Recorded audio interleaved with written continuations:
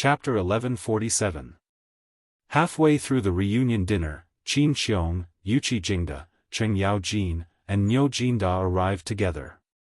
Li Zishuan hurriedly ordered people to add 4 sets of bowls and chopsticks and warmly invited these big shots to sit. He. Xiao Xian, we've already eaten before we came. Don't trouble yourself.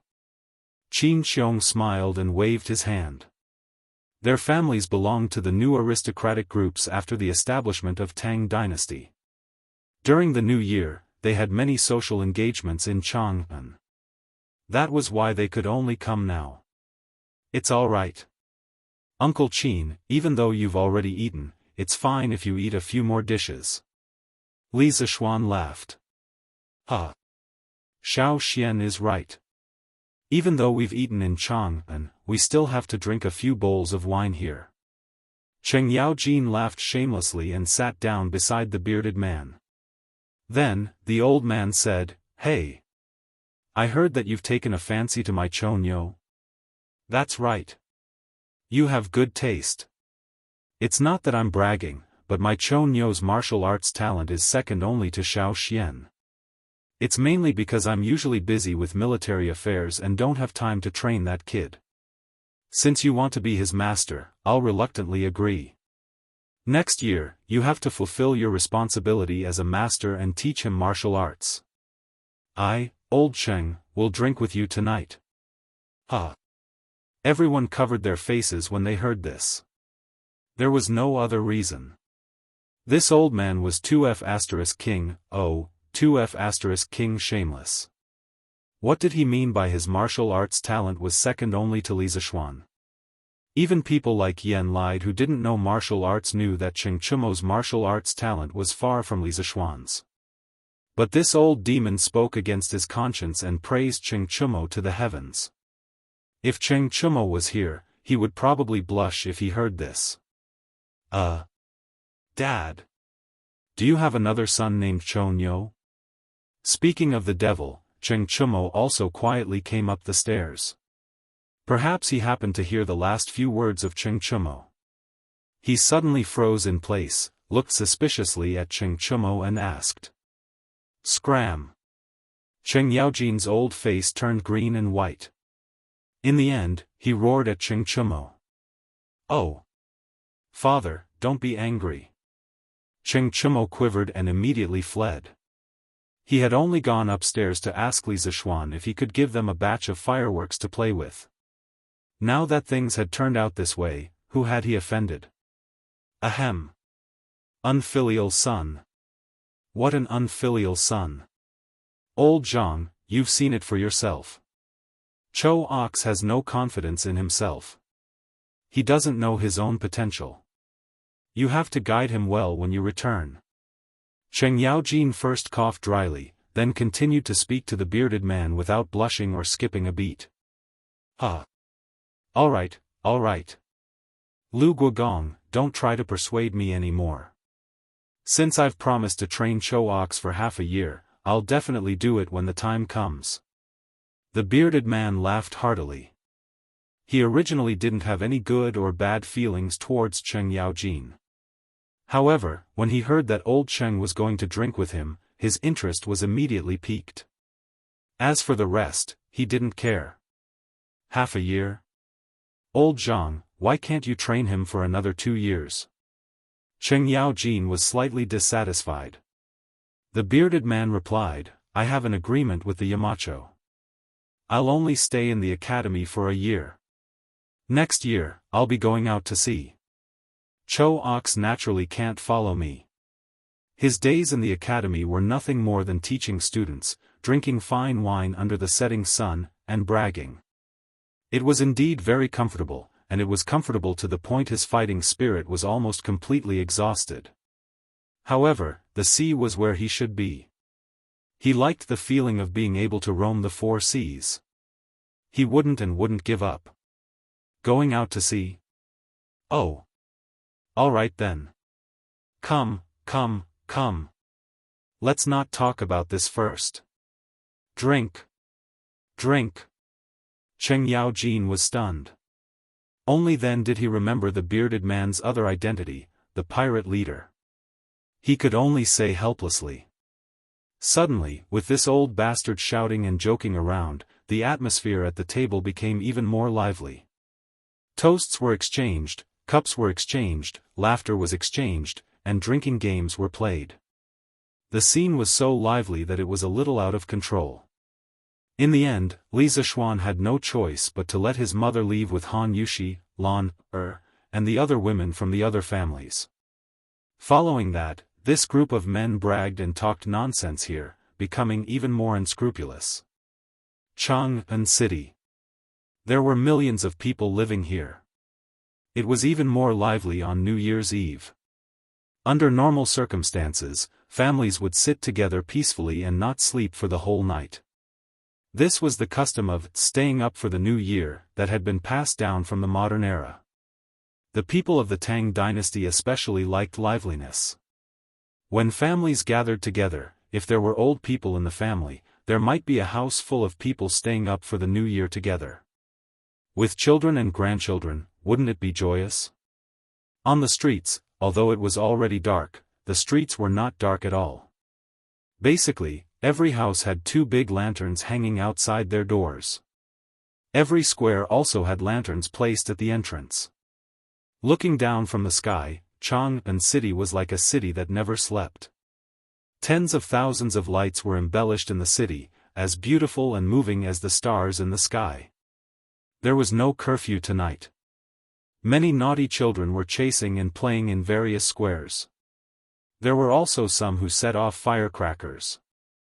However, these firecrackers were not made of gunpowder. They were purely made of bamboo sticks. Once this thing was thrown into the fire, it would make a muffled bang sound after a while. If passers-by happened to pass by, they would often be scared out of their wits. In addition to the naughty children, many love-struck men and women, couples would also come out for a stroll. After all, in a year, the number of times that there was no curfew in Chang'an City could be counted with one hand. If they didn't come out to have some fun, they would feel sorry for themselves. Xiao Qin, see if Baoshan has prepared the carriage. South of Chang'an City, and Le Square, Lin family's backyard. Lin Hao had just finished his dinner and went straight back to his courtyard. This fellow rubbed his stomach as he asked the maid beside him. "Young master," Baoshan said, "not to touch the things at home. I've already prepared them. However, I'm asking too much." "Young master, are you really going to leave the city alone?" The maidservant named Xiao Qin first responded, then asked timidly. Lin Hao raised his head and said matter-of-factly, "Of course. If I bring my parents along, they will definitely nag in my ears again. Hurry up, hurry up. Let's sneak out from the back door. Young master, let me tell you, the fireworks at Yanhuang College are really beautiful. When the time comes, I guarantee that you won't be willing to come back after seeing it." This fat otaku actually wanted to go out to Yanhuang College to see the fireworks. The sun really rose from the west. Since he was born, only God knew if he had taken the initiative to leave Chang'an City more than 5 times. Today, he actually took the initiative to leave the city. How rare. As for where he got the news that Yanhuang College was going to set off fireworks at midnight, it was self-evident. Chapter 1148. Humph. Where do you think you're going? At the back door of the Lin mansion, Lin Hao brought Qin, Qi, Shu, and Hua along with the 4 servant girls and was about to sneak away. Outside the door was the prepared carriage. But who knew that a cold snort came from behind him? He was shocked and turned around. If it wasn't his father, who else could it be? Father. Why are you here? Lin Hao was a little dumbfounded. He subconsciously took 2 steps back and stuttered. Humph. Why am I here? I want to ask you why you're here. It's the new year. Why are you here alone instead of talking to your mother? Lin Wenyuan glared at him angrily. Father. I'm going to the latrine. Yes, I'm going to the latrine. Lin Hao was anxious. Seeing that he was about to be exposed, he could only come up with an excuse. The four maids covered their faces and lowered their heads. They thought that their young master was really stupid. How could there be a latrine where they were now? This person was too honest. He didn't even know how to make up a lie. As expected, Lin Wenyuan furrowed his brows and roared, "Bullshit! You unfilial son, how dare you lie to me? Humph! You just want to leave the city? Kai Fu, prepare the horse. Madam and I are also leaving the city. To Yanhuang College." Master. Are we leaving the city now? The old steward behind Lin Wenyuan said in disbelief. Yes. Go and prepare. Father, why are you and mother going to Yanhuang College so late at night? Lin Hao's heart skipped a beat and he pretended to be confused. Lin Wenyuan looked at his son indifferently. Although he was proud, he didn't show it on his face. I'm going to do whatever you're going to do. You brat, why didn't you call your parents when you had something good? You're really ungrateful. At this point, Lin Hao finally understood that his father already knew that he was going to Yunshan to watch the fireworks. Father, how did you know? Lin Hao opened his mouth and said in surprise. Ha! You don't need to know that. Lin Wenyuan stroked his beard and proudly swaggered off. As for Madame Lin, she had already packed her things and was preparing to board the carriage and set off. Humph! Little brat, you dare to play petty tricks with your father? You're still too young. Lin Wenyuan thought proudly in his heart. At the same time, the group of Yanhuang College students who had returned to Chang and for the new year began to take their families to Yunshan. They wanted to go there to watch the fireworks up close. These students, together with their families, made up quite a crowd. Once there were too many people, it was inevitable that the news would leak out. Hurry up and leave. Hurry up and leave. We're going to Yanhuang College to watch firecrackers. Firecrackers? What's so good about firecrackers? Oh. Those things should be called fireworks. Yes. They were fireworks. A few days ago, the rainbow-colored skylight from the Cloud Mountain was the light from the fireworks. What? The skylight was made by the fireworks? That's right. Wang Lauer, you said that there would be fireworks at Yunshan tonight? Where did you get the news? Hey! I heard it from the servants of Assistant Minister Wang next door. Their young master is a student of Yanhuang College. How could the news be fake? Now, their whole family is already on their way to Yunshan.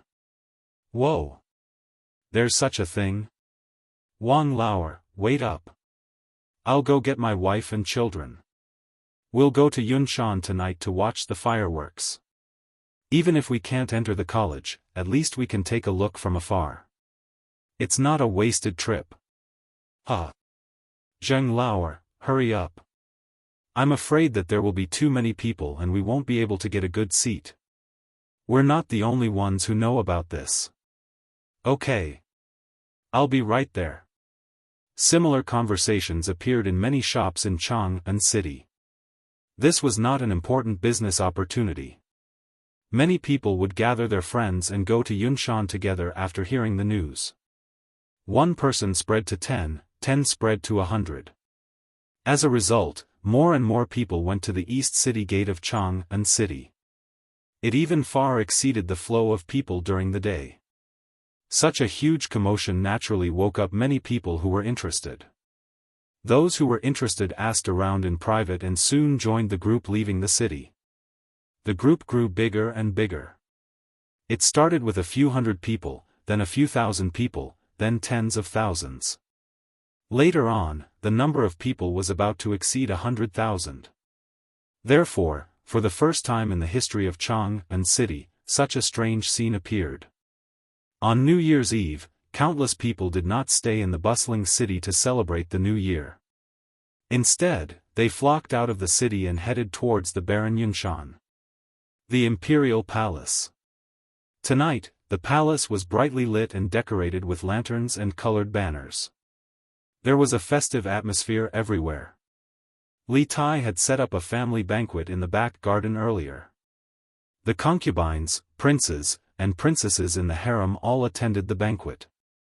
However, Li Tai only ate a few mouthfuls before he found an excuse to leave.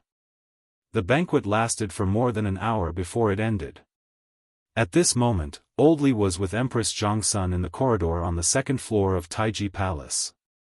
They were admiring the thousands of lights in Chang'an City tonight. At this moment, a chamberlain came downstairs and whispered something to Li Tai. Then, he left quietly. In the end, Li Tai smiled and said, "Ha! Yunshan tonight will probably be more lively than Chang'an City. Guanyin, do you want to go take a look later?" Tens of thousands of people in Chang'an City rushed out of the city to Yunshan.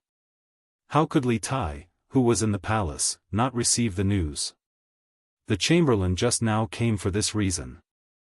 Empress Zhongxuan's eyes turned and she said softly with a smile, "I don't know where those people got the news.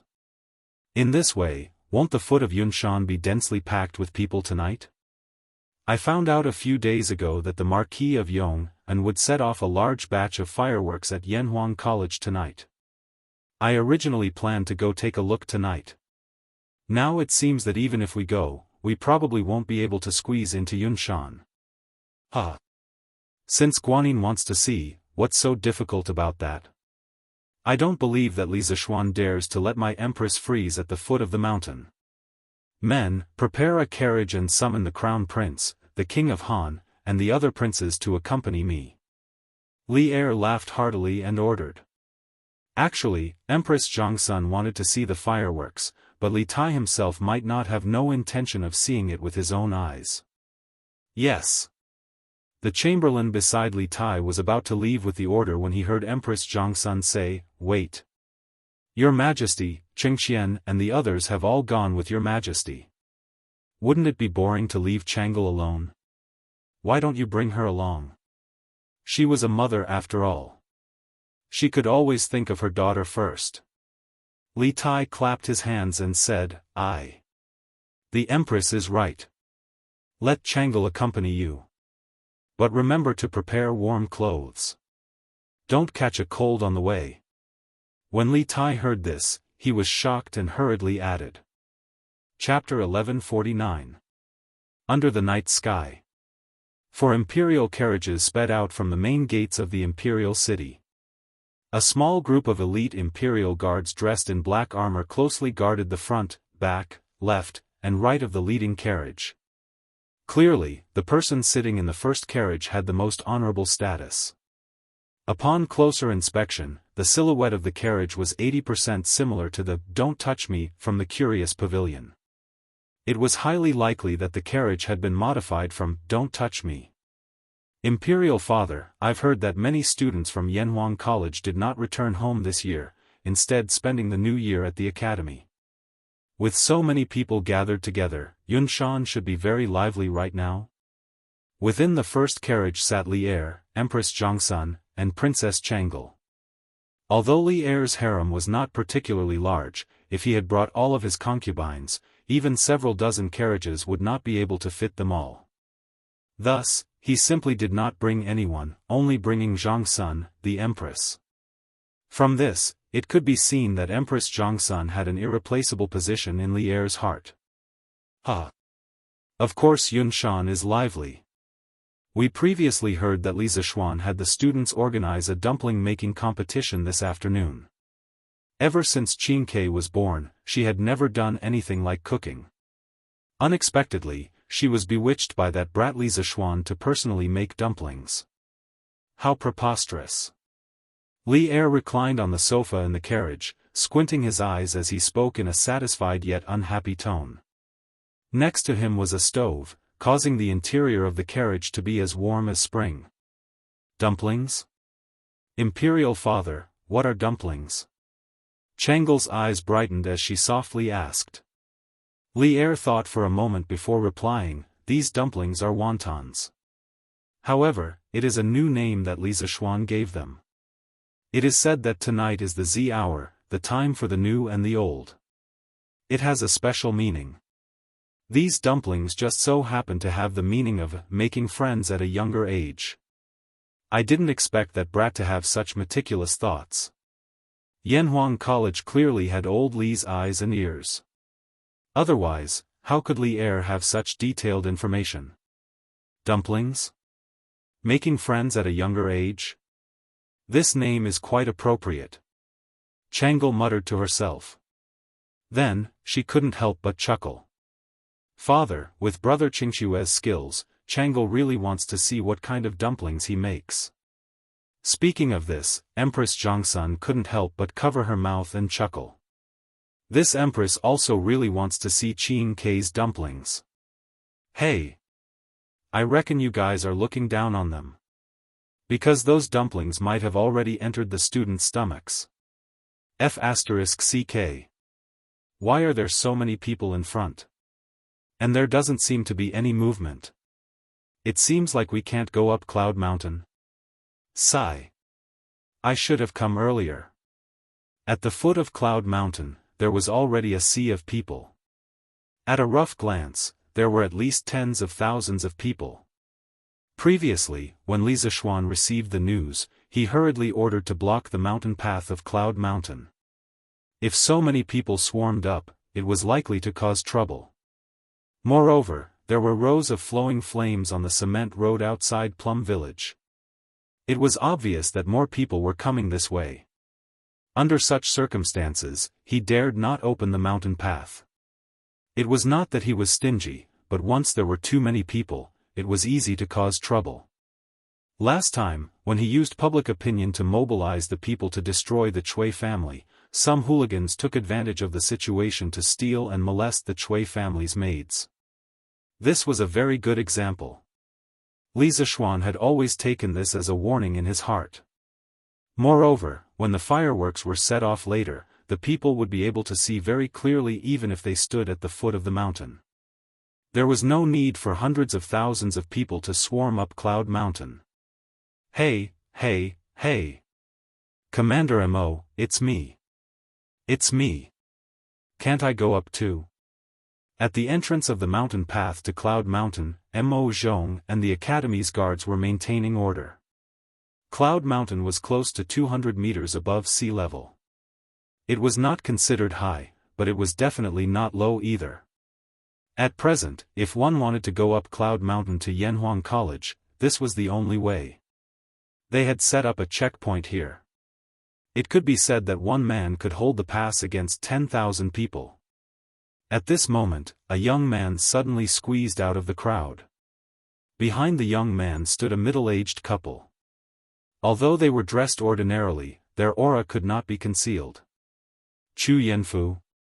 Mo Zhong had stayed in Yanhuang College for so long that he was familiar with most of the students. He fixed his eyes on the young man. Who else could it be but Chu Yanfu? This child went home 2 days ago to prepare for the new year. He did not expect to return to Cloud Mountain today. As for the couple behind him, their identities were even more obvious. Mo Zhong pays his respects to Assistant Minister Chu. Mo Zhong clasped his fist and bowed to Chu Suiliang. Ah! This old man is just here to watch the fun. Commander Mo, you don't have to be so courteous. Chu Suiliang did not put on any airs. He stroked his beard and said with a smile. Yanfu, Yamacho said that if the students of the academy want to go back to the academy at night, they are allowed to do so. And they can bring their families along. You and Assistant Minister Chu go up quickly. Mo Zhong nodded and said to Chu Yanfu with a smile. Chu Yanfu thanked him happily and hurriedly brought his parents up the mountain. The crowd of onlookers was naturally envious. Those who had children at home were muttering in their hearts. Next year, they must let their children get into Yanhuang College. Not only would they have a bright future, but they would also receive special treatment everywhere. Although the commoners were envious, they did not feel indignant and used this as an excuse to cause trouble. After all, the students were going back to their own academy. Young master, what should we do? They only allowed Yanhuang College students to go up the mountain. We can't go up. Xiao Shi, the maidservant of the Lin family, ran over to the carriage at the back and said. There were 2 carriages parked in an open space by the roadside. Since we can't go up, then let's watch from the foot of the mountain. Before Lin Hao could say anything, Lin Wenyuan, who was in the carriage in front, said. Father. Don't. Let me go up and talk to the guards of the academy. Lin Hao was not willing to just watch the fireworks at the foot of the mountain. He jumped off the carriage and volunteered. After saying that, he lifted his feet and walked towards the mountain path. Young brother, Yun Shan is not receiving guests today. Please forgive me and stop. Mo Zhong immediately recognized that Lin Hao was not a student of the academy. He blocked the way and spoke in an elegant but not polite manner. Lin Hao came prepared. How could he retreat because of this small setback? He rolled his eyes and said with a smile, hee hee. Big brother, although I'm not a student of Yanhuang College, my master is Han Li. He's a student of Yanhuang College. So, I'm also a student of Yanhuang College. Big brother, please let me in. Han Li? Mo Zhong muttered doubtfully. Then, he quickly tried to recall if there was a student named Han Li in the academy. After a while, he shook his head and said with some displeasure, Young brother, don't make fun of me. There's no student named Han Li in the academy. There was a hint of anger in his words. Obviously, he thought that the young man in front of him was making fun of him. That's impossible. I've asked around. My master's master is a disciple of the Yamacho of Yanhuang College. Big brother, you must have heard of him. Think about it again. Lin Hao was dumbfounded. Then, he remembered Iron Egg's other special identity and quickly said, Young brother, please leave quickly. Little brother, please leave quickly and don't cause trouble here. The disciple of the headmaster? Are you talking about Bruiser? When Mo Zhong saw Lin Hao trying to defend himself, he subconsciously wanted to scold him to leave. But when he heard Lin Hao say that Han Li was a Yamacho's disciple, he changed his words. Yes, yes, yes. My master's nickname is Iron Egg. Lin Hao said excitedly. Mo Zhong patted his forehead. Only then did he remember that Iron Egg's real name was Han Li. It was only because the people around him usually called him Iron Egg that he didn't remember it at first. That won't do. Yamacho only said that the family members of the students can go up the mountain. They didn't say that the students' disciples can go up the mountain as well. Mo Zhong's expression turned serious as he refused righteously. In fact, the main reason was that he wasn't sure what the relationship between Lin Hao and Iron Egg was. If he let him go rashly, then if someone came later and said that he was a student's disciple, would he let him go? He couldn't allow this to happen. Get out of the way. Get out of the way. A group of unruly people, get out of the way. At this moment, the crowd seemed to be separated by a powerful force. A luxuriously dressed young man, who was protected by a group of soldiers in black armor, walked towards Mo Zhong. Hey! Non-students of Yanhuang College can't enter? How arrogant! This king is going in today. Let's see who dares to stop me. The luxuriously dressed young man looked at the wooden sign next to Mo Zhong and said arrogantly with a sneer. As soon as he finished speaking, he ignored Mo Zhong and the others and walked towards them. When Mo Zhong heard this young man call himself king, his eyes narrowed. However, he had been in the bitter cold for a long time and had only been in Chang'an for half a year. He wasn't familiar with some of the nobles in the current dynasty, let alone the young man in front of him. It's His Highness, the King of Lu. The King of Lu? The Academy's guards are in trouble. Back off. Don't fight later. The King of Lu, Li Yuanchang. This young man was Li Er's half-brother, the king of Lu, Li Yuanchang. Mo Zhong didn't recognize this person, but the people around him did. Someone shouted, and the crowd became restless. The people quickly backed off. Obviously, they were quite afraid of this king of Lu. At this time, Li Yuanchang was still using the title of the 3rd year of Wuda. According to history, in the 10th year of Zhengguan, he would be changed to the King of Han by Li Er. Now, the King of Han title is still used by Li Ku. Your Highness, you can't go up. The Yamacho has, how dare you? What Yamacho? Yamacho? Li Zishuan is just an official. Even if he was here, he wouldn't dare to talk to this king like this. If you know what's good for you, you'd better get out of the way. Otherwise, if you lose an arm or a leg, this king won't be responsible. Li Yuanchang said rudely to Mo Zhong with his nose in the air. Mo Zhong's expression changed, but he still braced himself and said, "The headmaster has ordered that Your Highness, Prince of Lu, you cannot go up the mountain. However, I can pass the message on your behalf. Your Highness, please wait here for a moment. Get lost. You want this king to wait for Li Zishuan's permission? In your dreams. Ha! You still dare to hide? You're just AF** king dog raised by Li Zishuan. You still dare to hide? Guards! Take him down. This king wants to see how you're going to hide later." Li Yuanchang shouted angrily and raised his foot to kick Mo Zhong. However, Mo Zhong instinctively dodged. This made him even angrier. He pointed at Mo Zhong and shouted angrily. Actually, he wanted to slap Mo Zhong, but he couldn't reach him. He was only 1 year older than Li Tai. Naturally, he couldn't be compared to adults like Mo Zhong. "Yes, sir." The guards beside Li Yuanchang answered loudly. Then, there was the sound of metal clanging. These guards unsheathed their Mo swords at the same time and slashed at Mo Zhong. Obviously, they could tell that Mo Zhong was a martial artist and wanted to injure him before capturing him. Protect the commander. Mo Zhong and the other guards of the academy were facing a great enemy. They weren't afraid of these guards, but behind them was Li Zishuan. They couldn't help but be afraid. If they attacked too hard, they would create a great enemy for Li Zishuan.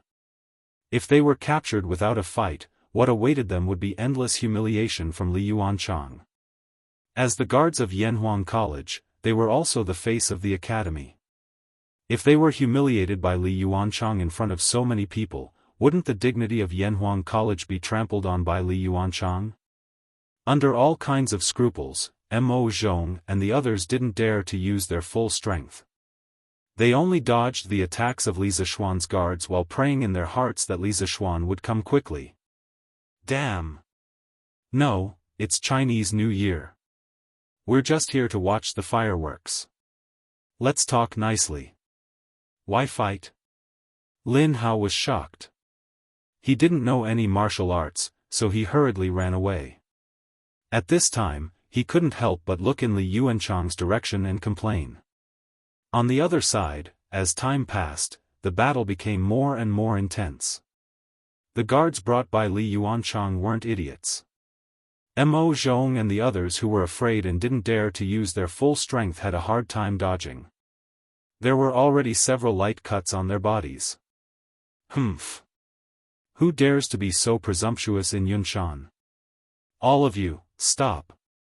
Under the ardent expectations of Mo Zhong and the others, Li Zishuan finally arrived. The people at the foot of the mountain only heard a muffled snort. Then, a series of blurry figures appeared on the mountain path. In the next moment, Li Zishuan stood between Mo Zhong and Li Yuanchang. The guards brought by Li Yuanchang had been sent flying in all directions. Bang, bang, bang. All of this happened in the blink of an eye. Before Li Yuanchang could react, all of his guards had already landed heavily on the ground. He was instantly horrified. He pointed at Li Zishuan and said, How presumptuous! You, You dare to hurt the people brought by this prince? You. What's your name? Quickly, tell me your name. This prince won't let you go. Idiot. Li Zishuan was both angry and disdainful. This kid was obviously scared to death, but he was still talking nonsense and threatening him. He was really looking for trouble. Humph. Who gave you the courage to cause trouble in Yunshan? Get back to the palace. Li Zishuan was about to speak when Li Er's voice came from behind the crowd. Then, Li Er angrily walked out with Empress Zhangsun, Chang'e, and the others. Chapter 1150. Royal Brother. Greetings to Royal Brother. At the foot of Cloud Mountain, Li Yuanchang, who was still in shock, immediately regained his senses and ran to Li Er's side, bowing. In his opinion, even if Li Zishuan's martial arts were superb, he wouldn't dare to do anything to him in front of Li Er, right? After all, he and Li Zishuan were monarchs, and Li Zishuan was only a subject of the royal family. Humph. Li Er didn't give his younger brother any face, and coldly said, Yanhuang College is an important place for learning. You brought people here to fight and kill. Do you have any respect for me? Do you have any respect for the law? Li Yuanchang quivered, and hurriedly explained, Royal Brother, this has nothing to do with me. I heard that there are fireworks on Cloud Mountain tonight. I just wanted to go up and take a look. But this group of dog slaves, this group of guards didn't let me go up. This is outrageous. It said that this world is imperial land. Since Cloud Mountain is within the Tang Empire's borders, what right does the Duke of Yong and have to not let me? Shut up.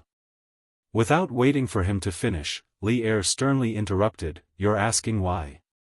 Then let me tell you why. Just because Cloud Mountain was given to the Duke of Yong and to build the college, if he doesn't let you in, you can't enter. Li Yuanchang shrunk his head in fear, and wanted to leave, but he was unwilling, so he raised his head and said, Royal Brother, it was Royal Father who told me that he couldn't come because he was in the palace, and wanted me to come and see what the fireworks looked like. I had no choice but to come. Royal Father?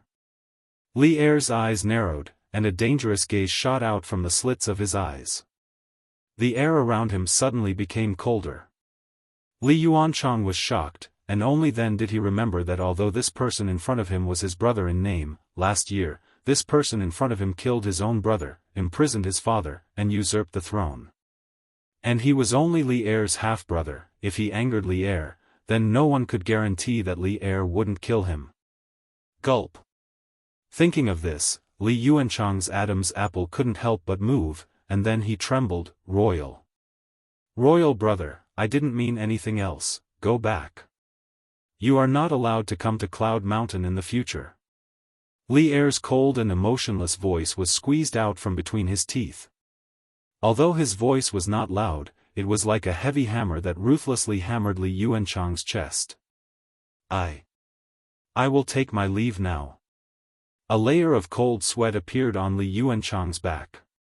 He cupped his hands towards Li Er, then led his group of defeated soldiers and hurriedly fled. Li Zishuan. I, Li Yuanchang, will remember what happened today. Just you wait.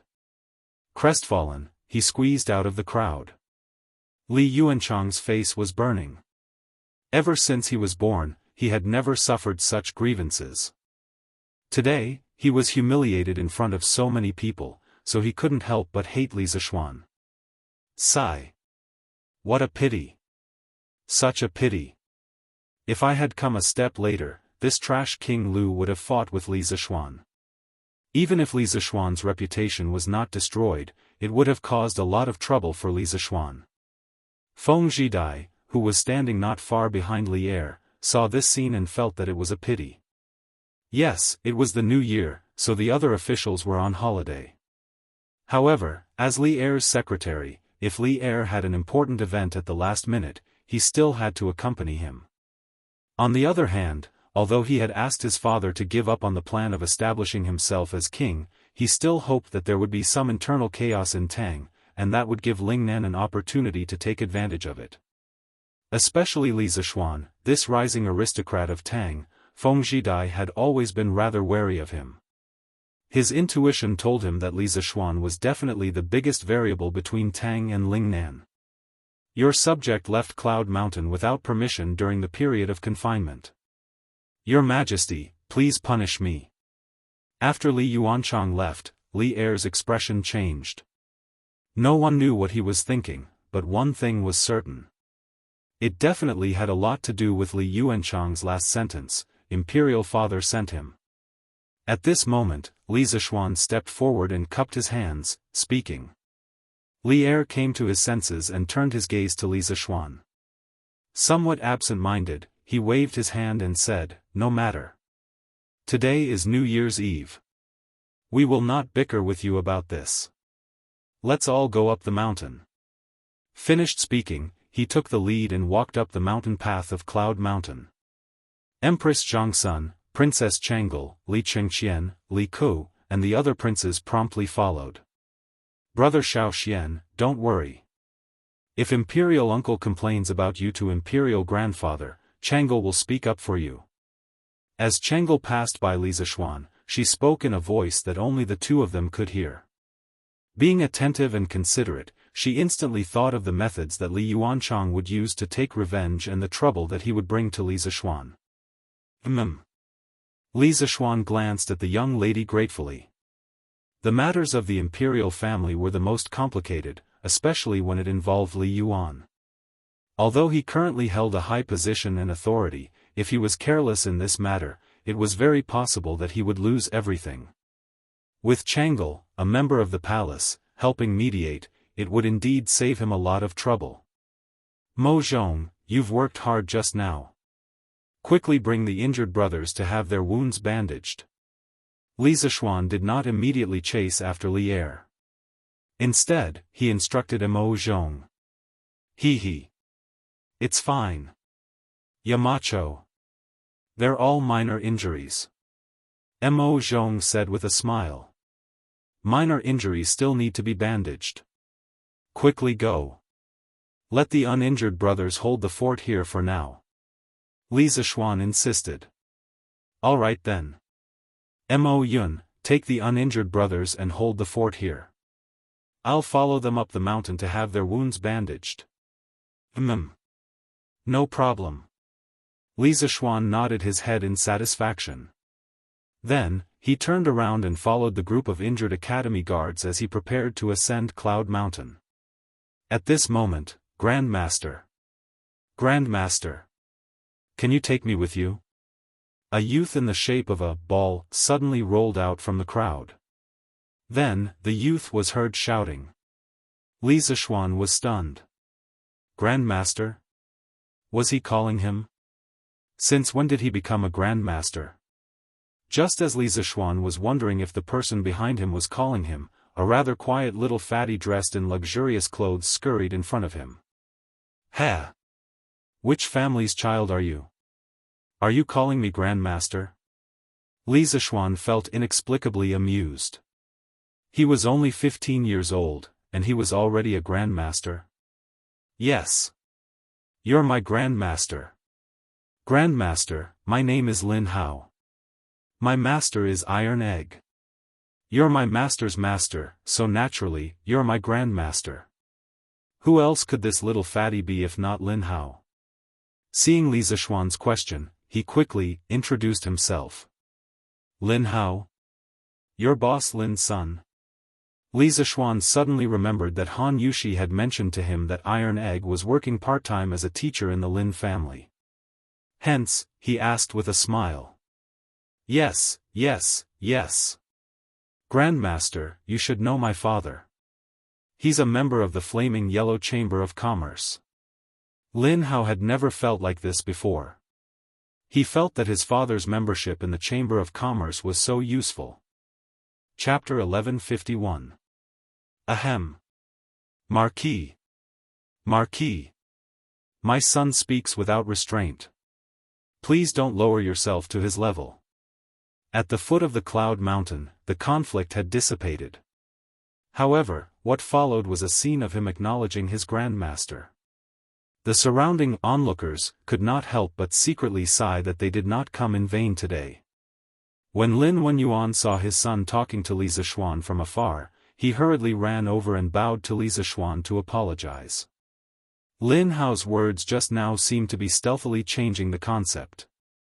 This was because he only invited Iron Egg to be Lin Hao's teacher. There was a huge difference between a teacher and a master. The former was only responsible for imparting knowledge and dispelling doubts, or for passing down the orthodoxy. It's fine. I've heard of your son from Iron Egg before. He's a very interesting person. Since all of you are here tonight, then follow this marquee up there. Li Zishuan said nonchalantly. Thank you, Grand Master. Lin Hao said happily. Lin Wenyuan was also ecstatic. He hurriedly cupped his hands and said, Thank you, Marquis. One had to know that tonight, not only were there fireworks on the Cloud Mountain, but the Emperor was also there. To be so close to the Emperor of the Tang Empire was an opportunity that many people could only dream of. Mo Yun, if there are members of the Flaming Yellow Chamber of Commerce who come later, let them up the mountain too. Li Zishuan instructed Mo Yun before he left. Yes. Yamacho. Mo Yun cupped his hands and said. On the Cloud Mountain. Li Er first went to the canteen to check out the dumplings left over from the dumpling-making competition. Then, he went to the side courtyard of the Cloud Mountain to visit Li Gang and Sun Simiao, the two national treasures of the Tang Empire. As for Chang'e, Empress Zhongsun, Li Chengqian and the other princes, they were at the field to participate in the Spring Festival Gala organized by the Academy's students. Actually, rather than a gala, it was more like a story gathering. The main thing was that the students formed a large circle. In the middle of the circle, there was a fire. On the fire, there was a barbecue grill roasting a pheasant. If anyone had an interesting story, they could enter the circle to tell everyone. If they could make most of the people laugh, they could take a roasted pheasant from the grill. The referee on the field was Li Tai. The little fatty was sitting on the grass with one hand supporting his chin. He was listening to Wang Meng tell a story in the middle of the field. There was a scholar who was almost 70 years old. His wife suddenly gave birth to a son. Because he was old, he gave birth to the son and named him Age. Not long after, she gave birth to another son. He looked like a scholar, so she named him Zhishui. The scholar laughed and said, to be able to have a son at such an old age, what a joke.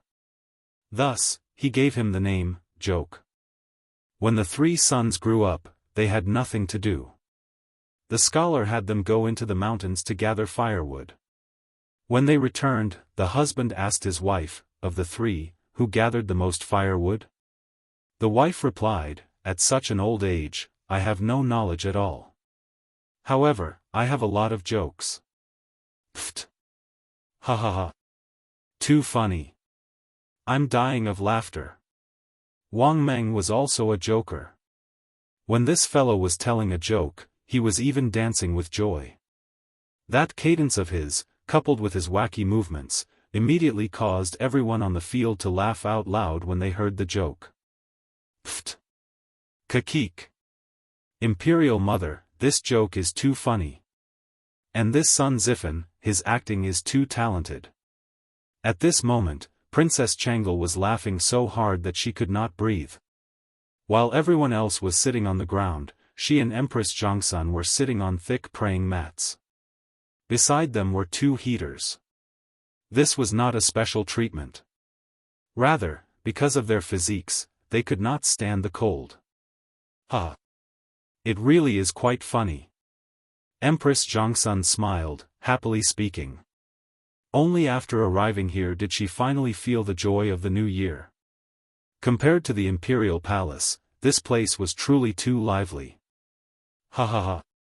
Wang Meng, you brat, you really are something. Everyone, does his joke count? Can we have him take away that pheasant? Li Tai laughed for quite a while. Only after everyone had quieted down did he speak in a loud voice. It doesn't count. Have him tell another one. Cheng Chumo roared. This guy was trying to stir up trouble on purpose. Right. It doesn't count. Tell another one. Tell another one. With someone leading the way, there were others who followed. One after another, the students shouted loudly. The scene was quite lively. Standing by the bonfire, Wang Meng did not expect that his joke would be so popular.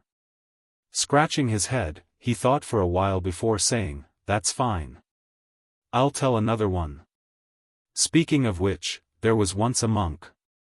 It turns out that Yanhuang College is really so beautiful. It turns out that the students here are really as interesting as Mr. Han said. Because of Li Zishuan's special permission, Lin Hao also entered Yanhuang College.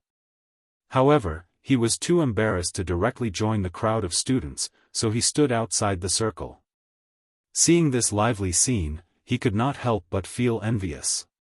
At this moment, he actually had the urge to immediately join in, and that urge was so strong. Clang, clang, clang. The joy lasted for a long time. As time passed, the clock finally rang. Then, everyone, regardless of what they were doing at the moment, stood up at the same time and looked up at the night sky. Because the fireworks were finally about to start. Students of Class 1, take note. After lighting the fuse, immediately run back. If anyone does not follow the rules, all the students of Class 1 will be disqualified. Li Zishuan loudly instructed. At this moment, rows and rows of fireworks had been placed on the field. The number of fireworks was so large that all the students were amazed. Yes. Yamacho. The students of Class 1 roared in response. In fact, they had long been hungry and thirsty. Li Tai took the lead and carefully approached a plate of fireworks with a match. After a while, sparks flew in all directions, and the little fatty ran back. Whoosh! Bam! Accompanied by the sharp sound of gunpowder firing, a bullet flew straight into the night sky and flew to a very high place. Then, it exploded instantly. A flower with a super large diameter proudly bloomed in the night sky. The colorful flames immediately lit up the dark night sky. Wow! Mother! It's so beautiful. It's very beautiful. At this moment, the calm Empress Zhongsun couldn't help but be fiercely shocked when she saw this strange scene. Her eyes were very, very round. At this time, she couldn't care less about maintaining the dignity of a mother of a country. Whoosh! Bam! Wow! Look! Another 3 plates of fireworks have been lit. It's so bright. At the same time, another 3 sets of fireworks were lit up in the field. For a moment, 4 fireworks bloomed in the night sky in a very short period of time. It was as if they were competing with each other in terms of beauty. It was so dazzling that people did not know where to look. Oh! What beautiful fireworks! It's so colorful. So beautiful. So this is the colorful sky light that night. At the same time, the people in Chang'an City who came to watch at the foot of Cloud Mountain and the villagers who came from outside Chang'an City also saw the flourishing fireworks on Cloud Mountain at this moment. The huge crowd couldn't help but let out a burst of exclamations. They didn't wait in vain for a night. The atmosphere of Cloud Mountain's New Year's Eve was finally pushed to the climax. Chapter 1152. So these are fireworks? Li Er stood beside Li Zishuan with his hands clasped behind his back. He looked up at the dazzling fireworks in the sky, and a look of surprise flashed across his eyes. Although he was an emperor, this was the first time he had seen such a dreamy and magnificent spectacle. He couldn't help but mutter to himself. Seeing this, Li Zishuan couldn't help but feel a little smug. How many people in the world could shock Li Er, a famous emperor? But while he was feeling smug, his eyes were still vigilantly watching the students who were running to light the fireworks. After all, if this thing exploded, the consequences would be very serious, so he had to be prepared to save people at all times. Marquis Yong'an, how can this firework fly so quickly into the sky? Suddenly, Li Er asked such a naive question. It seemed that the sky had a very strong attraction to the ancient people. Your Majesty, Qin Ke should know the answer to this question. Let her explain it to you. Li Zishuan cupped his hands and said. Oh. Qin Ke, you know the reason? Li Tai, who was standing to the left of Li Er, stood up excitedly and replied, Father, as far as I know, the reason why this firework can fly so quickly into the sky is related to the gunpowder in it. Once the gunpowder explodes, it will produce a very strong thrust, which will make the upper part of the firework overcome its own gravity and fly into the sky quickly. As for the upper part of the bullet, its fuse will be ignited when it flies out of the pipe. The length of the fuse is calculated by Yamacho, so it can be guaranteed that it will fly to the highest point and explode every time. This is the scene we are seeing now. The previously arrogant Li Tai had now transformed into a big shot in the physics world. He explained the analysis of the force of the firework to Li Er. Hearing this, Li Er, Empress Zhongsun, Li Qingqian, Chang'e, and the others were all stunned. Thrust, gravity? Faced with these new terms, Li Er was caught off guard. Although he had glanced at the Academy's physics textbooks, he had only glanced at them and didn't study them in detail. Of course, what caught him even more off guard was that his son had only stayed in Yanhuang College for half a year.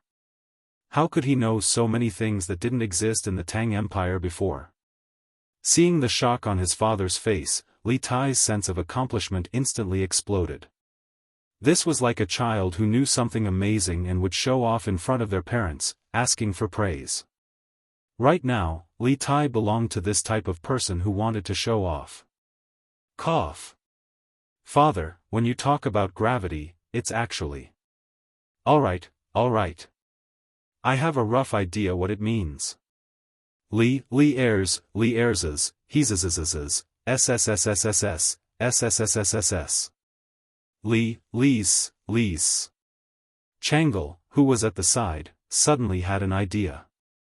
Brother Xiao, since gunpowder can propel projectiles into the sky, can it send people to the moon? Li Er's eyes instantly lit up, and he turned his gaze to Li Zishuan. That night at Yanhuang College, he had used an astronomical telescope to observe space. It was still unforgettable. Chang'e's suggestion made him feel a little excited. Although Li Zishuan had said that night that it would take at least 100 years of technological accumulation to send humans to space, what if there was a shortcut? Pfft! Li Zishuan almost vomited blood when he heard this. Chang'e's suggestion was a little similar to a rocket.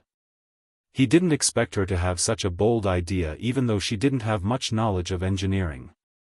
Chang'e, although gunpowder is extremely powerful and can propel objects into the sky, it will explode instantly once it's ignited. It can only provide an instantaneous explosive force. We can't control its combustion speed, so it can't provide a continuous thrust to send heavy objects or human bodies out of the ground beneath our feet. Furthermore, with Tang Empire's current conditions, even if we send people out of Earth, we can't guarantee their survival in space. After all, there's air on Earth, but nowhere else. Li Zishuan tried his best to explain in a language that Chang'e could understand. Oh. Chang'e thought for a moment, then nodded, not fully understanding. Li Er waved his hand and said, "Those who achieve great things don't bother about trifles. If you have the ability to send people to the moon, just do it. As for whether they can survive on the moon, you don't have to worry about it." Old Li always had an obsession in his heart, and that was to go to the heavens. Even if he didn't do it himself, the people under his rule could do it. This was something that even the 3 sovereigns and 5 emperors, Qin Huang, and Han Wu couldn't do. So what if he had to make a small sacrifice for this?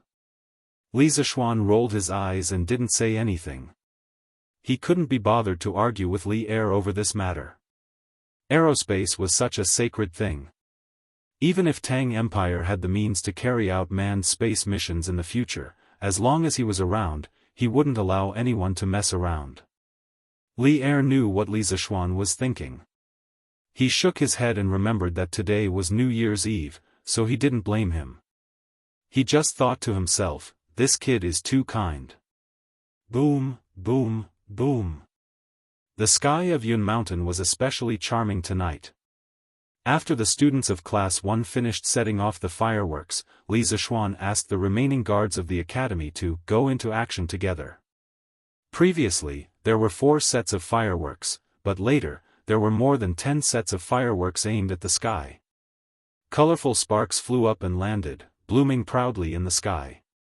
Red, orange, yellow, green, blue, indigo, and purple. Everything was there. Colorful purples and reds decorated the night sky beautifully and gracefully, illuminating the earth as if it was daytime. This was really a night filled with fireworks to welcome the new year. The people on Yun Mountain and at the foot of Yun Mountain hadn't stopped exclaiming since midnight. Most people didn't even blink their eyes. They were completely conquered by the beauty of the fireworks. However, tonight's fireworks lasted longer than expected. 15 minutes, 30 minutes, 45 minutes, 45 minutes. The clock chimed at 1 o'clock, but the fireworks on Yun Mountain didn't seem to have any intention of stopping. This made everyone exclaim in satisfaction, but at the same time, they were lamenting because their necks hurt from looking up. In the end, many people simply got some hay, laid it on the ground, and lay down on their backs. The rich kids or rich old masters got people to get cushions or blankets and laid them on the roof of the horse carriage. This way, they could enjoy the fireworks in the sky and save time and effort.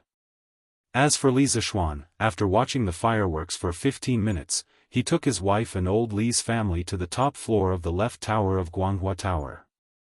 Oh, to be precise, it was Li Er who took him there, because the 10th floor of the left tower was Li Er's office. Only Li Er had the key. However, old Li had never been here before. Today was his first time here. After entering the dean's office, they sat on the sofa. Through the large floor-to-ceiling window, they could see the fireworks above the sports field while lying down. It was extremely comfortable. At midnight, all the fireworks were released. Li Er stretched.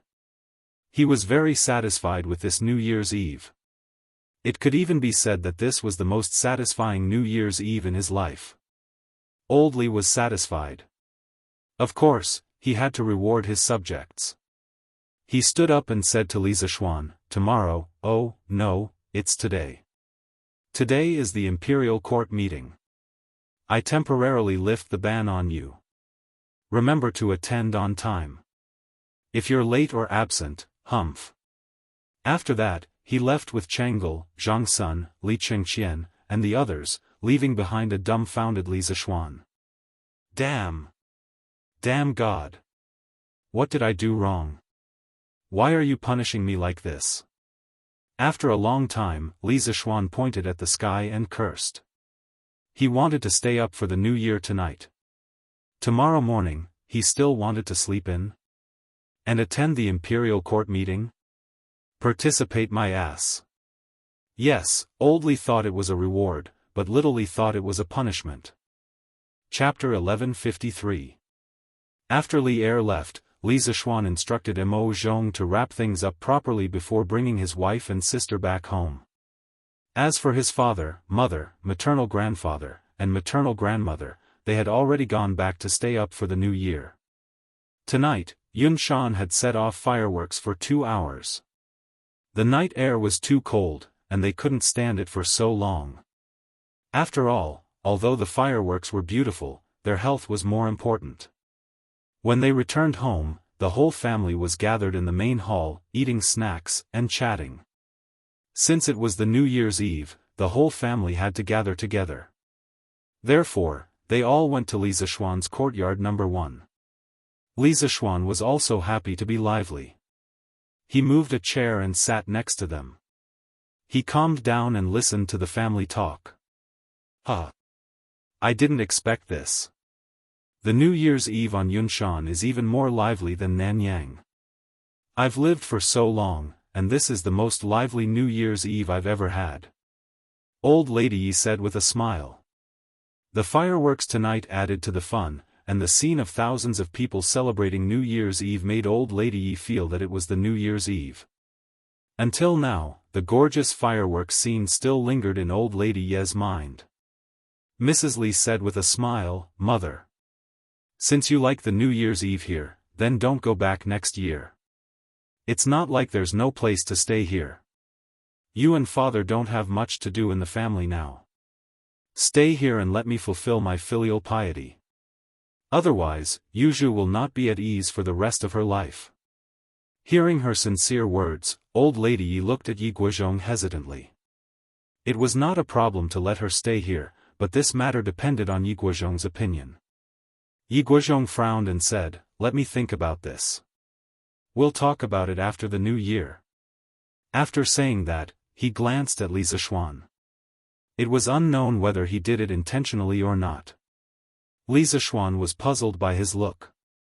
He thought to himself, if you want to stay, then stay. How can I say no? What do you mean by looking at me? In fact, after getting along with Yi Guozhong for such a long time, he didn't have any ill feelings towards Yi Guozhong. Not only that, but he also sometimes admired Yi Guozhong's vision of the big picture. At this moment, Sanbao, Ah Fu, Xiao He, Xiao Shi and the other servants walked over together. It seemed like they had discussed this beforehand. The four of them walked closer and knelt down in front of Li Zixuan. Then, they said, "Sanbao, Ah Fu, and Xiao He, Xiao Shi, wish young master and young mistress good health." "We wish young master and young mistress good health and a young master soon." Although the Tang dynasty did not practice kneeling, it also depended on the time. According to custom, on New Year's Eve, when the time came, the younger generation would have to salute and give their blessings to their elders. The servants would have to kowtow to their masters and say auspicious words to each other. It was probably similar to how modern people wished for good health and safety. Li Zixuan was stunned for a moment before he came back to his senses. Wasn't this the modern New Year's greeting? However, he didn't expect these people to be so courteous. "Ah. Good. Young master, I'll give you red packets later." No, I'll give you bets to win money." Once this fellow got excited, he wouldn't be serious. He even pulled out red packets. "Thank you, young master." The few of them thanked him joyfully. Then, they began to wish Li Jingma, Madame Li, Yi Guozhong, and Old Lady Yi a happy new year. Later, under Han Yushi's reminder, Li Zixuan brought his wife along and solemnly bowed to the four elders in his family. Although he was not used to this kind of greeting as a modern person, when he thought of how Old Man Li and Madame Li usually doted on him, the knot in his heart faded a lot. "Husband, you still have to attend the court assembly tomorrow. You don't have to stay up for the new year. You should rest early." After everything was done, Han Yushi reminded Li Zixuan. "Xiao Xian is attending the court assembly tomorrow?" Yi Guozhong heard and asked curiously. Han Yushi nodded and repeated the words that Li Er had said before he left. In the end, she looked at Li Zixuan and the corners of her mouth curled up into a smile. Yi Guozhong nodded and said, "Yes. Since you're going to attend the court assembly, Xiao Xian, you should rest early. You don't have to stay up for the new year." Li Zixuan didn't care and said, "It's okay. Grandfather. I can still hold on. Besides, it's just a court assembly. At most, I'll find a corner where no one will notice and secretly sleep for a while."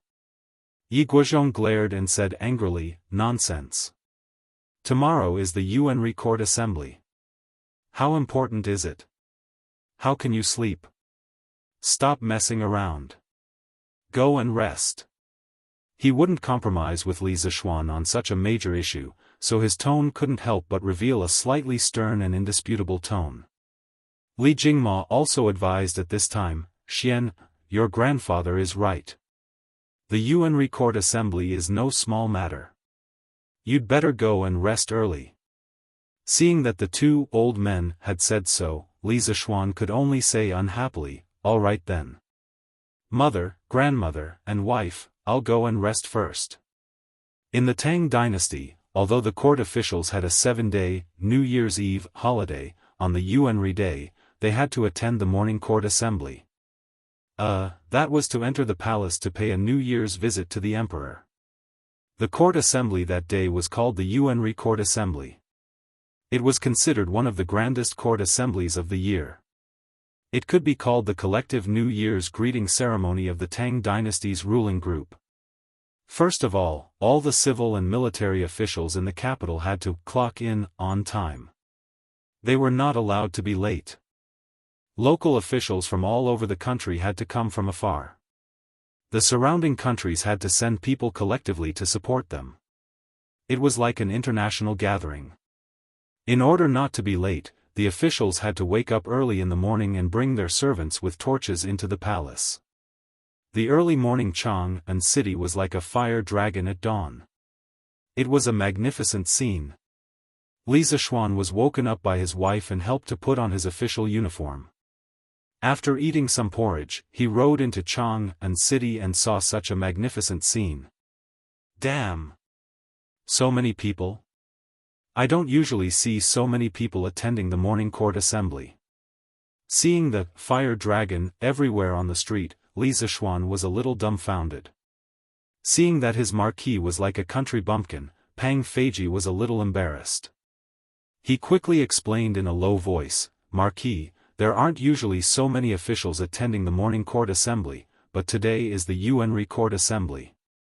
All the officials in the capital, including those below the 5th rank, and the officials of other states and counties outside Chang'an city, and even the envoys of the surrounding small countries will attend this court assembly. Of course, there will be more people than before." Li Zishuan sucked in a breath of cold air and thought to himself, "Grandfather really didn't lie to me. This Yuanri court assembly is really awesome. But with so many people, wouldn't it be easier for me to fish in troubled waters? By then, wouldn't I be able to sleep whenever I want? Hee. Let's go quickly. Don't be late." Thinking of this, Li Zishuan chuckled, then spurred his horse and rushed out. Chapter 1154. After entering the imperial palace and arriving at the plaza in front of the Taiji palace, Li Zishuan was greeted by a sea of people. With a cursory glance, he estimated that there were at least 1,000 people. Li Zishuan was elated at the sight of this. This was because the Taiji palace would definitely not be able to accommodate so many people. When the time came, there would be a group of officials standing outside. He could also take advantage of the chaos and fall asleep behind them. Logically speaking, he was not at all interested in this nuisance of a court assembly. Although he had never experienced it before, he knew that it would be nothing more than Li Er leading the officials to recall how awesome their achievements were last year, reflect on their shortcomings, look forward to what breakthroughs they should make in the new year, and so on. In any case, Li Zishuan did not like to listen to such superficial things. Yo! Marquis Yong'an? What a coincidence! Just as Li Zishuan's eyes were darting around, a familiar voice came from behind him. He turned around and saw an old acquaintance. Provincial Governor Wang. You've also come to Chang'an. Who else could this person be but Wang Yu? Back then, Wang Renbiao's half-brother, Wang Renyi, had urged the bandits to kidnap Han Yushi and failed. Wang Yu had personally come to Chang'an to apologize to Li Zishuan. Now, more than half a year had passed, and Wang Yu's appearance seemed to have aged a little, with white hair at his temples. This old man has already arrived in Chang'an a few days ago. Marquis Yong'an, I hope you've been well. Wang Yu narrowed his eyes, his face amiable. However, his heart was not calm at all at this moment. After more than half a year, Li Zishuan had gone from being a lowly county boy to a marquis of the Great Tang. No one dared to underestimate him in court. But that was not the main point. The main point was that the Chui clan had collapsed under Li Zishuan's secret maneuvering.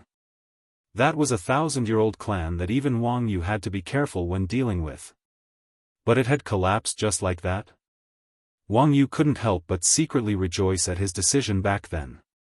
If he had completely fallen out with Li Zishuan because of Wang Runi, then before the Chui clan fell, wouldn't their Wang clan have fallen first? After hearing the news from Chang'an, Wang Yu could not help but break out in a cold sweat every time he thought of this. Logically speaking, during the annual Yuanri Imperial Court meeting, there was no rigid rule that required the provincial governors of each province to personally come to the capital. They only needed to send their adjutants. However, Wang Yu had chosen to come personally for two reasons. On one hand, he wanted to use his wife, Princess Tong'an, to further strengthen his relationship with the imperial family. On the other hand, he wanted to use Wang Renbiao to deepen the friendship between the two families with Li Zishuan. Wang Yu had no reason to make an enemy out of a young man with such strength at such an age. Since you can't be enemies with some people, then you can be friends with them. Unlike the other arrogant aristocratic families, Wang Yu understood the Wang clan's current situation very well. As such, he was always able to make the right choice. I wonder if Governor Wang is still doing well in Sui province? As the saying goes, don't slap a smiling face. Moreover, Li Zishuan's enmity with the Wang family had long been resolved, so there was no need for him to deliberately keep a straight face. Everything is good. Everything was good. I heard that tens of thousands of flowers bloomed in the sky above Cloud Mountain last night. This old man was busy with mundane matters and had no chance to see it. It's truly a pity. Next year, oh, no, it's this year's New Year. If there is such a wondrous scene on Cloud Mountain, this old man will definitely make time to personally take a look. Wang Yu stroked his beard and said with a smile. Li Zishuan smiled. The doors of Cloud Mountain are always open for Governor Wang.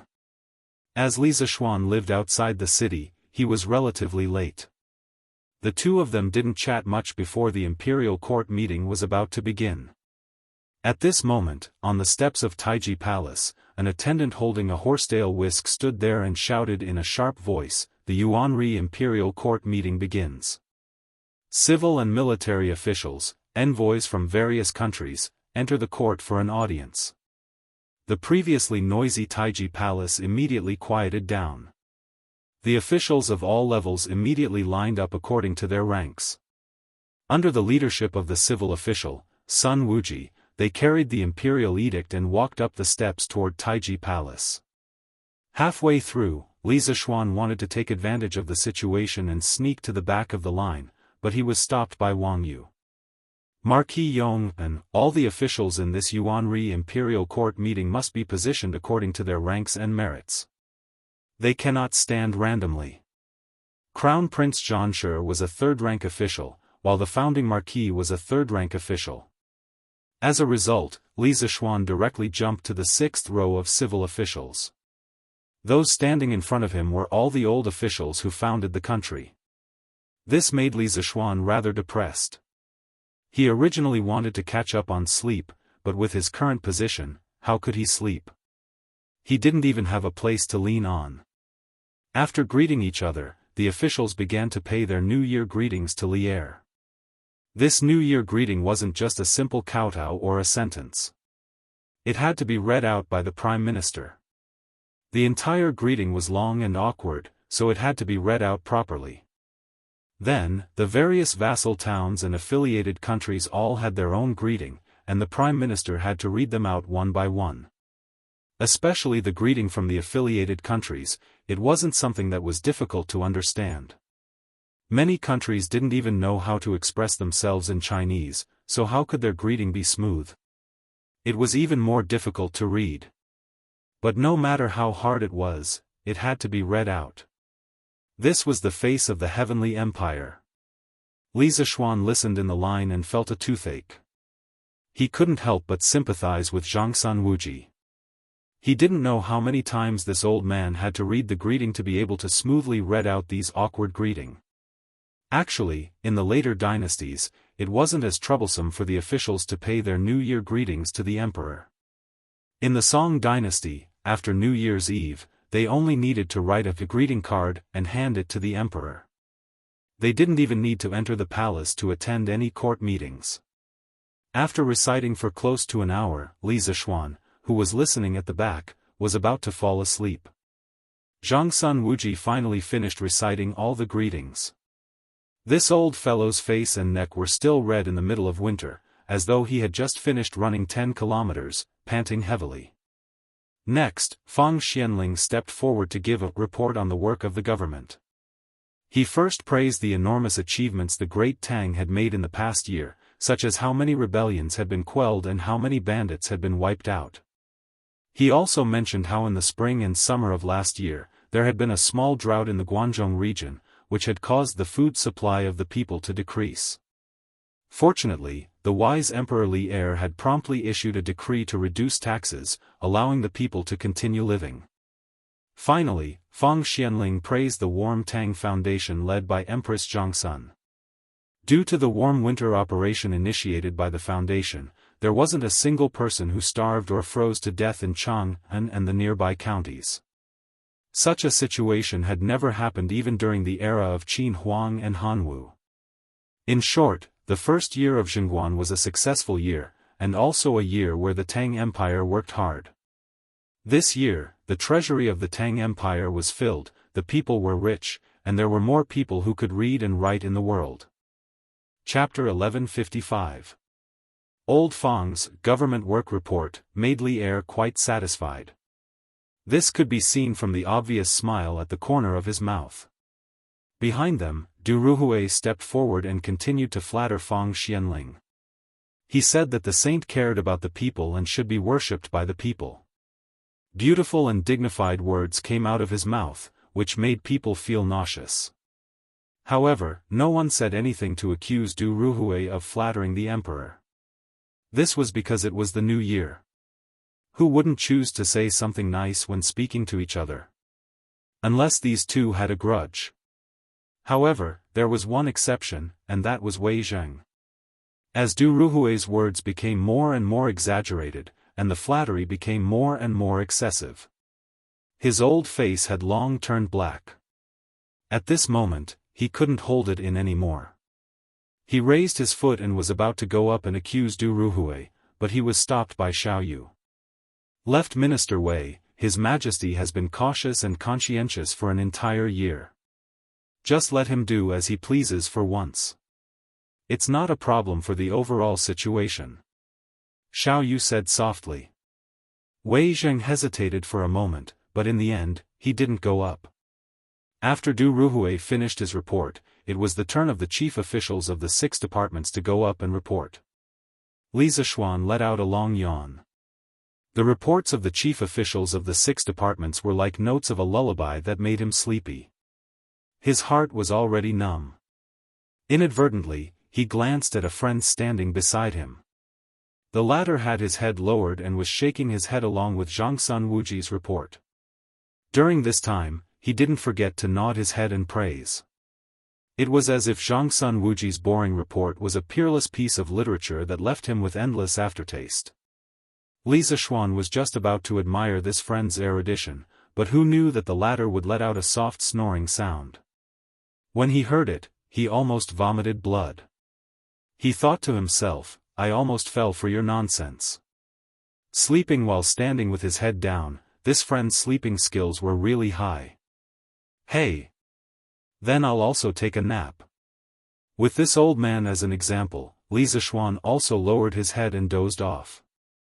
After a while, he fell asleep standing up. When the court session had just begun, the sky had not yet brightened. However, as time passed, the sun outside Taiji Palace shattered the dark blue canopy of the sky. Like a burning wheel of wind and fire, it suddenly rushed out of the horizon and revealed its face in the thin mist of Eastern Mountain, shooting out beams of intense golden light. Behind them, the morning sun rose higher and higher from the entrance of the main hall. The light passed through the thin mist and gradually covered the entire Taiji Palace. The warm sunlight made the already warm Taiji Palace even warmer, causing some people to sleep even more soundly. Li Zishuan didn't know if the martial arts strength of the Grandmaster realm would allow him to stand and not fall down. In any case, Li Zishuan had slept for nearly an hour and was still standing firmly in the same place, not moving at all. Even if he knew of this magnificent feat, he would probably be amazed by himself.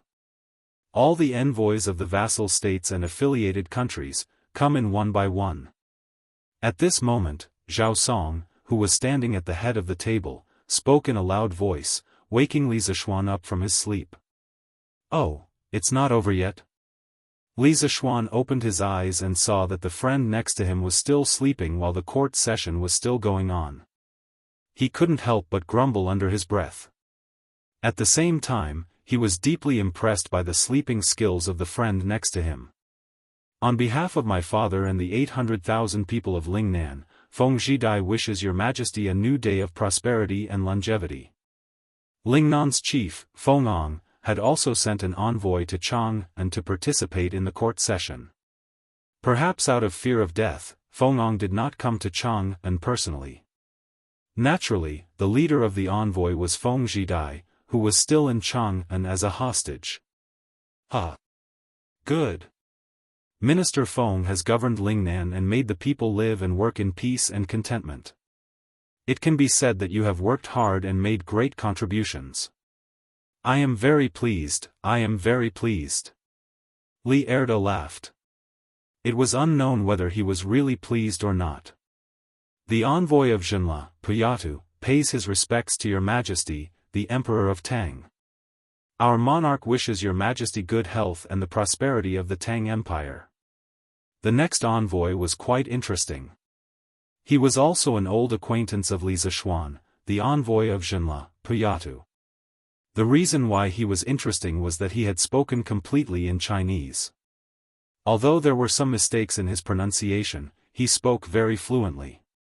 This surprised Li Zishuan, who had just woken up from his dream. One must know that a few months ago, although this Puya too could speak a little Chinese, he spoke with difficulty. In just a few short months, this guy had actually practiced Chinese to such an extent? How could those foreigners in the future who couldn't learn Chinese endure this? Good. Thank your monarch on behalf of me. Tell him that I welcome him to Chang'an as a guest. Li Erda had obviously noticed Puyatu's huge improvement in Chinese, and he smiled happily. When Li Zishuan heard Li Erda's words, he could not help but roll his eyes. He thought to himself that although Puyatu was familiar with Chinese, he was not familiar enough to truly understand the profoundness of Chinese. Otherwise, he would definitely misunderstand that Li Erda wanted to capture their monarch and bring him to Chang'an as a guest. Thank you, your majesty. Puya too said a word of thanks and retreated. In fact, he had not only come to give his New Year's greetings, but also to send gifts. This time, his monarch had asked him to bring a lot of local specialties. There was no need to mention the ivory and tiger skin. The rest were mostly things like jade. These gifts had already been handed over to the eunuchs of the imperial palace before the court, so he naturally could not move them to Taiji Palace. There were still many officials who could not squeeze in and could only stand outside to enjoy the cold wind while listening to the conversation between the monarch and his subjects. Next, the envoys from the small Nanyang countries who had come to the Tang Empire earlier were all here.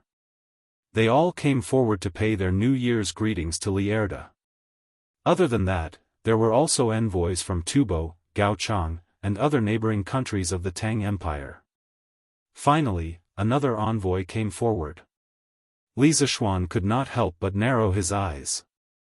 Because the other party's attire was that of a Japanese. The eldest brother of the Japanese nation, Yamabi, pays his respects to His Majesty the Emperor of the Celestial Empire. He also pays his respects to His Majesty the Emperor of the Tang Empire on behalf of our monarch. Japan. All the officials in the court looked at the person who spoke. A few months ago, the Tang Empire's official fleet had been ambushed in Japan's waters. More than a dozen crew members and dozens of soldiers had died because of it. Later, Li Shaogong personally led the army to land on the Japanese island and went straight to the Japanese capital to avenge those dead soldiers. Later, in order to bring supplies back to the Tang Empire as soon as possible, Li Shaogong ordered the Japanese to capture Nakamura Kawayu, the leader of the ambush on the Tang Empire's fleet. Otherwise, he would ask the imperial court to send troops to Japan again. Now, at the critical juncture of the Lantern Festival, the Japanese had sent the mountain-back Big Brother King to the Tang Empire. What was the meaning of this? Chapter 1156. Ha! Is the Emperor of Wu well? Inside the Taiji Palace, as soon as the Wu envoy came out, the previous festive atmosphere in the palace suddenly disappeared without a trace and was replaced by a kind of somber atmosphere.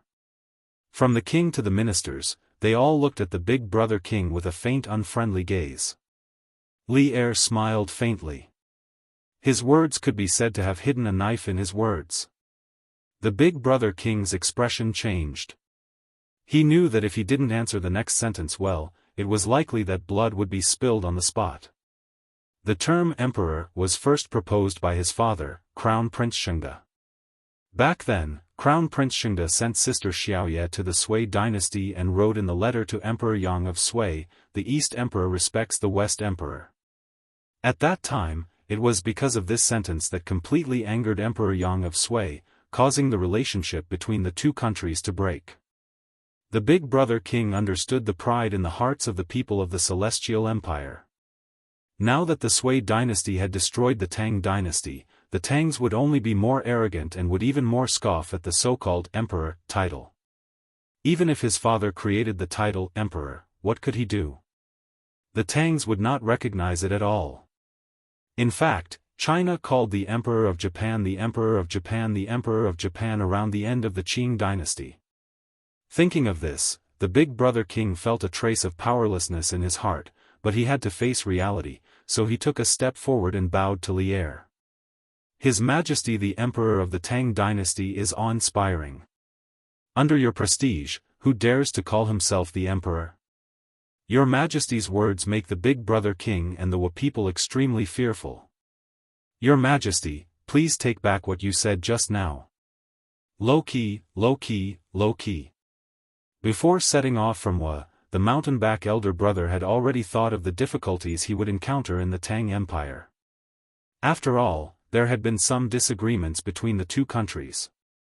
But he believed that as long as he kept a low profile and endured in the Tang Empire, the proud Tangs would never lower themselves to their level.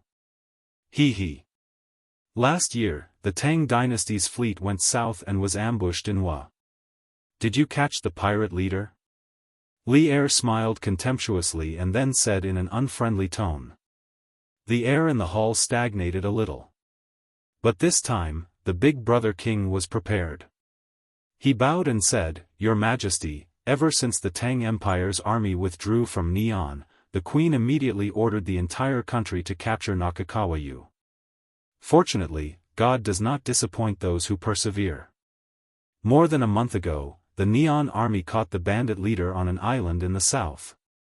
In order to prevent any accidents on the way, Her Majesty the Empress specially ordered Big Brother Shan Bei to personally escort him to His Majesty the Emperor.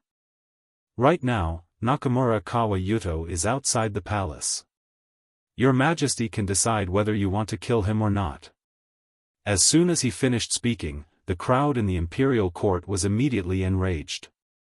"Your Majesty, I implore you to dismember this hut with 5 horses to comfort the souls of the soldiers and people who died at sea."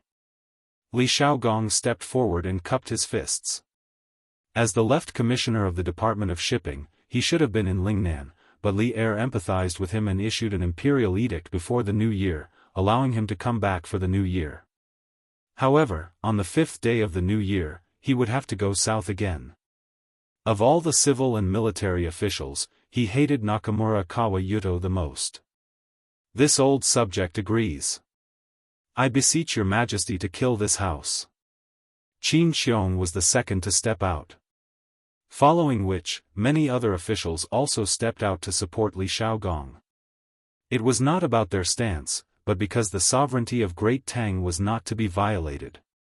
Anyone who offended Great Tang would be killed no matter how far away they were. Li Er was silent for a moment before saying, "Men. Take Nakamura Kawa Yuto the Supreme Court's prison. 3 days later, he will be paraded through the streets and executed by 1,000 cuts at the entrance of the West Market." When watching ancient dramas, one would often hear that, so-and-so committed a heinous crime, so they will be beheaded at the Meridian Gate. Actually, this was just a joke in operas, novels, or folktales, and it did not exist in real history. If one were to carefully examine the names of the various dynasties, one would realize that before the Yuan dynasty, there was no such thing as the Meridian Gate. In the Tang dynasty, there were clear rules as to where the death row criminals were to be beheaded. In the law of the Tang dynasty, it was written that all crimes are to be executed in the city. Thus, Li Er chose the place of execution at the entrance of the West Market. "Your Majesty is wise." As soon as Li Er finished speaking, all the civil and military officials began to flatter him. The eyes of the mountebank's elder brother were like water. It was impossible to tell whether he was happy or angry. In fact, he was feeling very complicated at the moment. Nakamura Kawa Yuto had committed a heinous crime and even implicated Wanation and was blamed by Great Tang, but no matter what, Nakamura Kawa Yuto was still a citizen of Wanation. Today, he had personally sent the citizens of Wanation to Great Tang to be slaughtered by the Great Tang's emperor. To him, this was not something to be proud of. Li Zishuan, on the other hand, felt great watching from the side. He thought to himself, "It's so awesome when a country is strong. They can punish any country they want and that country will send their people over. This is the treatment of a big country." "Your Majesty, the mountebank's elder brother has not only come to deliver the prisoners, but also brought a letter of friendship from the Wanation's king, 200,000 jin of brass and 1 million taels of silver." Ever since the second year of Emperor Guangwu's reign, Wanation has been in contact with the Central Plains. Everyone in Wanation admires the culture of the Central Plains, so I hope that Wanation will be willing to maintain a good relationship with Great Tang. Furthermore, Wanation is willing to be a vassal state of Great Tang and pay tribute to Great Tang every year. This is Wanation's letter of credence. "Your Majesty, please take a look." The mountebank's elder brother was very fluent in Chinese, and he was also very familiar with the history of the Central Plains. He quoted from the classics as if he had lived in the Central Plains for decades. But no one paid attention to this. 200,000 jin of brass and 1 million taels of silver. They were even willing to be a vassal state of Great Tang. Everyone in the imperial court was stunned by Wanation's generosity. Especially that 1 million taels of silver. Based on the Great Tang's current annual silver production, it would take 100 years to accumulate so much silver. Good. Come, bring me the letter of credence. In this day and age, there was actually someone who took the initiative to waive their money and ask to be a vassal. How could Li Er refuse? Moreover, it was in front of the envoys of so many countries. This undoubtedly made him even more proud. After receiving the letter of credence, Li Er looked through it carefully. Seeing that the words were very polite, he nodded with satisfaction and then said loudly, "Queen Tuigu is very sincere. I accept Wanation's goodwill to Great Tang. From today onwards, Wanation is officially a vassal state of Great Tang and will accept Great Tang's protection. Your subjects congratulate your Majesty." This was a matter that was both practical and beneficial to Great Tang. Who in the imperial court would object to it? As soon as Li Er finished speaking, the civil and military officials congratulated him without hesitation. Li Zishuan secretly felt that it was a pity because if Wanation became a vassal state of Great Tang, it would be difficult to take over them in the future. Although he thought so, he could not think of a suitable reason to object to this matter at the moment. He could only watch as Li Er happily accepted vassals. Chapter 1157. Translator, Endless Fantasy Translation Editor, Endless Fantasy Translation Inside the Taiji Palace. Everyone was beaming with joy because the Tang Empire had gained another vassal state today. The big brother king was also smiling, but there was a hint of inexplicable meaning in the corner of his eyes. After the hall quieted down again, the big brother king continued to bow to Li Er. Your Majesty, I have admired the culture of the Tang Empire since I was a child. Now that Wu Nation is a vassal state of the Tang Empire, I would like to stay in Chang and for half a year to learn the classics, articles, systems, and laws of the Tang Empire so that I can use them to govern the people of Wu Nation in the future. I hope your Majesty will allow it. This change of address was really fast. A moment ago, he called himself by his name. Now that Wu Nation had become a vassal state of the Tang Empire, the big brother king immediately called himself a subject. It was said that when Li Xiaogong led the army into the capital of Fanio and wiped out the Su family, there was no longer any dispute over the successor to the throne of Wu Nation. Therefore, the big brother king's words were not overstepping his authority. Li Zishuan narrowed his eyes and thought that the fox's tail had finally been revealed. It turned out that the big brother king had spent so much effort to learn the advanced culture and systems of the Tang Empire. Li Zishuan did not care about the classics and articles at all, but he was afraid that the big brother king would secretly learn the advanced production technology of the Tang Empire. Li Zishuan was about to object, but Li Er was faster than him. Ha ha ha. I allow it. I will also give you a house on Chongren Lane. How could Li Er, who was in the midst of joy, think of so many twists and turns? Moreover, the big brother king was willing to stay in Chang and for half a year. This was undoubtedly expressing his loyalty to the Tang Empire.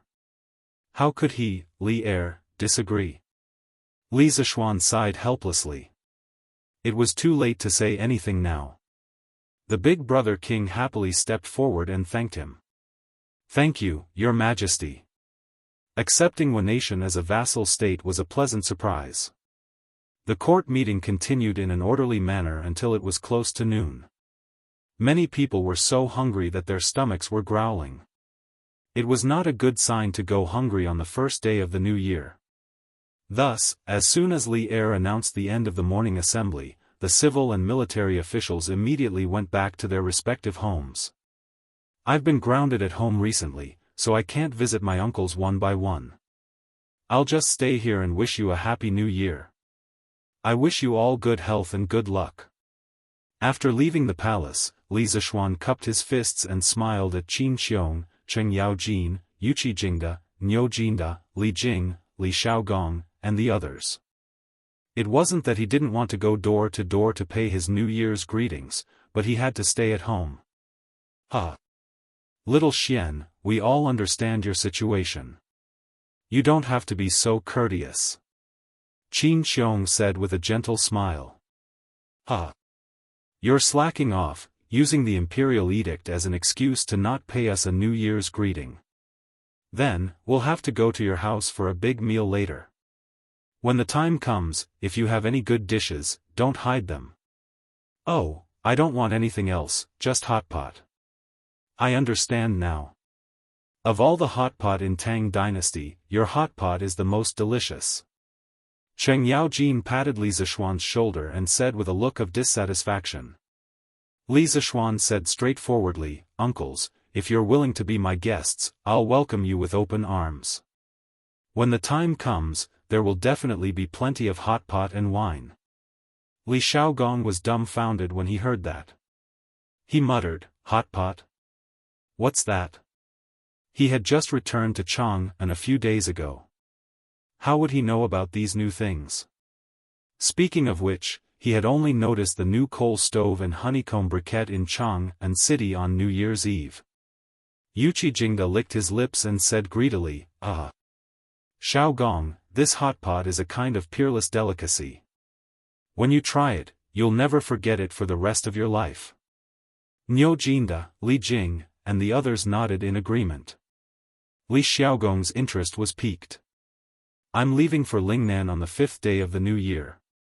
Time is tight, so let's do it tomorrow. I'll go to your house tomorrow to try that hot pot. Little Xian, you won't refuse, right? Let's go, let's go. The group of old foodies, led by Cheng Yaojin, immediately started to coax him shamelessly. Li Zishuan had no reason to refuse. Of course, I don't have any objections. Uncles, you just have to come to Yunshan tomorrow.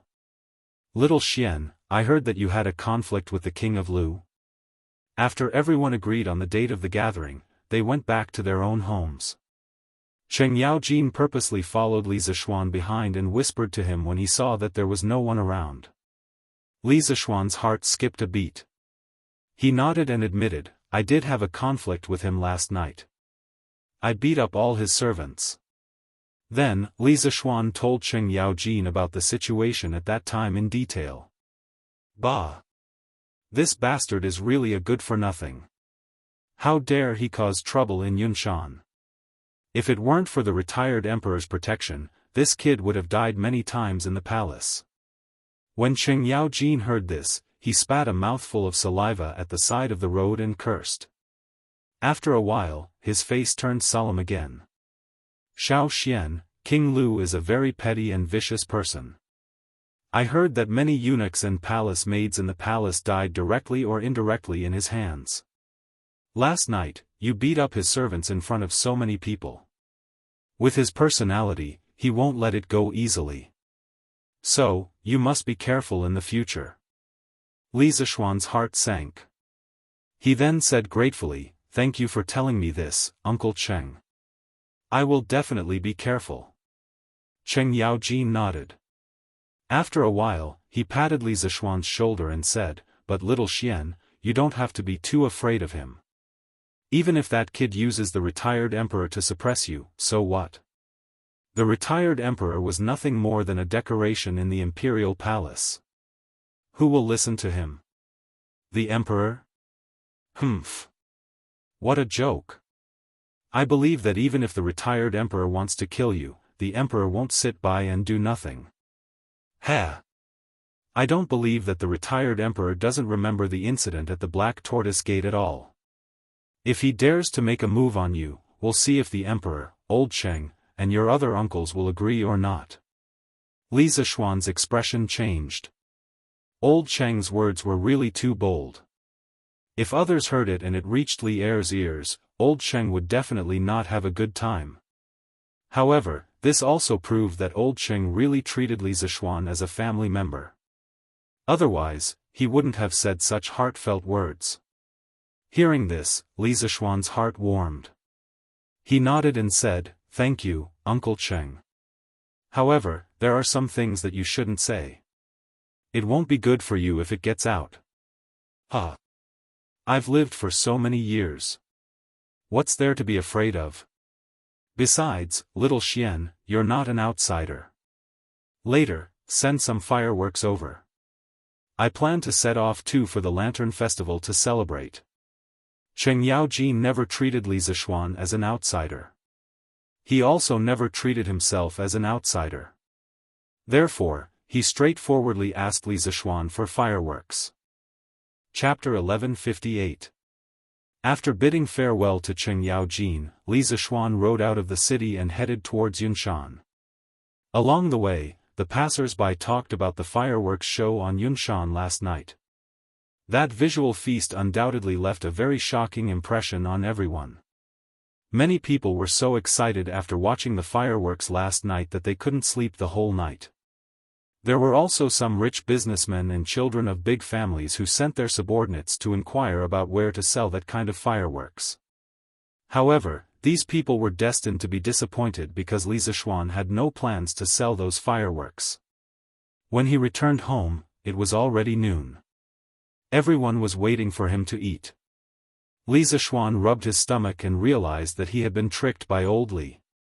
That was because today's court assembly had nothing to do with him. So he woke up early in the morning and ran so far just to give old Li a New Year's greeting. Wasn't this too much of a trap? Xian, eat quickly. What are you thinking about? Mrs. Li saw her son holding chopsticks but standing there in a daze. She couldn't help but ask. Oh. Nothing. Nothing. Eat. Li Zishuan snapped out of his daze and quickly started eating. As he ate, he said, "Oh right. Father, Mother. Tomorrow afternoon, Uncle Qin and Prince Hejian will come to our house to eat hot pot. Let the servants prepare the ingredients in advance." Mrs. Li nodded. Mother will arrange it. But you are now grounded at home. Those generals close to our family, especially Yushi's adoptive father and granduncle, you can't even visit them. It's really rude. Li Zishuan smiled. His mother was talking about Qin Xiong and Li Jing's family. Mother. Don't worry about that. After the morning court session, I've already paid New Year's greetings to the dukes and dukes. Besides, Uncle Qin and Uncle Li aren't narrow-minded people. They're well aware of my current situation. Husband, why don't I go to Chang'an tomorrow? It would be rude if I don't go. Han Yushi couldn't help but ask. Li Zishuan waved his hand and quickly said, "No need, no need. When I, your husband, am released from confinement, I'll bring you to pay them a visit." At this time, he could not go out. Pang Feiji and the others' martial arts were too low. If Han Yushi met some robbers on the way, wouldn't she be blind? Speaking of which, he had offended so many people, this kind of thing was very likely to happen. Little Xian, did anything happen in today's court assembly? Yi Guozhong asked. Li Zishuan put down his chopsticks and said gloomily, "What accident can there be? From the beginning to the end, I had nothing to do with it. I don't know why His Majesty insisted that I attend this court meeting." Yi Guozhong glared at him and said, "Shut up. You brat. You don't know that having nothing to do with you is the best thing. You have committed such a grave crime, yet His Majesty still allowed you to participate in this court assembly. He is already very kind to you. Little Xian, you have to understand His Majesty's painstaking efforts. Not having anything to do with you is the best thing." Yi Guozhong's words were quite reasonable. Previously, Li Zishuan was confined by Li Er for inciting public opinion. After such a long time, many people in the court knew about this matter. If Li Zishuan was not present at such an important occasion like the Yuanri court assembly, it could only mean that Li Zishuan had completely lost the emperor's favor. Li Er had lifted Li Zishuan up at this time, which could be said to be very crucial. Li Zishuan thought about it and realized that it was indeed so. He couldn't help but nod and say, "Thank you for your teachings, grandfather. Yamacho, we are here to give you a New Year's greeting." In the afternoon, all the students of Yanhuang College in Yunshan came to Li Zishuan's Yunshan residence to give Li Zishuan a New Year's greeting. When Old Man Li and Mrs. Li saw that their son was so respected by the students, the two elders were naturally gratified. They quickly ordered the servants to take out all the snacks prepared in the residence and distribute them to the students. He. Did all of you just wake up? Li Zishuan stood with his hands behind his back, looked at the group of teenagers, and said with a smile. At this time, he was actually quite happy. Only when he became a teacher could he experience the joy of being thanked by the students. Speaking of which, should he also promote a Teacher's Day in the future? He. Yamacho. We didn't just wake up, we woke up before noon. Kushirqing replied embarrassedly. For most of them, this was the first time they were out of town, and with so many friends to celebrate the new year. When there were so many people together, of course, it was very lively. After the fireworks last night, they went crazy until 5 o'clock before going to bed, so naturally, they woke up later. For scholars, sleeping in was, of course, a shameful thing, so when they heard Li Zishuan say that, their faces were more or less unnatural. As for Li Tai, Cheng Chumo, and the others, after the fireworks last night, they had already returned to Chang'an, so now the only people left in the academy were the foreign students. He. It's the new year, sleep if you want. Before the new year, you all were busy running around for the Nuan Tang Foundation, so take this opportunity to rest more. Li Zishuan waved his hand, not minding it at all. After chatting with the students for a while, Li Zishuan looked in the direction of Li Gang's residence and said, "All right. I won't keep you any more. Since it's still early, you all should go and give Mr. Li Gang and Mr. Mo a New Year's greeting." "Yes, sir." The students responded and left the Li family's front yard one after another. Then, they majestically headed towards Li Gang's side yard. "Hey! This bunch of brats, can't they come one by one if they want to give New Year's greetings? Why do they have to gather together? The courtyard is about to explode." Li Zishuan looked at the huge group of people and couldn't help but grumble softly. "Pfft!" Han Yushi slapped Li Zishuan's arm and chuckled.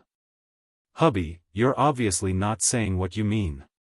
With so many students coming to see you, you must be happy inside." Li Zishuan didn't feel annoyed at all that she had seen through his thoughts. He said, "Haha. The one who knows me best is my wife. Hee hee. Xiao Xian, Yushi, you're all here." At this moment, Han Lizheng's voice came from outside the front yard. "Father-in-law? Come. Come in and have some tea." Li Zishuan turned around and saw that it was his father-in-law, so he quickly went forward to welcome him. Speaking of which, he was a little guilty. He hadn't even gone to his father-in-law's place to give New Year's greetings, but his father-in-law had already come to give him New Year's greetings. "Father. Please come in and have a seat, I'll go and prepare some tea for you," Han Yushi said with a look of joy. "Hee hee. Good, good, good. Let's talk inside, Xiao Xian." Chapter 1159. "Xiao Xian, I'm here today to discuss something with you." In the main hall, Li Zishuan, Li Jingma, and Han Tianhu were seated. Han Lizheng took a sip of tea and said seriously, "Oh? Father-in-law, please tell me what you want to say." When Li Zishuan heard this, he immediately perked up. Ever since Han Lizheng had returned from Yunzhou last year, Li Zishuan felt that his father-in-law had become a different person. Li Zishuan had no idea what had happened to Han Lizheng in Yunzhou. He had asked, but Han Lizheng refused to talk about it. There was nothing he could do. Now that Han Lizheng had said that he had something to discuss with Li Zishuan's intuition told him that it might have something to do with Han Lizheng's previous trip to Yunzhou. At this moment, Han Lizheng was silent for a moment, then he said, "Little Xian, last year you opened up 5 mines in Hedong Road. This old man went to take a look at them one by one. Generally speaking, each mine brought great benefits to the surrounding citizens, because the citizens could work in the mines to support their families. But as far as I know, the mines also brought a lot of trouble to the people around it." "Trouble? What trouble? Did someone get into an accident in the mines?" Li Zishuan frowned. He had a bad feeling about it, so he quickly asked. Father Li, who was beside him, also looked nervous. Obviously, he didn't want anyone to die in his son's mines. Han Lizheng saw that the father and son had misunderstood, so he quickly waved his hand and said, "No. No. The trouble I'm talking about is the dirty water from the mines. It often flows into the nearby rivers or lakes along the ditches. As a result, the people's daily drinking water is very troublesome. Last year, when there was a cholera in Jianghu city, I heard from you that it was mainly because the water source was polluted. Now, I'm worried that the people around the mines will get sick if they use the polluted water source for a long time. Little Xian, I'm sure you don't want to see that kind of result either. That's why I'm telling you, so that you can make plans early." Li Zishuan's heart skipped a beat. It turned out that there was a problem with the sewage discharge from the mine. At the same time, he couldn't help but secretly praise his father-in-law for being so meticulous. He could actually foresee the negative effects of the mine on the environment. No one else had such foresight. "Xian, your father-in-law is right. This problem had to be solved as soon as possible. Otherwise, if something happened, it would be too late. It will also ruin your reputation." Li Xicheng's father chimed in. Li Zishuan nodded. After pondering for a moment, he said, "This is indeed a problem. Father-in-law, I have an idea here. Although it's a little troublesome, it can solve the water problem of the people around the mine." Han Lizheng's eyes lit up and he said excitedly, "Little Xian, you have a way?" "That's great. Tell me about it." Li Zishuan frowned and ordered, "Xiao He, bring me a pen and paper." "All right. Young master." Xiao He's assent came from outside.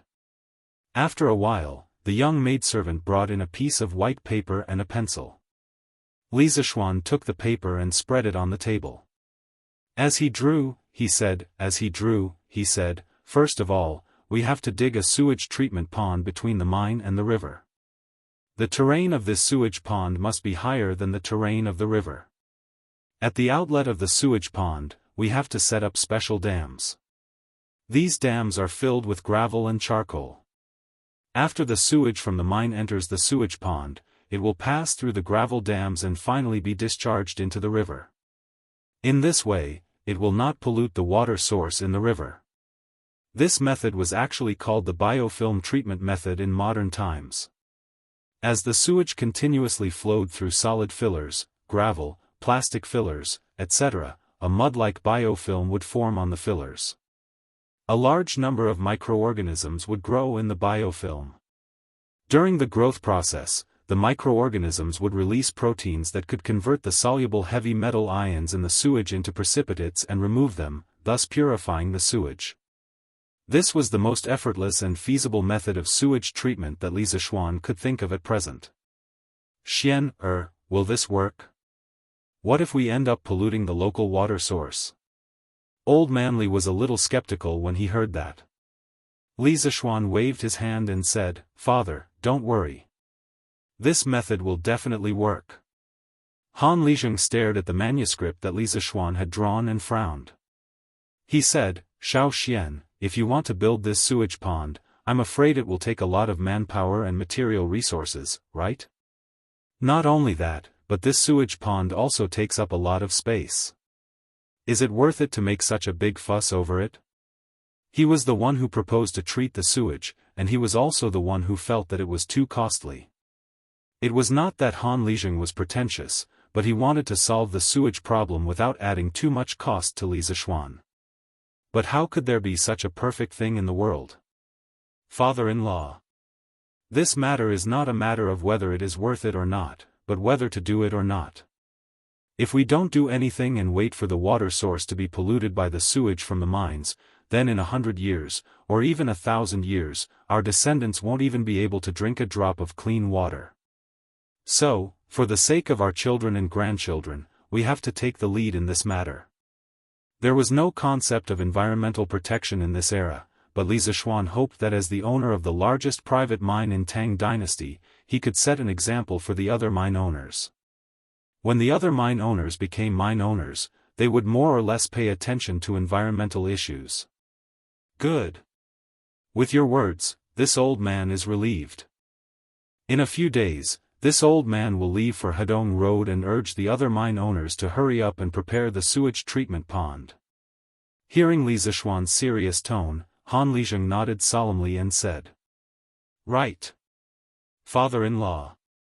How many villages are there closest to this son-in-law's 5 mines?" Li Zishuan suddenly asked. Han Lizheng did not understand, but he still replied, "There are 3, why?" Li Zishuan chuckled, then said, 3 villages? That's good. This son-in-law intends to buy these 3 villages and give them to you. In the future, you can take care of the livelihood of these 3 villages, okay? Han Lizheng was shocked and hurriedly waved his hands. No, no. Xiao Xian, why are you buying villages for no reason? Even if you really want to buy them, you should buy them for yourself. Why must you give them to this old man? Li Zishuan explained, haha. Father-in-law, listen to me slowly. These villages are very close to the mines. If there is any pollution in the mines, they will be the first to suffer. If we want to control the pollution in the future, we must carry out a large-scale transformation of these 3 villages. Under such circumstances, the best way is to buy all of these villages first. And this son-in-law already has 8 big villages under his name, so he can't expand anymore. So, I can only give these 3 villages to you, father-in-law. Chapter 1160. In the end, Han Lizheng accepted the 3 farmsteads from Li Zishuan, mainly because he couldn't bear to see the people near the mine get sick because of pollution. Li Zishuan gave his father-in-law the farmsteads not only to make it easier to manage the environment around the mine, but also to find some work for his father-in-law. Now that Han Yushi was married and Iron Egg was in school, under normal circumstances, only his father-in-law was at home. After a long time, it was inevitable that he would feel lonely. Last year, it wasn't that Li Zishuan didn't think about arranging a marriage for his father-in-law. After all, Han Lizheng was only in his early 40s. However, when Han Lizheng heard his suggestion, he almost turned hostile with Li Zishuan and became his enemy. After that, Li Zishuan didn't dare to mention this matter again, because he knew that his father-in-law still missed his deceased mother-in-law. There was a kind of love in the world, called to grow old together. There was also a kind of sorrow, called to be separated by yin and yang. Han Lizheng's pursuit of love might have completely died with the tombstone. Li Zishuan suddenly gave the 3 farmsteads to Han Lizheng because he wanted to make Han Lizheng busy. When his life was full, he would feel less lonely. Naturally, he wouldn't be alone.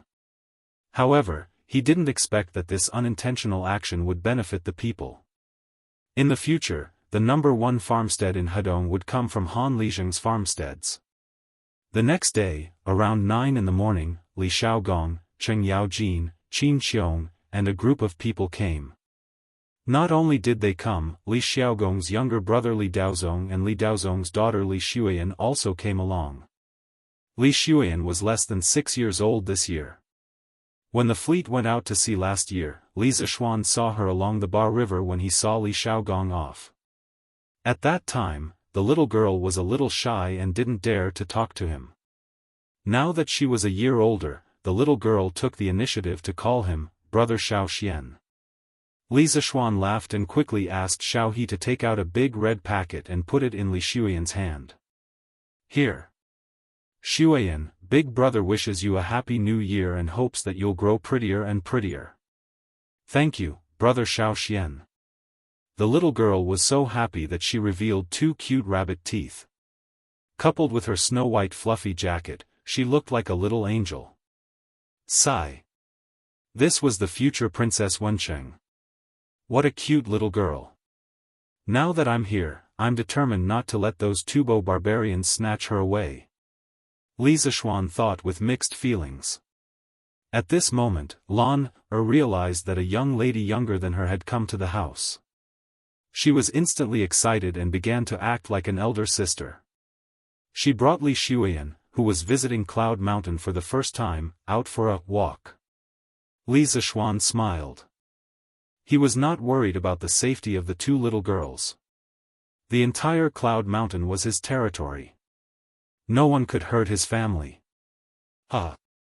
Marquis Yong and this prince heard that there are delicacies here and came uninvited. Please don't blame me. Li Daozong watched as Li Xuyan was taken away by Lan. Then, he looked at Li Zishuan and joked with him. Actually, he was not willing to come this time. After all, Li Zishuan did not invite him. However, he could not take advantage of little Xuyan's pleading and acting cute, and had no choice but to come. This was because he was very close to Li Xiaogong's residence. Moreover, Li Xuyan liked to visit Li Xiaogong's house since she was young. Of course, she knew that Li Xiaogong was coming to Cloud Mountain for a banquet today. Therefore, for the sake of his daughter, Li Daozong had no choice but to be thick-skinned and come for a free meal. What are you saying, Prince of Xianxia? It's rare for you to come to Cloud Mountain. I can't wait to welcome you. How can you blame me? Li Zishuan cupped his fists and smiled. Then, he called out, Uncles, don't stand outside. Come in and take a seat. Everyone nodded. Under Li Zishuan's lead, they entered the courtyard and came to the main hall. Qin Xiong and Cheng Yaojin had been here before. They were still fine. However, Li Xiaogong, Li Daozong, Yuqi Jingda, and the rest were all deeply shocked by the luxurious, clean, and unique decorations in the room.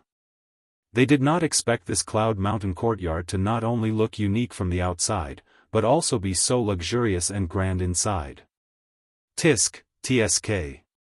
Looking at this house, I want to exchange my residence with Marquis Yongpan. Li Daozong looked around, rubbed his chin, and sighed. Li Xiaogong agreed. Daozong is right. This house is bright and grand. I don't know how it was built. It looks more comfortable than my residence. You must be joking. It's just a small courtyard. How can it be as good as you make it out to be? Uncles, please take a seat here. The ingredients are all prepared and will be ready soon.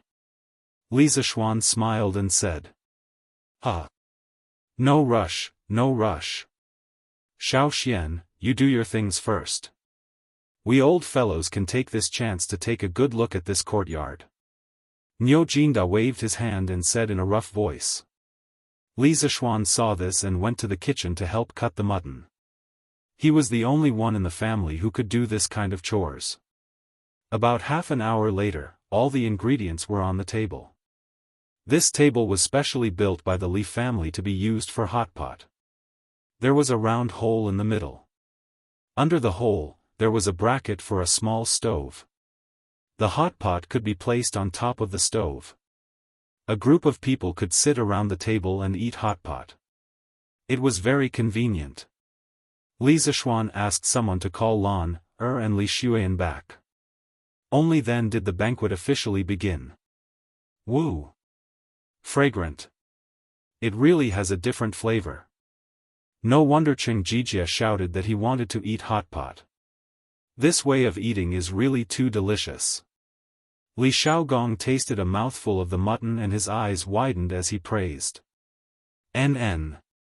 This hot pot really lives up to its name of being delicious. Li Daozong also tasted a mouthful. At this moment, he was somewhat thankful to his daughter. Otherwise, how would he be able to taste such delicious food today? It's delicious. Father, let's bring some back for Mother to eat when we leave. Mother is so pitiful to be alone in the residence. This was the first time Li Xuan had eaten such delicious food. She was a little speechless and didn't know how to describe it. But as long as it was delicious, then it was over. Furthermore, this young lady still couldn't forget about her mother at this time. Her filial piety was commendable. Xuan, don't worry. When your father returns, I will let the chefs in the residence make it for your mother. Hurry and eat.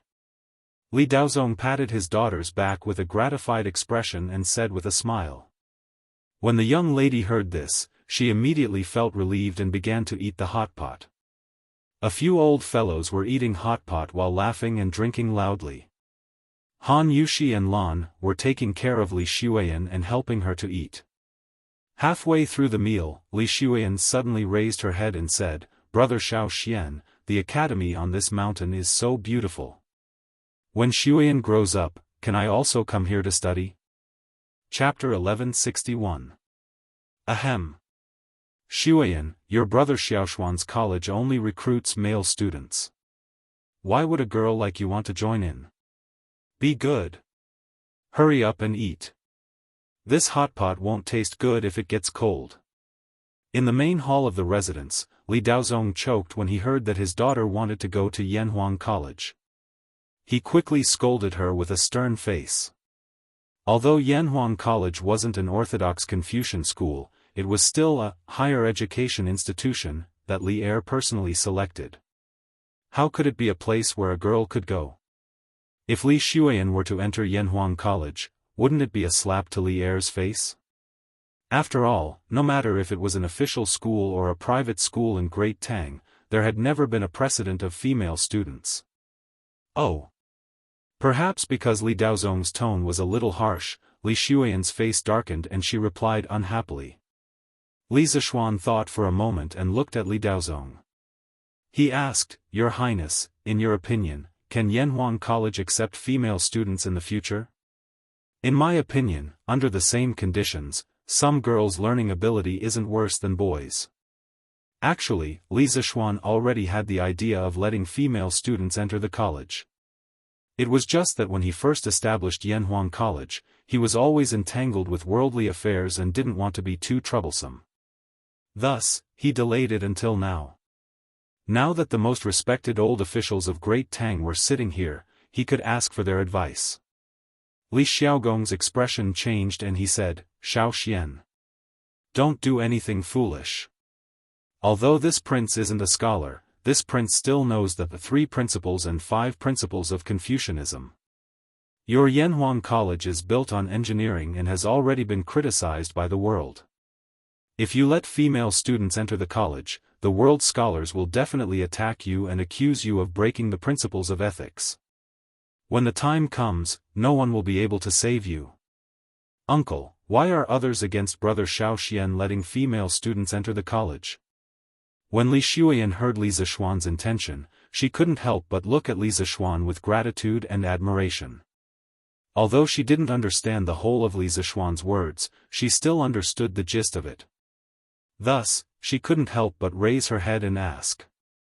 When she asked, her bright and beautiful face was full of grievances, it was very lovable. Shuyan, you're still young. You'll understand when you grow up. Li Xiaogong shook his head and didn't explain.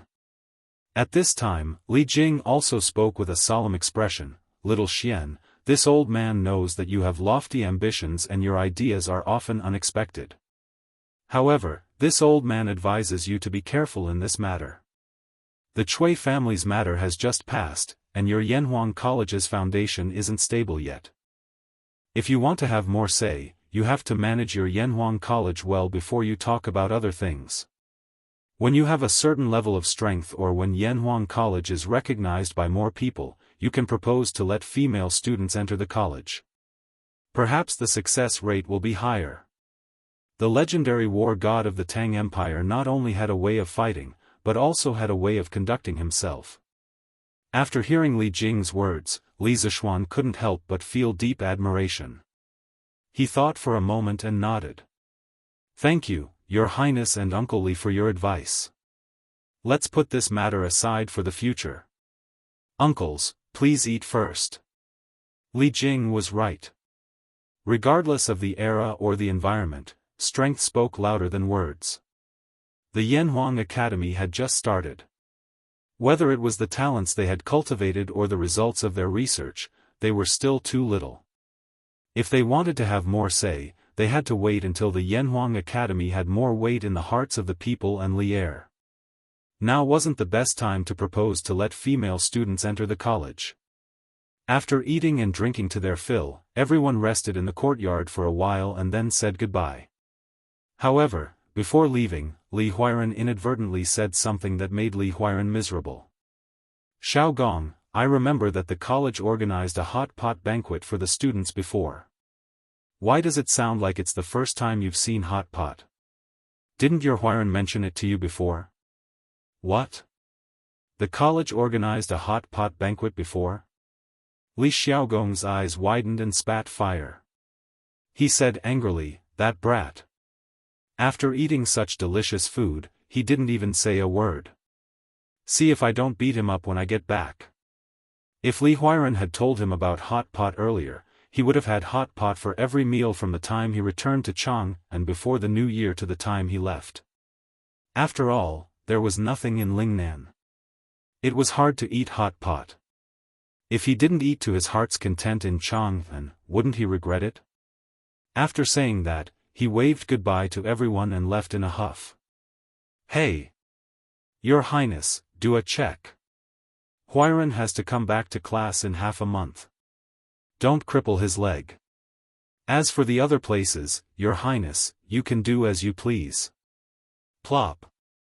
Li Xiaogong, who had just walked a short distance, almost fell to the ground. After sending off the guests, the house returned to silence. Li Zishuan sighed. He looked left and right, sizing up the room. He still felt that this New Year's celebration was lacking something. Yes, even if there were fireworks, dumplings, and couplets, he still felt that it was missing something. The night of New Year's Eve was indeed lively. Hundreds of thousands of people celebrated the New Year together on Yunshan Mountain and at the foot of Yunshan Mountain. It was hard not to be lively. However, after New Year's Eve, it was back to normal. It was very cold and quiet. Hey! That's right. How could I forget about this? Li Zishuan suddenly had an idea. He thought of a very useful artifact for the new year. Li Zishuan immediately got up and walked towards the backyard. At the same time, he instructed Pang Feiji to prepare some things for him. As for himself, he found the wind-chasing sword and went to the backyard. Just as Li Zishuan was about to start working, Yi Fashion came over. He saw Li Zishuan holding a sword and cutting wood in the backyard. He was curious and asked, "Cousin, what are you doing?" He, his grandfather, grandmother, and Li Zishuan's parents had lunch in another house. Fashion, you're here. Just find a place to sit. Li Zishuan greeted him and replied, "Cousin, I'm making a type of card now. A card that can be played. Later, our family can gather a few tables of Fight the Landlord." No, Fight the Bandit. That's right, what Li Zishuan wanted to do was make poker cards. It was just that he didn't have the cardboard shell to make poker cards, so he wanted to use his godly knife skills to cut out a deck of poker cards with the help of wood. It was the new year. Wouldn't it be nice for the family to gather and play a few rounds of Fight the Landlord? Oh, it couldn't be called Fight the Landlord because their family was originally landlords. Therefore, Li Zishuan had an idea. He changed Fight the Landlord to Fight the Bandit. It just so happened that the King and Little King in poker cards were equivalent to the Mountain King in the Bandit Village. There were two kings. Chapter 1162. Bandit Fight? Cousin, how do we fight this? Back at the Yunshan Villa, Yi Fashion was looking at Li Zishuan's wooden planks that were thicker than paper. He frowned and asked. He. Everything has its own rules. Of course, Bandit Fight has its own rules. Wait a moment, Fashion. I'll tell you the rules after I've finished cutting 54 wooden planks. Li Zishuan replied as he showed off his sword skills. The piece of yellowish-white wood plank was like a piece of tofu in his hands. He could easily cut it and shape it as he wished. There were already 4 or 5 wooden planks on the ground that were exactly the same size and thickness. Seeing that Li Zishuan was keeping him in suspense, Yi Fashion pursed his lips speechlessly. About half an hour later, the number of yellowish-white wooden planks on the ground increased. Yi Fashion suddenly thought of something and asked, "Cousin, are you trying to copy the leaf trick onto the wooden planks?" Li Zishuan could not help but be stunned. Leaf trick? What was that? He had never heard of it in his previous life. There was no such thing in this body's memory either. Well, he could not be blamed. His previous life had gone to Dragon Tiger Mountain to learn martial arts when he was very young. He might be familiar with Taoist classics, but he knew very little about Confucian classics. Fashion, what is leaf trick? Li Zishuan could not figure it out after thinking for a while, so he asked. Cousin, you don't know about leaf trick? This time, it was Yi Fashion's turn to be stunned. In his impression, his cousin was the kind of person who knew everything from astronomy to geography. How could he not know about leaf trick? Being stared at by his little cousin like this, Li Zishuan's old face reddened, and he became somewhat angry out of humiliation. As the saying goes, a wise man's 1,000 considerations are bound to make a mistake. It's normal that your cousin doesn't know some things. Fashion, hurry up and tell me. Yi Fashion thought to himself, a wise man is bound to make a mistake. That's not the right way to say it. Although he thought this way, his original intention was not to embarrass Li Zishuan, so he explained, legend has it that during the war between Chu and Han at the end of the Qin dynasty, great General Han Xian invented a card game to alleviate the soldiers' homesickness. The planks were only the size of leaves, so it was called leaf trick. The leaf trick is very simple. The players draw the cards from the back, flip them, and use the big ones to control the small ones. When a card has not been played, it will be kept as a hidden card, and no one will be able to see it. When a leaf is played, it will be placed on its back, and the fighters will be able to deduce the cards that have not been played from the revealed cards. When Li Zishuan heard this, he was very surprised. This was because the way the leaf trick was played was very similar to modern poker. He had thought he had underestimated the wisdom of the ancients. He was sure that the Western poker had borrowed the leaf trick from China's ancient poker. In fact, it was indeed so. The Western poker had the shadow of the leaf trick in its playstyle and form. According to the speculations of many scholars, poker was evolved from the leaf trick. Speaking of the leaf trick, there was one person who had to be mentioned, the empress of the great Zhou dynasty. She was a real master of the leaf trick. She had written volumes such as The Little Leaf Trick, The Little Leaf Trick, and The Little Leaf Trick. Unfortunately, all of them had been lost. The leaf trick was really popular during the Song dynasty. From the literati to the nobles to the commoners, everyone loved the game. During the early Tang dynasty, the leaf trick was not popular. Hey! I didn't know you were so knowledgeable at such a young age. Li Zishuan joked with a smile. In fact, he was thinking that Yi Fashion was a good seedling. He was proficient in literature, science, arithmetic, and astronomy. If he came to Yanhuang College to further his studies, he would definitely become a representative of the next generation of engineers. It was a pity that this little cousin was determined to travel the world and save the world. Compared to cousin, I'm still far behind. Yi Fashion said modestly. Li Zishuan smiled but did not say anything. He continued to cut the wooden cards at the dock. After another quarter of an hour, the 54 wooden tablets were all peeled. Li Zishuan rubbed the edges of the wooden tablets on the sand until they were smooth and did not cut people. He then asked Xiao He and Xiao Shi to bring over a brush, ink, and cinnabar. He then wrote patterns and numbers on each tablet. After everything was done, he let out a long sigh of relief. Coincidentally, Han Yushi came back from outside. He quickly called out, "Wife! Come, come, come! We're short of one person. Let's fight the bandits." "Fight the bandits? Husband, where are the bandits in our house?" Han Yushi looked around and asked curiously. "Huh? These bandits are not the bandits. Wife, come here. Today, I'll teach you how to fight the bandits. I guarantee that you'll want to play again after one round." Li Zishuan burst into laughter. Han Yushi walked over doubtfully. Li Zishuan called Yi Fashion over and pointed at the numbers on the wooden sign. "Wife, Fashion, look. There are numbers on every card. 3 is the smallest. The order is." In just half an hour, Han Yushi and Yi Fashion understood the rules of Fight the Landlord, no, Fight the Bandits.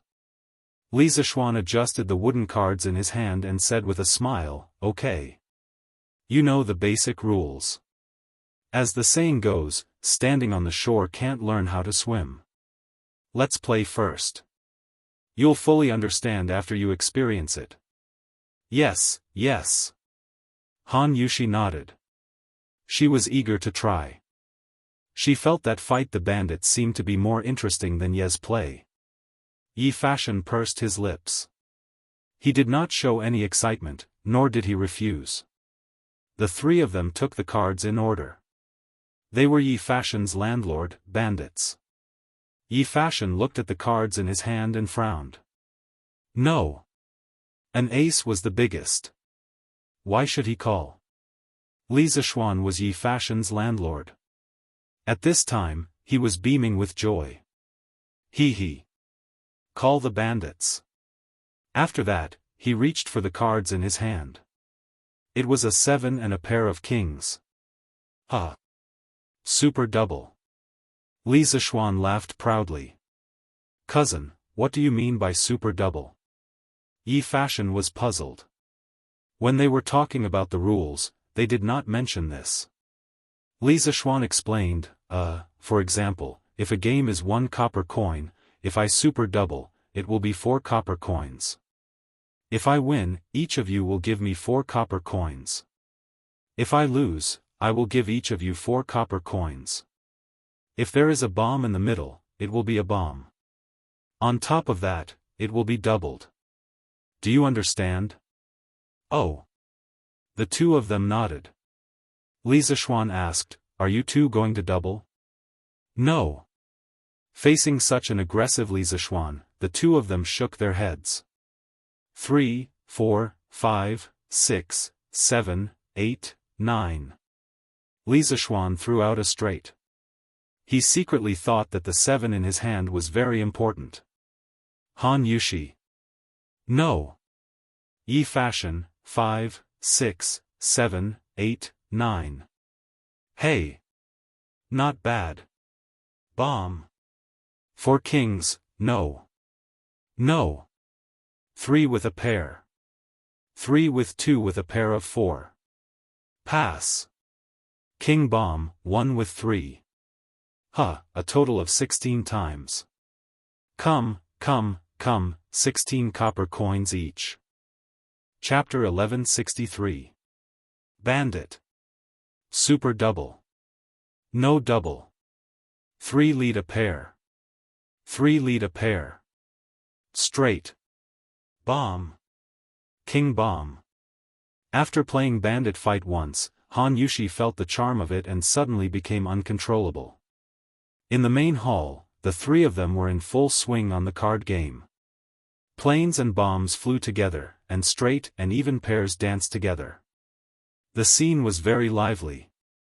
Gradually, Yi Fashion was also a little addicted. This was because he realized that bandit fight was not just a game. In addition to relying on luck, it also depended on skills. In his opinion, if he wanted to win, he needed to use tricks to play the card game.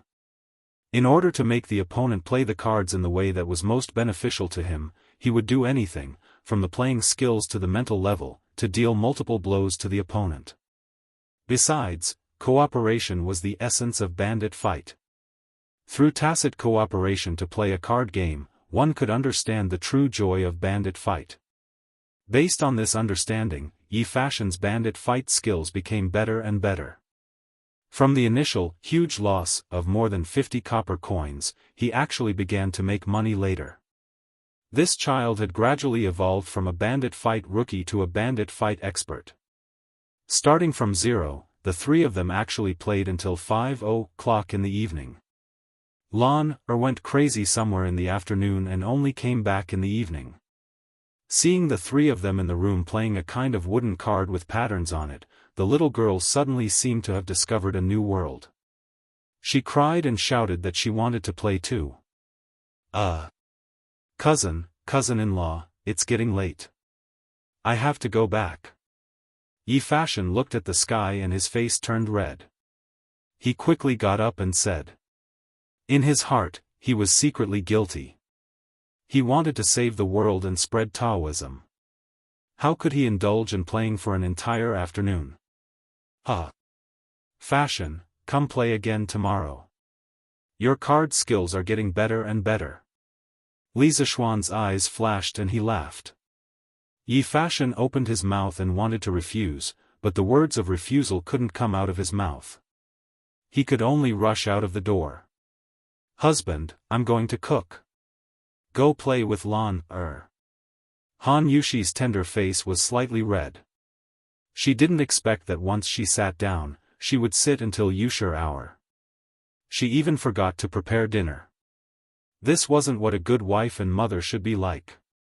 After Han Yushi left, Li Zishuan glanced at Xiao He and Xiao Shi before he said, "Come, come, come. You two can play with Lan, Needless to say, Li Zishuan did not want to play with her, so he pulled Xiao He and Xiao Shi over to be the scapegoat. Anyway, these two maidservants had been watching from the side for the whole afternoon, so they were already very familiar with the bandits' game. Yes. Young master. Xiao He and Xiao Shi didn't know what Li Zishuan was thinking. When Yi Fashion and Han Yushi were playing by the side, the two of them had been watching from the side for the entire afternoon. Now that they could finally fight in person, how could they not be excited? Li Zishuan smiled and walked towards the kitchen in the backyard. It's time to eat. It's time to eat.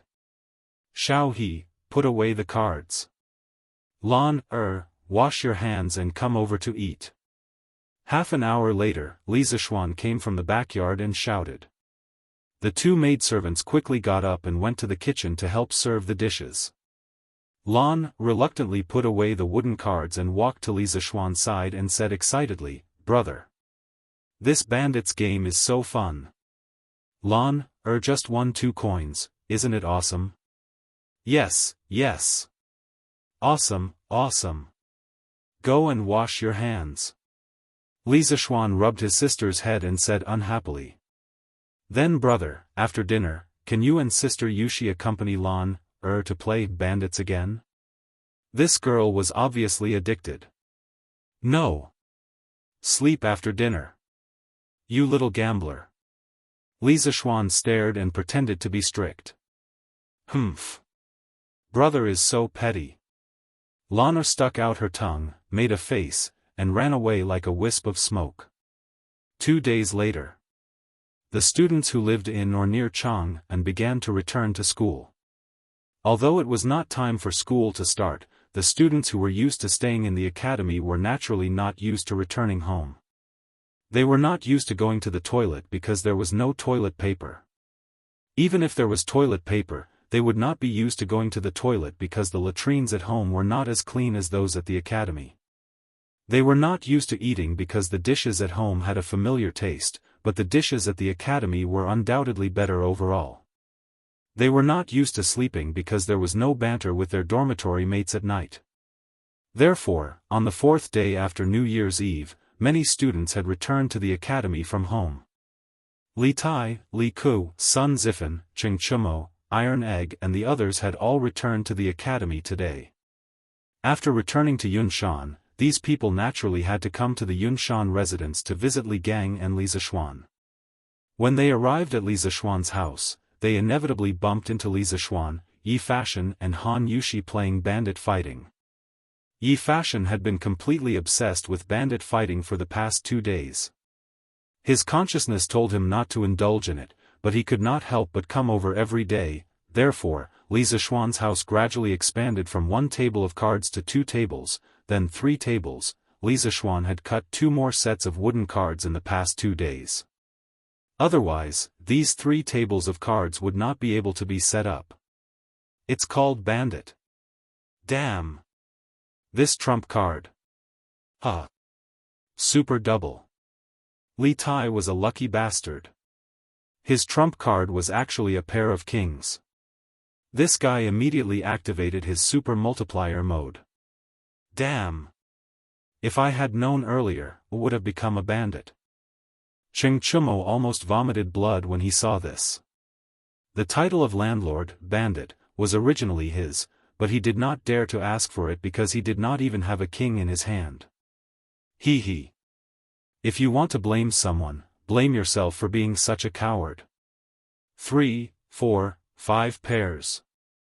Li Tai smiled proudly and threw out 3 pairs of kings at the beginning of the game.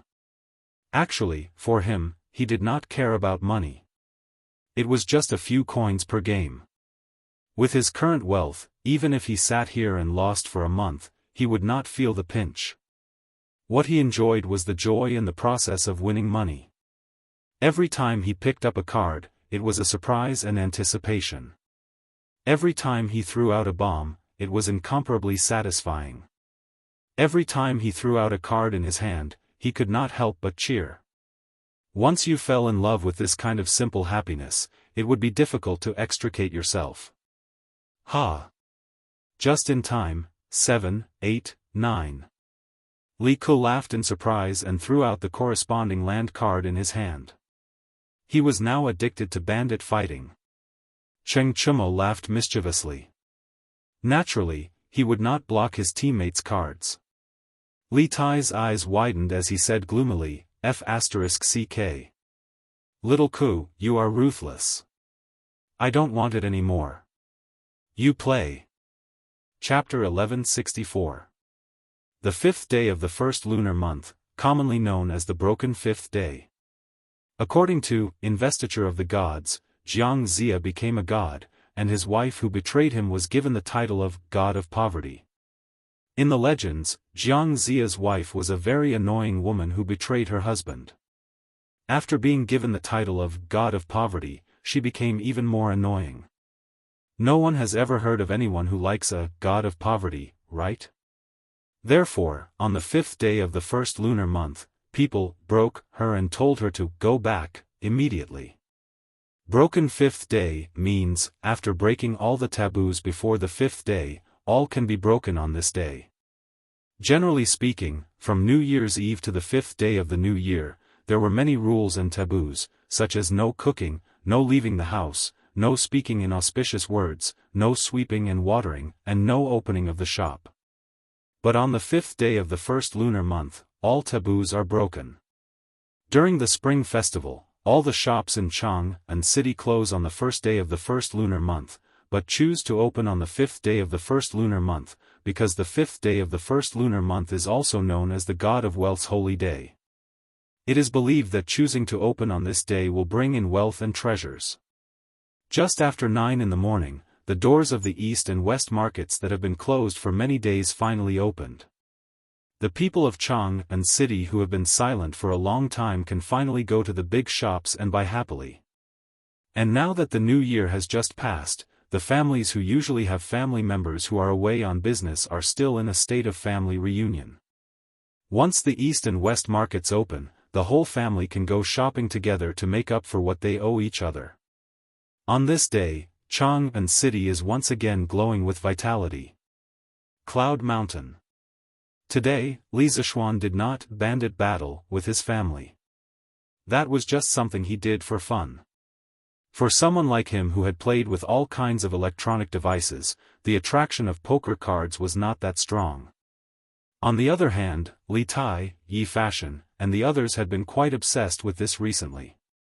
Yesterday, Li Zishuan had simply given them the 2 decks of cards at home. It is said that last night, the student dormitory of Yanhuang College was very lively. Li Zishuan was too lazy to care. As the saying goes, it is better to let loose than to block. Anyway, it is the holiday period, and he also ordered Li Tai not to use cards to gamble in the academy. If these students want to play, then let them play. Only children who knew how to play would have good grades. This was a philosophy that Li Zishuan adhered to. In his previous life, the top students around him were all better at playing basketball, football, and video games than he was. After dismissing the group of little gamblers, the courtyard suddenly quieted down. Li Zishuan was currently in his study, revising the blueprint. Zhengguan's second year was up, and many of the big projects that he had not started before had to be started. Dams, machine tools, and power stations were all major projects. There were many problems involved, and it was not something that could be considered in a short period of time. Young Master. The eldest young master of the Wang family sent someone to deliver a letter. While he was deep in thought, Xiaoxi knocked on the door of the study room and said softly, "Oh. Hurry up and bring it in." In the study, Li Zishuan snapped out of his thoughts and hurriedly said, "Jia." Xiaoxi came in with a letter. She passed the letter to Li Zishuan and said, "Here. Young master. It was sent by Miss Leng on a horse. She has already left the mountain." Li Zishuan felt something in his heart. He looked towards the northwest and said after a while, "Okay, I got it." Xiaoxi bowed and left the study room. She was very considerate as she closed the door behind her. Li Zishuan lowered his head and tore open the letter. He took out a piece of paper with a line of small characters written on it. I won't go out on the first day of the new year, and I won't go home on the 5th day of the new year. The road to Qizhou is long and difficult. I will remember your teachings. I will be honest, and work hard to bring prosperity to everyone. After parting today, I don't know when we will meet again. If you come to Qizhou in the future, I will drink and chat with you. Take care. A letter from Wang Renbiao. Sigh. I didn't expect Renbiao to go to Qizhou so soon. I wish him a safe journey. Li Zishuan put away the letter, looked towards the northwest, and sighed softly. Before the new year, Wang Renbiao had told him that he would go to Qizhou after the new year. However, Li Zishuan didn't expect him to leave on the 5th day of the new year. Qizhou was located more than 50 kilometers northwest of Chang'an City. It was considered a relatively wealthy county. Wang Renbiao's trip to Qizhou was most likely to be arranged by the Wang family for gilding, so basically nothing would happen. The imperial edict has arrived. Coincidentally, Li Zishuan had just put down the letter when a sharp voice came from outside the house. Then, Xiao He's hurried voice was heard. Young master, someone from the palace is here. Yes. They are here. Li Zishuan frowned, got up, and went out. Marquis Yong'an received the imperial edict. An old eunuch stood at the door. His eyes were gloomy, and his cold aura made the air around him a little colder. Li Zishuan narrowed his eyes. He had never seen this old eunuch before and looked unfamiliar. Li Zishuan, listen to the imperial edict. Suppressing the doubts in his heart, Li Zishuan bowed and said. His Majesty summons you to the palace immediately for an audience. Marquis Yong'an, quickly pack up and follow me into the palace. The old eunuch held a horsetail whisk and said expressionlessly. Li Zishuan said with a puzzled expression, I am following His Majesty's edict and am grounded at home to reflect. I wonder why His Majesty summons me into the palace. The old eunuch said with a fake smile, Marquis Yong'an, you are wrong. It is the retired emperor who wants you to attend the banquet in the palace, not His Majesty. The retired emperor. Li Yuan. Li Zishuan's pupils shrank. He thought to himself that those who came didn't come with good intentions and those with good intentions didn't come.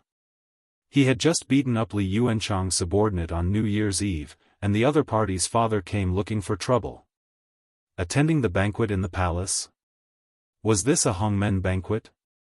The retired emperor has already abdicated. Why can the imperial edict leave the palace? Eunuch, could it be that you are giving a fake imperial edict? Li Zishuan raised his head and looked straight at the old eunuch as he said in a deep voice. A mountain can't have two tigers, a country can't have two rulers. Li Yuan was the retired emperor, but now that Li Er was in power, Li Yuan naturally couldn't meddle in the affairs of the country. At most, he could only do whatever he wanted in the palace. His edicts, under normal circumstances, couldn't be sent out of the palace. The old eunuch's expression changed. He said coldly, Marquis Yong'an, how dare you? Even if the retired emperor has already abdicated, he is still the emperor. How can you look down on him like this? Huh? When did I look down on him? I am only doubting the authenticity of this imperial edict.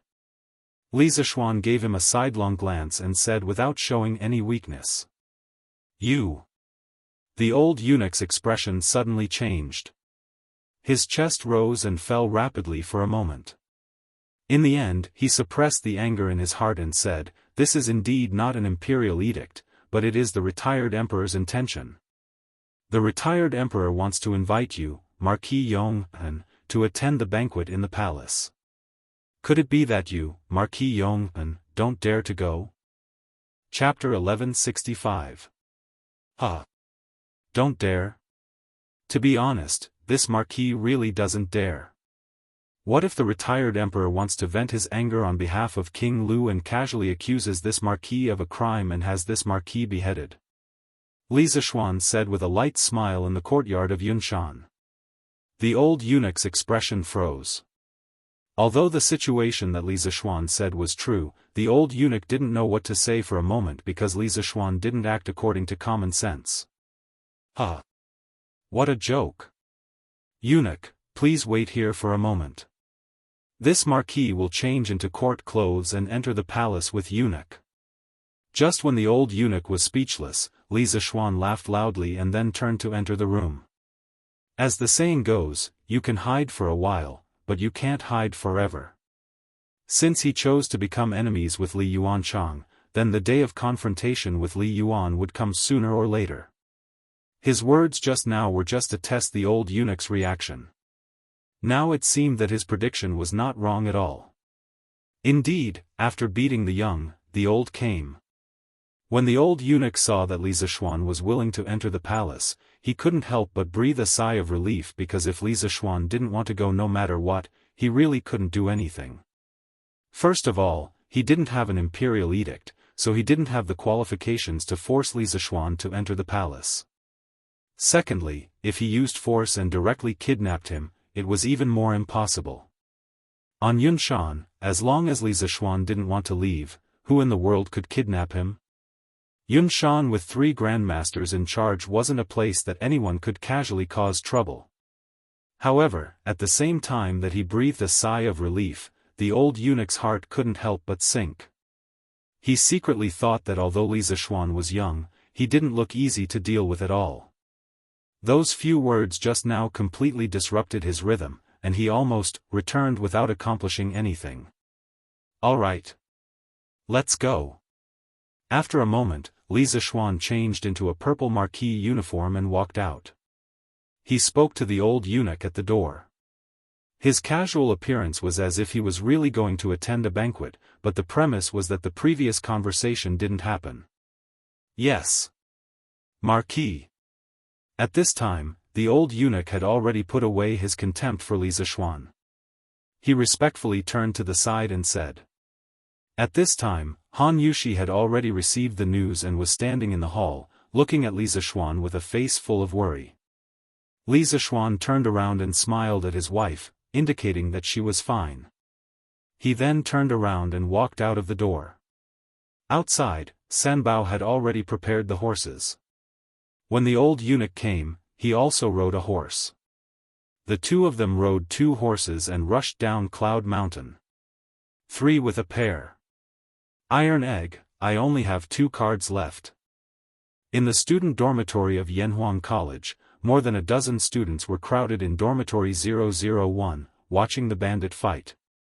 Li Tai, Iron Egg, and Sun Zifan were in the midst of a battle. The 3 of them had some notes stuck on their faces. The faces of Cheng Chumo, Yuchi Baolin, and the others were also full of notes. They were the contestants who had been eliminated earlier. Just as Li Zishuan said, gambling was strictly prohibited in the college. Those who violated the rule would be expelled from the college, and there would be no tolerance. Therefore, although Li Tai and the others played poker, they were determined not to gamble. After thinking for a while, they thought of the bad idea of sticking notes on their faces. This was very similar to a certain game in modern times. No. You do it. Iron Egg calculated in his mind and realized that there was still 1 bomb left. If he blew up Li Tai's card now, he would not be able to win the first round. He would be blown up by Li Tai's teammate Sun Zifan. When that happened, not only would he lose, but he would lose even more. Hee hee. 2 on 2. Come, come, come. Iron Egg, I'll stick 2 cards on your face. Li Tai laughed. After that, he tore 2 pieces of paper, dipped them in water, and was about to stick them on Iron Egg's face. Ching Kei. I saw Yamacho and an old eunuch coming down the mountain at the entrance of the college just now. They seemed to be in a hurry. At this moment, Li Yen walked in from outside the dormitory and said. Impossible. Yamacho is still grounded. Li Tai subconsciously wanted to say that it was impossible, but when he thought of the news that Li Zishuan was grounded and that many students of the college did not know, he quickly shut his mouth. At this time, he did not have time to stick the paper on iron egg. He turned around and asked, Li Yan, you just said that Yamacho was taken away by an old eunuch. What does that old eunuch look like? Li Yan frowned and thought for a moment, then said, I didn't see him clearly, but he has white hair and white eyebrows. He should be over 60 years old. White hair and white eyebrows. Li Tai's expression changed, and then he said to everyone, you guys play first. I have something to do back in Chang'an. After that, before anyone could react, the little fatty had already rushed out.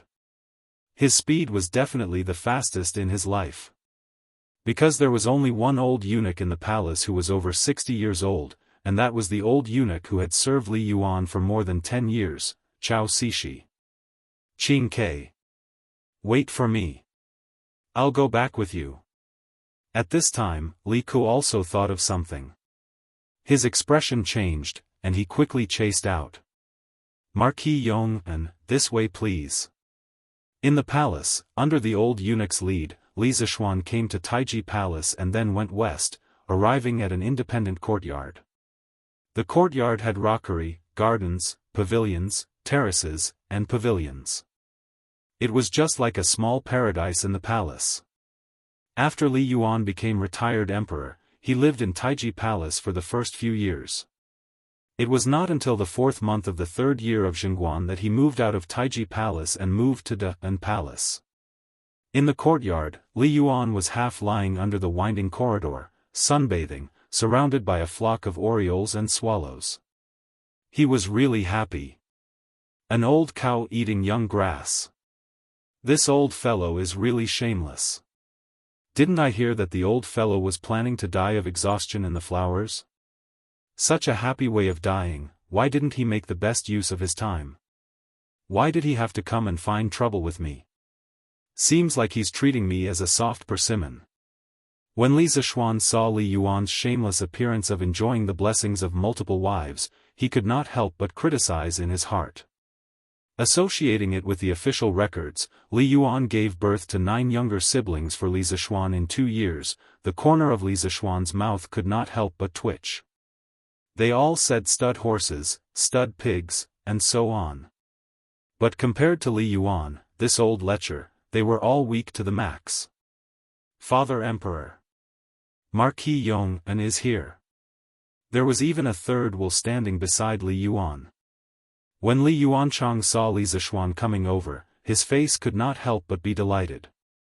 He hurriedly came over and bowed to Li Yuan. At the same time, it was unknown whether this brat did it intentionally or unintentionally. His gaze swept across the chest of a concubine sitting beside Li Yuan without leaving a trace. Ha!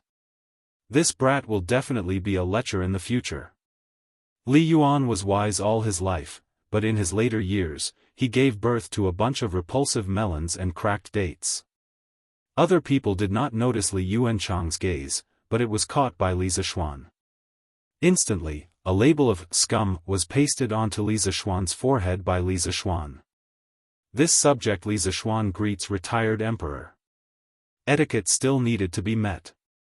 Li Zishuan took a few steps forward, then bowed towards the great Tang supreme leader in name. Chapter 1166. It's this kid who bullied you? In a courtyard beside Taiji Palace, Li Zishuan hadn't even raised his head when he heard Li Yuan speak. His tone was full of indifference and casualness. Presumably, in the eyes of this former emperor, crushing Li Zishuan to death was as simple as crushing an ant. Father Emperor. It's him. At that time, I only wanted to go up Yunshan to see the fireworks and tell you about it after returning to the palace. But who knew that the Marquis of Yong relied on his imperial brother's favor to seriously injure 4 of my imperial bodyguards in public. Father Emperor, you have to uphold justice for me. Li Yuanchang immediately changed to an aggrieved expression. He didn't have the slightest bit of manliness on his body. Instead, he was like a coquettish little girl acting coquettishly in front of Li Yuan. Finished speaking, he used the corner of his eye to glare viciously at Li Zishuan. That look seemed to be saying, "Let you be proud at that time? Now, I'll make you kneel and beg for mercy." Seeing this, Li Zishuan instantly felt his hands itch unbearably. If it was another occasion, he would definitely beat the shit out of this little bitch. Wasn't he just relying on the fact that he was the second generation of the imperial family? After a few years, when Li Yuan dies, let's see how you can still be arrogant. Humph. Kid, you actually dare to bully my son. You really have guts. Men. Drag him out and chop him up to feed the dogs.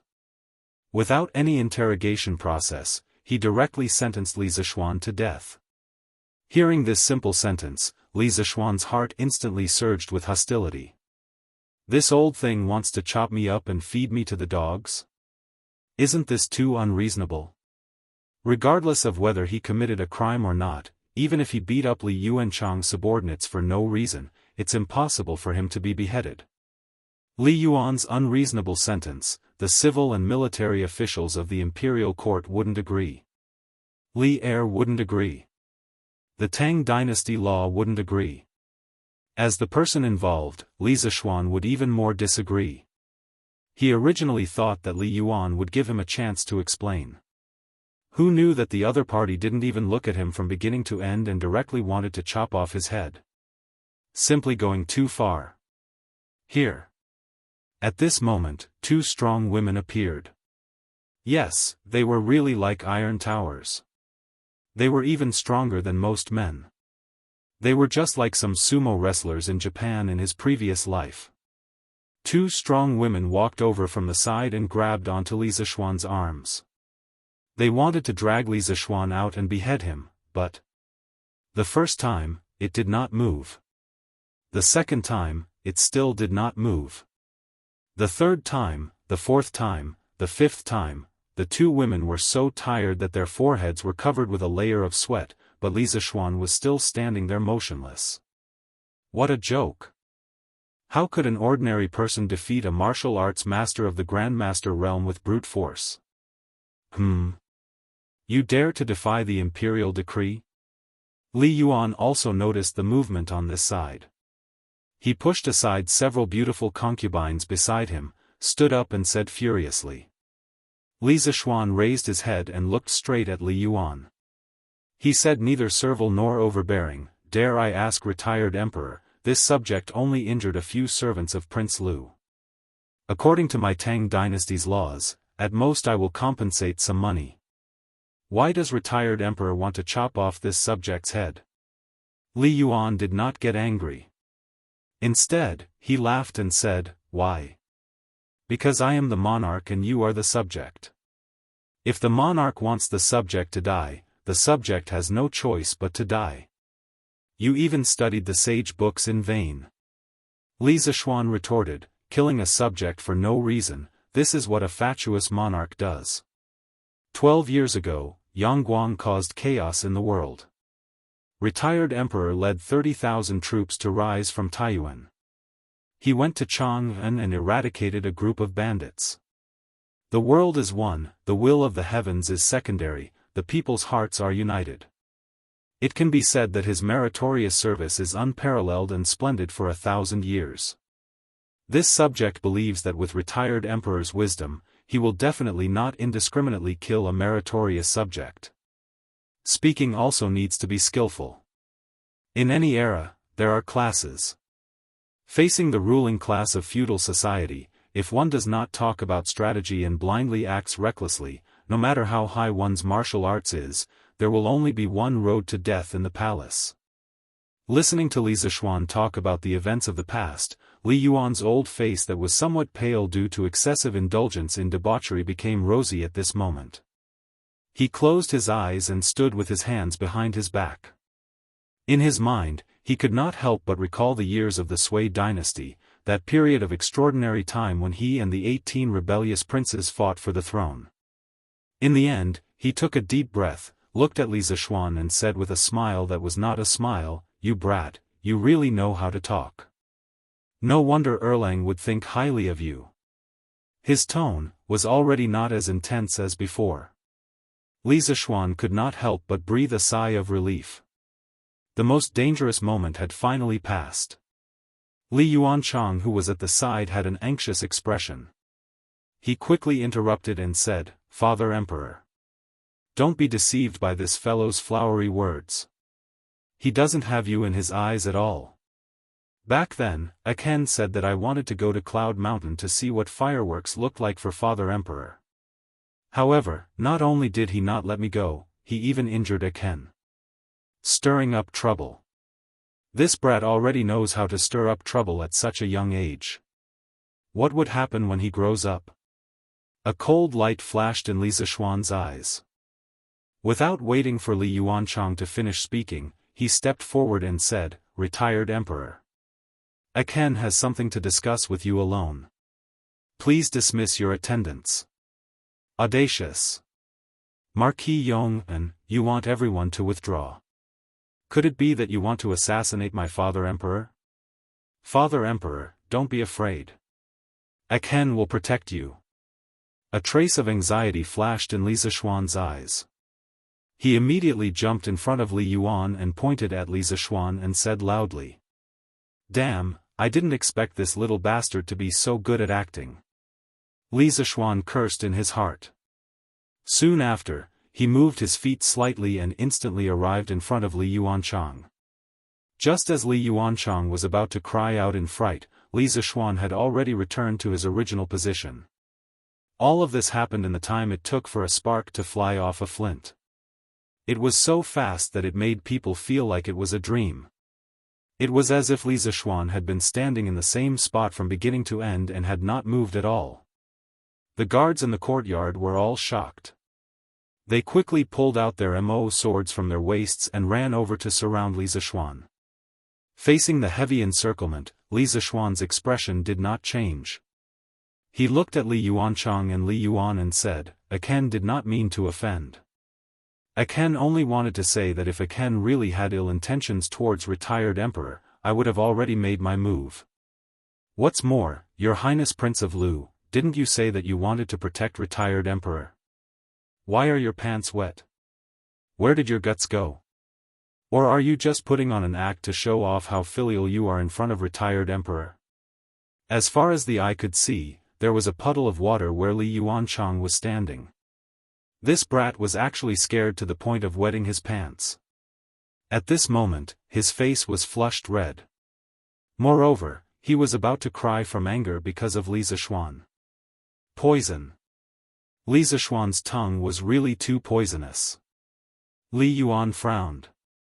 To be honest, at that moment, he was indeed astonished by Li Zishuan's martial arts. He did not expect that Li Zishuan's martial arts at such a young age would be stronger than some old generals. However, what made him most angry was Li Yuanchang's performance. It was said that a tiger father would not beget a dog son. He, Li Yuan, had several sons who were all heroes. However, this son in front of him was a complete coward. Too shameful. Yuanchang, you withdraw first. Li Yuan reprimanded with a black face. Chapter 1167. Father Emperor, Li Zishuan hastily wanted to argue a few more words, but Li Zishuan just happened to stab him in the back. He took a step forward, cupped his hands, and said loudly, "Retired Emperor, what this subject is going to say next is related to His Highness King Lu's life and death. I hope that retired Emperor will dismiss your attendants." Once these words came out, everyone in the courtyard changed color. Li Zishuan was so scared that his little face turned white. Li Yuan stared fixedly at Li Zishuan's eyes. After a long while, he waved his hand and said, "All of you, withdraw." The guards looked at each other. In the end, they still put away their weapons and withdrew from the courtyard. At this moment, Li Zishuan was no longer as arrogant as before. He also withdrew with the guards. Inside the courtyard, only Li Zishuan and Li Yuan were left. "Kid. You have guts. If you were born a dozen years earlier, there would definitely be a place for you in this vast land. Erlang might not even be able to compare to you. Li Yuan looked at Li Zishuan and said with a complicated expression. It was not that he was trying to flatter Li Zishuan, but in that confrontation just now, Li Zishuan had resolved a life-or-death situation in the blink of an eye. The courage and strategy he had displayed had made him look at him in a new light. A person who only has bravery is not scary. What's scary is bravery and strategy. This kind of person, placed in troubled times, definitely has the qualifications to become a formidable person.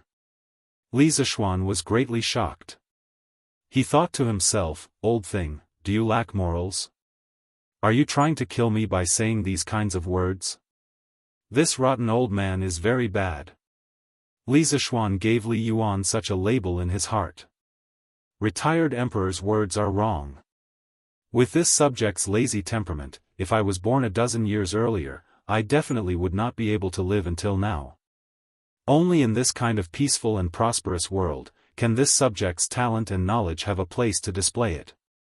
Li Zishuan criticized for a while in his heart, then he hurriedly stepped forward and said. Regardless of whether or not there were eyes and ears in the surroundings, and regardless of whether or not Li Yuan's words were deliberately probing, in terms of basic political standpoint, he must stand in the right position. Li Yuan shook his head and did not argue with Li Zishuan on this matter. He said in a low voice, "Kid.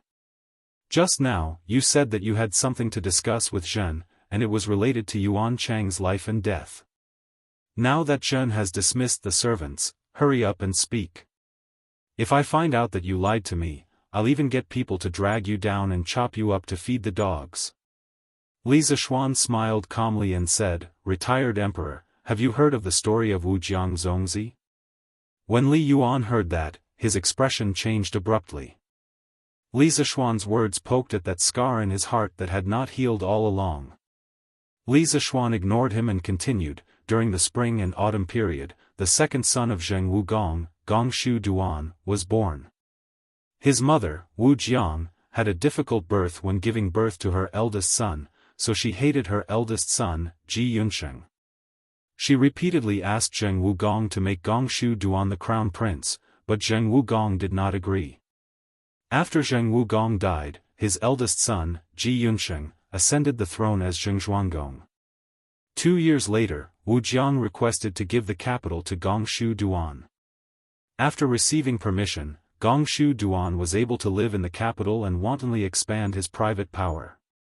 Not long after, Gongshu Duan ordered the western and northern border regions of Zheng to listen to his commands.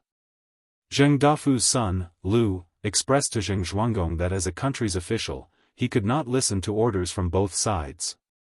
If Zheng Zhuanggong intended to abdicate the throne to Gongshu Duan, then he should serve him. Otherwise, he should get rid of him and not let the people have other ideas. Zheng Zhuanggong, due to his mother's spoiling of his younger brother, still did not interfere. Gongshu Duan was even more unbridled. He took 2 lands as his fief and the area under his control expanded to Lin Yen.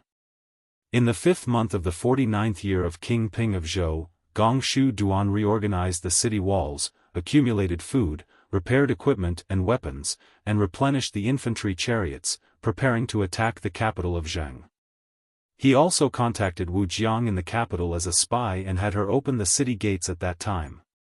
When Zheng Zhuanggong heard the date of Gongshu Duan's attack, he ordered Zheng Dafu's son, Lu, to lead 200 chariots to attack the capital city. Gongshu Duan was defeated and fled to Yen. Zheng Zhuanggong led his troops to pursue and win. After that, Gongshu Duan fled to live in Gong-yi. Zhuanggong sent out his troops to pursue and kill him. In the end, Gongshu Duan was driven to a dead end and was forced to commit suicide. Silence. After Li Zishuan's voice fell, the courtyard suddenly sunk into a strange silence. Li Yuan stared fixedly at him. His eyes also stared unblinkingly at Li Yuan. His purpose in telling this story was to tell Li Yuan that his excessive spoiling of Li Yuanchang was only pushing him step by step toward the edge of the abyss of death. When he, Li Yuan, passed away one day and could no longer protect Li Yuanchang, if Li Yuanchang was still so jumpy and liked to stir up trouble everywhere, then he, Li Yuanchang, would be the next Gongshu Duan. This was not an exaggeration to scare people. The Li Yuanchang of history, because of Li Yuan's excessive spoiling when he was alive, caused him to forget himself and lose his reverence. As a result, in the 17th year of Zhengguan, together with Du He, Zhao Jia, Li Anyun, and the others, he suggested Crown Prince Li Qingqian to rebel. Hexen Qingji reported the Crown Prince's rebellion, and Li Yuanchang, Du He, Ho Junji, and the others were all beheaded for the crime of rebellion. Imperial grandfather, Imperial grandfather. Have mercy, ah! At this moment, a clear and melodious female voice, like the chirping of an oriole, broke the silence. Changle, who was wearing a thick fur coat, was running quickly towards them. Behind her were Li Tai, Li Ku, and Li Qingqian. Aya! When Changle was running in front of the two, she accidentally tripped over a protruding stone tile on the ground, and her entire body was about to crash into the limestone floor in front of her. Princess, be careful. In a flash, Li Zishuan shot forward and arrived in front of Changle. He firmly grabbed the latter's shoulder with one hand, preventing her from falling. Brother Xiaoxian, you're fine. That's great. Changle took a few quick breaths, turned her head to look at Li Zishuan, and said happily. Li Zishuan frowned, because he could sense that Changle's breathing was extremely chaotic. When he thought about how this little girl had run all the way here from Changle Palace in the middle of winter, his expression changed, and he hurriedly said, Changle, don't speak. Quickly calm your breathing and focus your mind. It would have been better if he hadn't said anything, but now that he said it, Changle's face instantly turned ghastly pale. She bent over and clutched her chest, and then she coughed violently. She then said with a pained expression, cough, cough, cough. Brother Xiaoxian. Changle. Changle's chest is so stuffy, huff. Huff. Huff. As she spoke, her breathing became shorter and shorter, more and more hurried. Changle. Changle. What's wrong? At this time, Li Yuan also quickly rushed over. He looked at the pale Changle and said with an anxious expression. Li Qingqian and Li Tai had only just caught up, and the two of them anxiously said, Changle's qi is acting up. Someone. Quickly call the imperial physician. At this time, how could Li Zishuan still care about the propriety between men and women? What's more, Changle was only a little girl. He never had that kind of thought. At the critical moment, he carried Changle up from the ground in a princess carry. He said anxiously to Li Yuan, retired emperor, where is a warm side room? Changle can't breathe in cold air right now, or else her life will be in danger. Li Yuan had always doted on Changle. When he heard Li Zishuan's words, his face that was always calm also panicked a little. He pointed at the palace in the north, and as he ran, he shouted at Li Zishuan, quick! Quickly follow Zhen. Zhen's bedroom has heating. Chapter 1168. The biggest taboo for asthma patients in winter was to stay outside for a long time and inhale large amounts of cold air. Changle ran all the way from Changle Palace to Taiji Palace just now. Her speed was even faster than Li Tai and Li Qingqian. Under such intense exercise, her trachea and lungs would naturally be filled with a large amount of cold air. In addition, the little girl's qi disease had been hidden for a year. Now that it met with such an opportunity, it immediately erupted like a flood and ferocious beast. Illness comes like a landslide. This was Changle's current situation. Just a moment ago, she was still a lively and cute little girl. Now, she could only sit on the bed and cough violently. Even breathing was difficult. Imperial physician. Where's the imperial physician? Quickly call the imperial physician. At this moment, Li Yuan's face no longer had the previous indifference and relaxation. He anxiously paced around the room and shouted to the servants in the room. It's useless even if the imperial physician comes. Li Zishuan, who was sitting by the bed and placing his hand on Changle's white wrist, hurriedly said, "Retired Emperor, Changle's qi disease this time is very fierce. I'll first use true qi to help her recuperate. Quickly send someone out of the city to Yunshan to invite Sun Daozhang." Today was the 5th day of the Lunar New Year. Sun Simiao did not go out to do volunteer medical treatment. At this time, Li Yuan had already put down his heirs, because although he was imprisoned in the depths of the palace, he had also heard that Li Zishuan had once seized blood to extend his life, saved Qin Xiong, and quelled the cholera with his own strength. Now, he was completely responding to whatever Li Zishuan said. Whatever he wanted, he would give. Because Changle was not only Li Er and Changsuan's favorite, she was also Li Yuan's favorite. "What are you still standing there for? Quickly go. Quickly ride a horse to Yunshan. Invite Sun Daozhang over for Zhen. If anything happens to Changle today, none of you can think about living." All the eunuchs, palace maids, and servants' expressions changed. The old woman who previously brought Li Zishuan into the palace hurriedly stepped forward and said, "Yes." Then she turned around and walked out of the room. "Imperial grandfather. Let Ku go. Ku has martial arts and is good at horsemanship. Going back and forth can save a lot of time." Li Ku stood up and volunteered. Li Yuan's eyes lit up and he said, "Good. Ku, quickly ride on my carefree horse and quickly go to Cloud Mountain to invite Daoist Sun." The carefree horse was Li Yuan's mount. It was gifted to Li Er for a period of time, but Li Er returned it after ascending the throne. Li Ku solemnly cupped his fists and said, "Yes. Father." After saying that, Li Ku rushed out of the house in a flash. On the bed, Changle leaned on one of Li Zishuan's hands. She closed her eyes and coughed less violently than before. However, she was still short of breath, as if the air in the room was not enough for her to breathe. Li Zishuan supported Changle's back with one hand and massaged a part of her back with the other hand. Of course, he was not massaging through the thick snow fur coat. When they entered the room, Changle's coat had been taken off by the maidservants. She was still wearing a white silk undergarment. It was not out of line. "Brat. How is Changle now?" Under the critical situation, Li Yuan could not care about those messy things. Moreover, Changle was still young. Everyone still treated her as a child. Retired Emperor. With the princess's current situation, only Daoist Sun can use the golden needle to guide qi into her body to help her calm down the chaotic yin qi in her body. This subject can only massage the Fengmen acupoint to calm the princess's cough and stall for time for the princess. Everything can only be done when Daoist Sun arrives. Large beads of sweat rolled down Li Zishuan's forehead. A few beads of sweat rolled into his eyes. He only blinked his eyes and did not stop the movements of his hands at all. Just now, he said it was easy, but only he, the person involved, knew how hard it was to do it.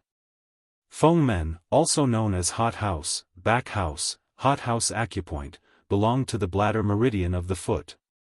It was the intersection point between the foot's Taiyang meridian and the Du meridian. Feng, the qi and blood of the body were mainly wind. Fengmen, it referred to the door of entry and exit. The Fengmen acupoint referred to the flow of qi and blood of the arm. Massaging the Fengmen acupoint was very effective in treating asthma. What Li Zishuan was doing now was not only massage, but also transferring qi. He was using the true qi in his body to help Changle straighten out the chaotic yin qi in her body. If he transferred qi too quickly, it would definitely hurt Changle's meridians. If he transferred qi too slowly, it would greatly affect the effect. Moreover, it was even harder to control the strength now that it was separated by clothes. Even with Li Zishuan's martial cultivation at the Grandmaster realm, he could faintly feel a trace of strain at this moment. He could not let Changle die. When he thought of the little girl running all the way here just to save him from Li Yuan's hands, he felt a stab of pain in his heart. At this moment, he somewhat regretted that he did not learn Sun Simiao's set of golden needle technique previously. Because at this moment, if he used the golden needle to guide qi into her body, he could not say that he could completely cure Changle's qi, but he was absolutely confident that he could pull Changle back from the gates of hell. What are you all in a daze for? Quickly go wipe the sweat of this brat, for the Marquis of Yong'an. When Li Yuan saw that Li Zishuan was working so hard, he could not help but have a trace of favorable impression of this junior in his heart. Thus, he berated his group of concubines. These concubines were merely playthings that he had gathered during his imprisonment. He did not care at all. Li Zishuan's eyebrows twitched, and he hurriedly said, Don't. This subject appreciates retired emperor's good intentions. This subject cannot be distracted right now. I would like to trouble retired emperor to let irrelevant people withdraw. What a joke. No matter what, they were Li Yuan's women. He was not willing to have anything to do with these women at all. Li Yuan said to everyone in the room, half believing and half doubting, all of you withdraw. Yes. The chamberlains, palace maids, servant women, and the group of concubines all withdrew. Changle. How is Changle? Not long after, a series of hurried footsteps and Li Er's anxious shout came from outside the room. Following that, Li Er walked in with long strides, followed by Empress Zhangsun. Greetings to Imperial Father. Greetings to Imperial Mother. Li Tai and Li Qingxian saluted one after another. Li Er waved his hand. When he saw Changle with her eyes tightly closed on the bed, as well as Li Zishuan behind Changle who was sweating profusely, his heart ached. He looked at Li Yuan and said, Imperial Father. How is Changle now? Her life is not in danger for the time being. Li Yuan replied, and then said unhappily, Humph. How are you a father? You clearly know that Changle has a qi disease, but you did not send people to take good care of her. You actually let her run around in this cold weather. Do you still have this daughter in your heart? Li Er was stunned and almost cursed. He thought in his heart, if you did not bring Li Zishuan here, would Changle run over in a hurry? This son did not think it through. Imperial Father, please calm down. After a long time, Li Er finally lowered his head and admitted his mistake. Chapter 1169. When a person found it difficult to breathe, their consciousness would soon become blurry. Changle was in such a state now. She felt that the air around her had solidified. It was difficult for her to take in a breath of fresh air. Her consciousness gradually became blurry, but the only thing that made her feel comfortable was the warm hands on her back. She could vaguely feel that the hands were sending waves of invisible energy to her, helping her to absorb the air in the room. A glimmer of hope suddenly appeared in the crisis of certain death. She didn't want to die. She vaguely remembered that she was carried in by that man. His chest was so warm, and his breath intoxicated her. She hadn't had enough, so she didn't want to die like this. She wanted to live. She wanted to live. Don't sleep. I don't want to die. If I die, I won't be able to see him again. I don't want to die. A strong desire to live suddenly erupted in this delicate body. Along with the waves of invisible energy, Changle breathed desperately trying to absorb the vitality between heaven and earth. Her weak pulse and heartbeat were suddenly fed back to Li Zishuan's hands with great strength. Changle. Don't give up. As long as you don't give up, no one in this world can take you away from me. Not even the king of hell can. While she was in a daze, Changle heard a familiar voice by her ear. That voice sounded so gentle, yet so confident and resolute. Yes. Using all her strength, Changle responded to Li Zishuan's encouragement with a soft, Your Majesty, Changle is awake. I just heard her voice. Zhang Sun, who was guarding at the side, held Li Er's hands excitedly. It had been nearly an hour since Changle's accident. For a moment, they saw Li Zishuan's face become very ugly. Without asking, they knew that Changle's situation had worsened. However, Li Zishuan did not give up. He continued to massage Changle's Fengmen acupoint repeatedly and continuously transferred qi to her. At this moment, Li Zishuan's face was extremely pale, but there was a trace of joy between his brows. Obviously, Changle had been saved from the most dangerous situation. Where is Ku? Has Ku returned to the city? Li Er patted Jiang Xuan's shoulder, but the worry between his brows did not fade away. He knew that Changle was only temporarily out of danger. If she wanted to be completely cured, Sun Simiao had to come over. Your Majesty, it would take at least 3/4 of an hour to travel from Chang'an to Yun Mountain, even on a fast horse. His Highness King of Han shouldn't have reached Chang'an yet. Zhao Song stepped forward and cupped his fists. 60 minutes. Li Er's face sank, his expression filled with anxiety. He looked at Zhao Song and whispered, "In your opinion, how much longer can the Marquis of Yong'an hold on?" This, Zhao Song looked troubled. He looked at Li Zishuan, gritted his teeth, and said, "Your Majesty, actually, with the Marquis of Yong'an middle stage strength, it is reasonable to say that he can't hold on after such a great loss. This old servant thinks that he should be holding on with his mind at this moment." Hearing this, Li Er's expression changed slightly. When the Turkic army came to Chang'an, he was not anxious. At this moment, beads of sweat appeared on his forehead from anxiety. At this moment, he caught a glimpse of Li Yuanchang, who was standing in the corner and pretending to be an invisible person without saying a word. A trace of killing intent suddenly appeared in his eyes. The root of all today's problems was this brat. Li Er had just finished the morning court today when he learned that Li Zishuan had been invited from Yunshan to the palace by the people sent by Li Yuan. He thought for a moment and understood that it must be Li Yuanchang behind this. After all, he was also present at the conflict at the foot of Yunshan on New Year's Eve. After guessing the cause and effect of this matter, Li Er did not take it to heart.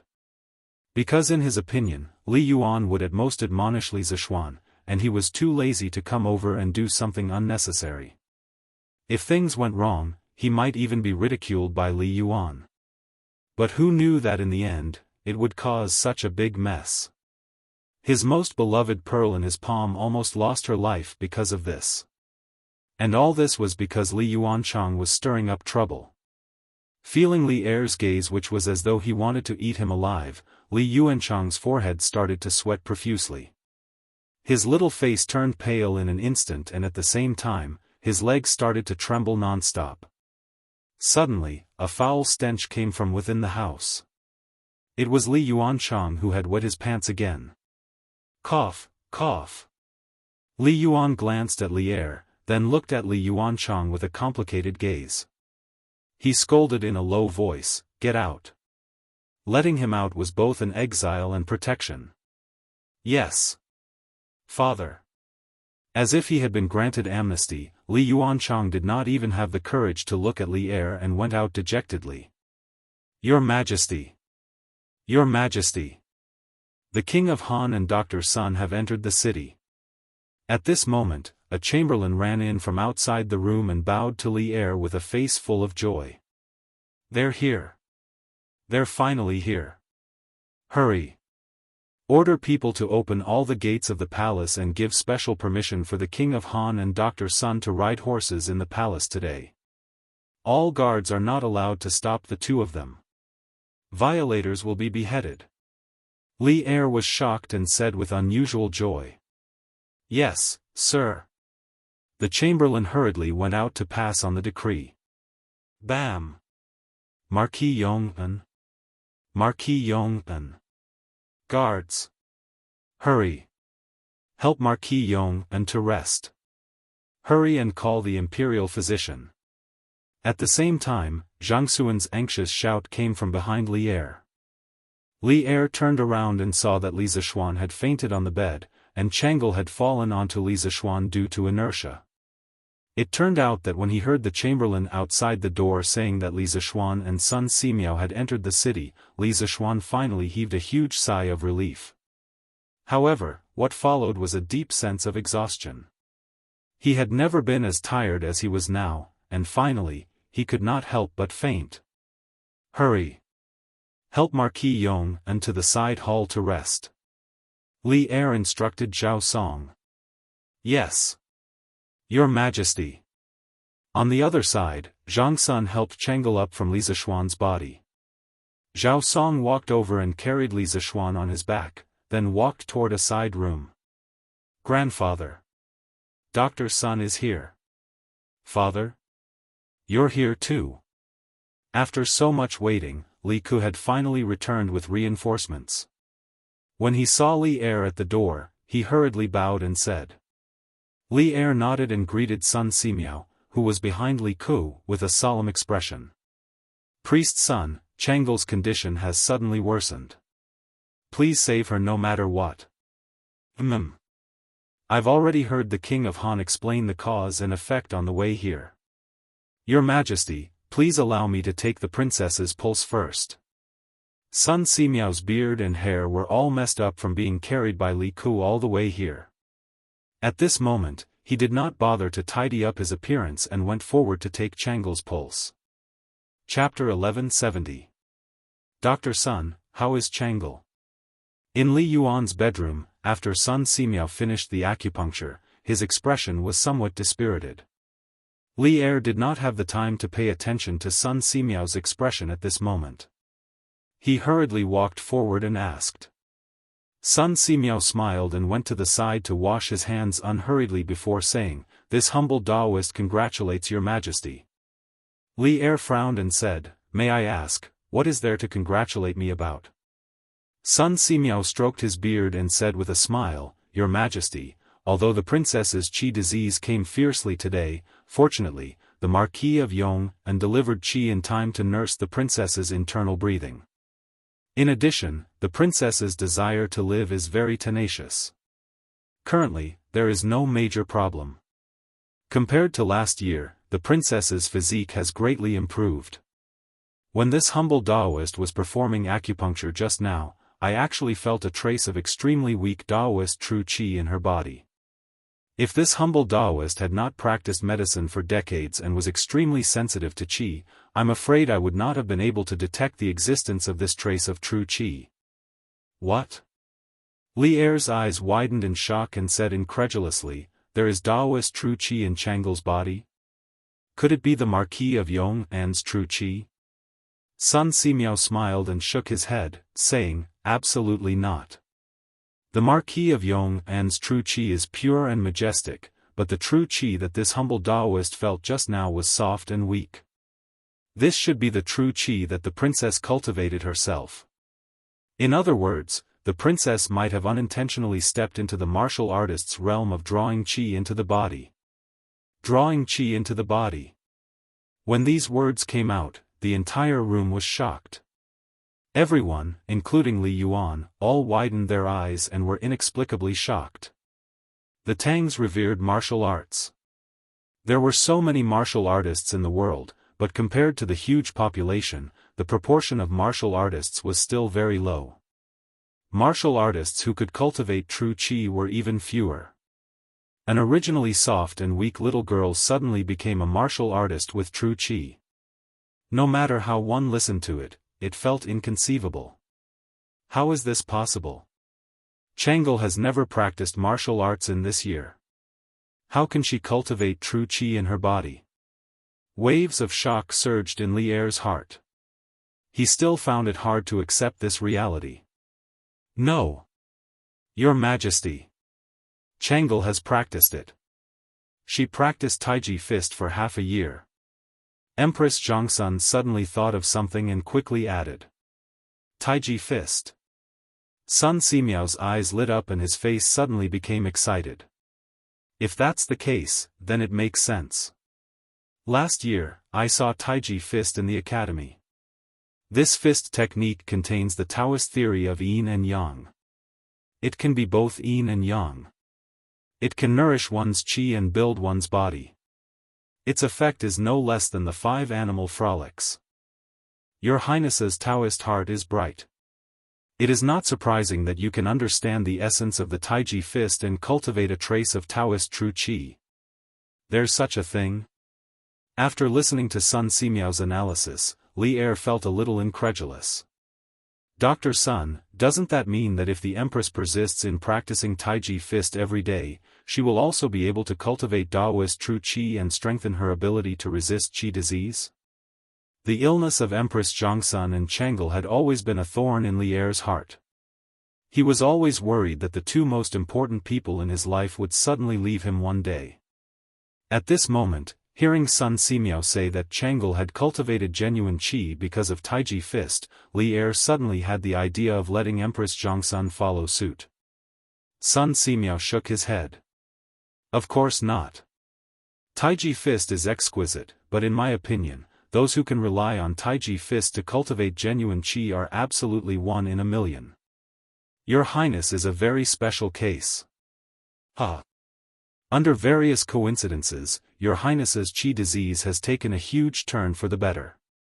With a little treatment in the future, it is very likely that she will completely recover. Oh. Right, just now I also found that Your Highness's heart and lungs are much more energetic than before. I wonder if Your Majesty and Her Highness have given Your Highness any supplements to strengthen your heart and lungs in the past year? If it were not for this, Your Highness would be in great danger today. When Li Er heard that Chang'e might completely recover, he was naturally happy. However, after listening to the second half of Sun Simiao's words, he frowned and fell into deep thought. After thinking for a while, he shook his head and said, "There has been no change in Chang'e's diet. I have also never heard of anything in this world that can help Chang'e treat her qi disease and strengthen her heart and lungs." Your Majesty. Divine Dr. Sun definitely wouldn't say something that wasn't true. There must be some details that we've forgotten. Wait for me to call Chang'e's personal maid over. She knows Chang'e's usual diet the best. We will know after asking her. Empress Zhongsun thought for a long time but couldn't think of anything. However, she believed that Sun Simiao wouldn't talk nonsense, so she suggested. Come. Quickly call Li over. Empress Zhongsun shouted and ordered. Yes. After a while, Chang'e's personal maid was brought in by an inner attendant. Without waiting for her to greet him, Li Er asked directly, "I'm here to ask you, is there anything unusual about Chang'e's diet in the past few months?" It had been more than 2 hours since Chang'e fell into a coma. Those who were well informed in the palace knew that something had happened to Chang'e. At this moment, hearing Li Er's question, Li Er was almost scared to death because she subconsciously thought that Li Er was suspecting that Chang'e's accident was related to her daily diet. Her face suddenly turned pale. Your Majesty. This servant has personally tasted Princess's daily diet. It is absolutely. Li Er, don't be nervous. His Majesty doesn't mean to blame you. Moreover, Chang'e is doing very well now. His Majesty and I just want to ask if Chang'e has eaten anything unusual but very beneficial to her body recently. Empress Zhongsun saw Li Er's nervous face and knew that this girl was thinking wrongly. She smiled and comforted her. Li heaved a sigh of relief. She blinked her eyes and thought seriously. Suddenly, she said, Your Majesty, Your Majesty. This servant remembers. If there is anything unusual that Her Highness the Princess has eaten in the past 6 months, it is only fried locusts. Last autumn, ever since Marquis Yong advised Her Highness to eat more fried locusts, Her Highness the Princess has to eat 1 serving every day. Locusts. Li Er's expression shook. He clapped his hands and said, I also remember. Last year, Marquis Yong said that eating locusts is beneficial to treating qi disease. Dr. Sun, I wonder if there is such a saying? Sun Simiao frowned. He closed his eyes and pondered for a while with a serious expression. Suddenly, he said with a joyful face, Locusts have a warm nature and can open orifices. It is indeed a good medicine to treat qi disease. Why didn't I think of it in the past? Marquis Yong and is really a medical prodigy. If he is willing to study medicine wholeheartedly, his medical skills will definitely not be inferior to mine in the future. Dr. Sun, go take a look at Marquis Yong. I reckon that he is already exhausted to the point of collapse. Li Er looked towards the side hall and sighed faintly. He thought to himself, looks like I have wronged Li Zishuan in the past. However, it was impossible for him to apologize.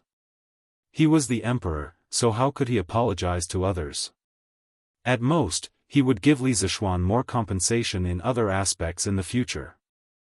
Chapter 1171. Sun Simiao was right. It was indeed 1 in a million to be able to sense qi with Taiji fist alone. Chang'e was able to create miracles mainly because she didn't want to die. Moreover, she worshipped Li Zishuan unconditionally. Since Li Zishuan said that Taiji fist was beneficial to resisting qi disease, she naturally had to practice it seriously every day. She never had any doubts in her heart. All she needed to think about was practicing hard every day. She couldn't relax for even a day. Perhaps it was because of this pure worship and persistent pursuit that she could become the lucky 1 in a million, and also give her the opportunity to completely get rid of qi disease. Even in the 21st century, with the advanced medical conditions, she was considered a miracle in the medical field. Why hasn't my husband come back yet? Did something happen in the palace? I heard that my husband injured King of Lu's guard. This time, the retired emperor suddenly summoned my husband. Is he deliberately making things difficult for my husband to vent his anger for King of Lu? In the Yunshan residence, it was almost noon. Han Yushi still hadn't seen Li Zishuan return. She became more and more worried. Thinking of the conflict between Li Zishuan and Li Yuanchang, Han Yushi's heart gradually sank. Yushi. What did Xian go to Chang'an for? Why hasn't he come back yet? Mrs. Li felt that Han Yushi's expression was a little abnormal, so she asked. Mother. My husband just went to Chang'an to explain some things to the members of the Chamber of Commerce. He should be back in the afternoon. Let's eat first. It won't be good if it gets cold. Han Yushi said hurriedly. This was also what Li Zishuan told her before he left. The purpose was to not let the family worry. Oh. In that case, let's eat first. Mrs. Li replied suspiciously. Yi Guozhong's eyes flashed. He said thoughtfully, Xiao Xian is now grounded. How could he leave Yunshan? Yushi, tell me honestly, did something happen to Xiao Xian? Tell us and we can help him together. Indeed, the older the ginger, the spicier it was. Yi Guozhong instantly noticed the loophole in Han Yushi's words. As soon as she finished speaking, everyone in the family turned to look at Han Yushi. Han Yushi immediately felt as if she was sitting on pins and needles. She hesitated for a moment before telling the truth. Father, mother, grandfather, grandmother, hubby today.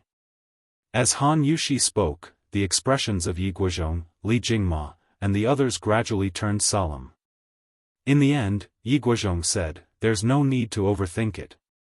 It's definitely the retired emperor who was instigated by His Highness King Lu to summon little Xian into the palace for revenge. Mrs. Li suddenly panicked and hurriedly asked, Father. In that case, what should he do? We have to think of a way to save Xian, Yi Guozhong heaved a sigh and shook his head. The palace is heavily guarded. How can ordinary citizens like us enter the palace to save little Xian? Seeing Mrs. Li's gloomy face, Yi Guozhong couldn't bear to say, Yuzhu, you and Jingma don't have to worry too much. Although the retired emperor can decide the life and death of anyone, now that His Majesty is in power and little Xian is deeply favored by His Majesty, it's impossible for His Majesty to not know about him entering the palace. When the time comes, he will definitely not sit idly by. Hearing this, everyone was slightly relieved. Suddenly, Lan said, "Father, Mother." Lan saw Brother Xiaoka riding down the mountain with Grandpa's son in the morning. "Is someone sick?" Brother and doctor's son went to see a doctor. "What?" Priest's son was also invited into the palace. Yi Guozhong frowned. If that was the case, the situation would be even more complicated. Li Zishuan had a dream. It was a very long dream. In the dream, he returned to the modern era. But with him, he returned to the modern era with his martial arts, his family, friends, and Li Er. In the dream, he brought a group of ancient people to the modern era to go shopping, sit in the car, watch television, play games, and have a lot of fun. This dream seemed to have no end. Time passed quickly in the dream. 1 year, 2 years, 3 years, until a few decades later. At that time, the group of Tang dynasty people that he brought to the modern era all told him that they wanted to go back to the Tang dynasty. Because although the Tang dynasty was more backward than the modern era, it was still their Tang dynasty. Their Tang dynasty. In the end, everyone went back, and he was the only one left in the modern world. Loneliness, helplessness, coldness, loneliness, all kinds of negative emotions lingered in his heart. Even though he was dreaming, his expression was still full of sadness. "I want to go back too. That is also my Tang dynasty." Li Zishuan in the dream suddenly said firmly. "Little Xian. Little Xian." Li Zishuan, who was sleeping, suddenly heard a familiar call. Gradually, he opened his eyes with great effort and saw a white-bearded old Daoist sitting by the bed, looking at him with a smile. Who else could it be other than Sun Simiao? "Little Xian. You're finally awake?" Sun Simiao smiled gently. Li Zishuan suddenly realized that everything seemed to have returned to the beginning. Last spring, when he first came to this world, the first person he saw when he opened his eyes was also Sun Simiao. And at that time, Sun Simiao was also treating him. Everything was so similar. "Daoist son, thank you so much. You've saved my life again." Li Zishuan struggled to pull his hands out and saluted Sun Simiao. His voice was very weak. Sun Simiao made a rare joke and said, Okay. You don't have to be so polite with me. Take care of yourself first.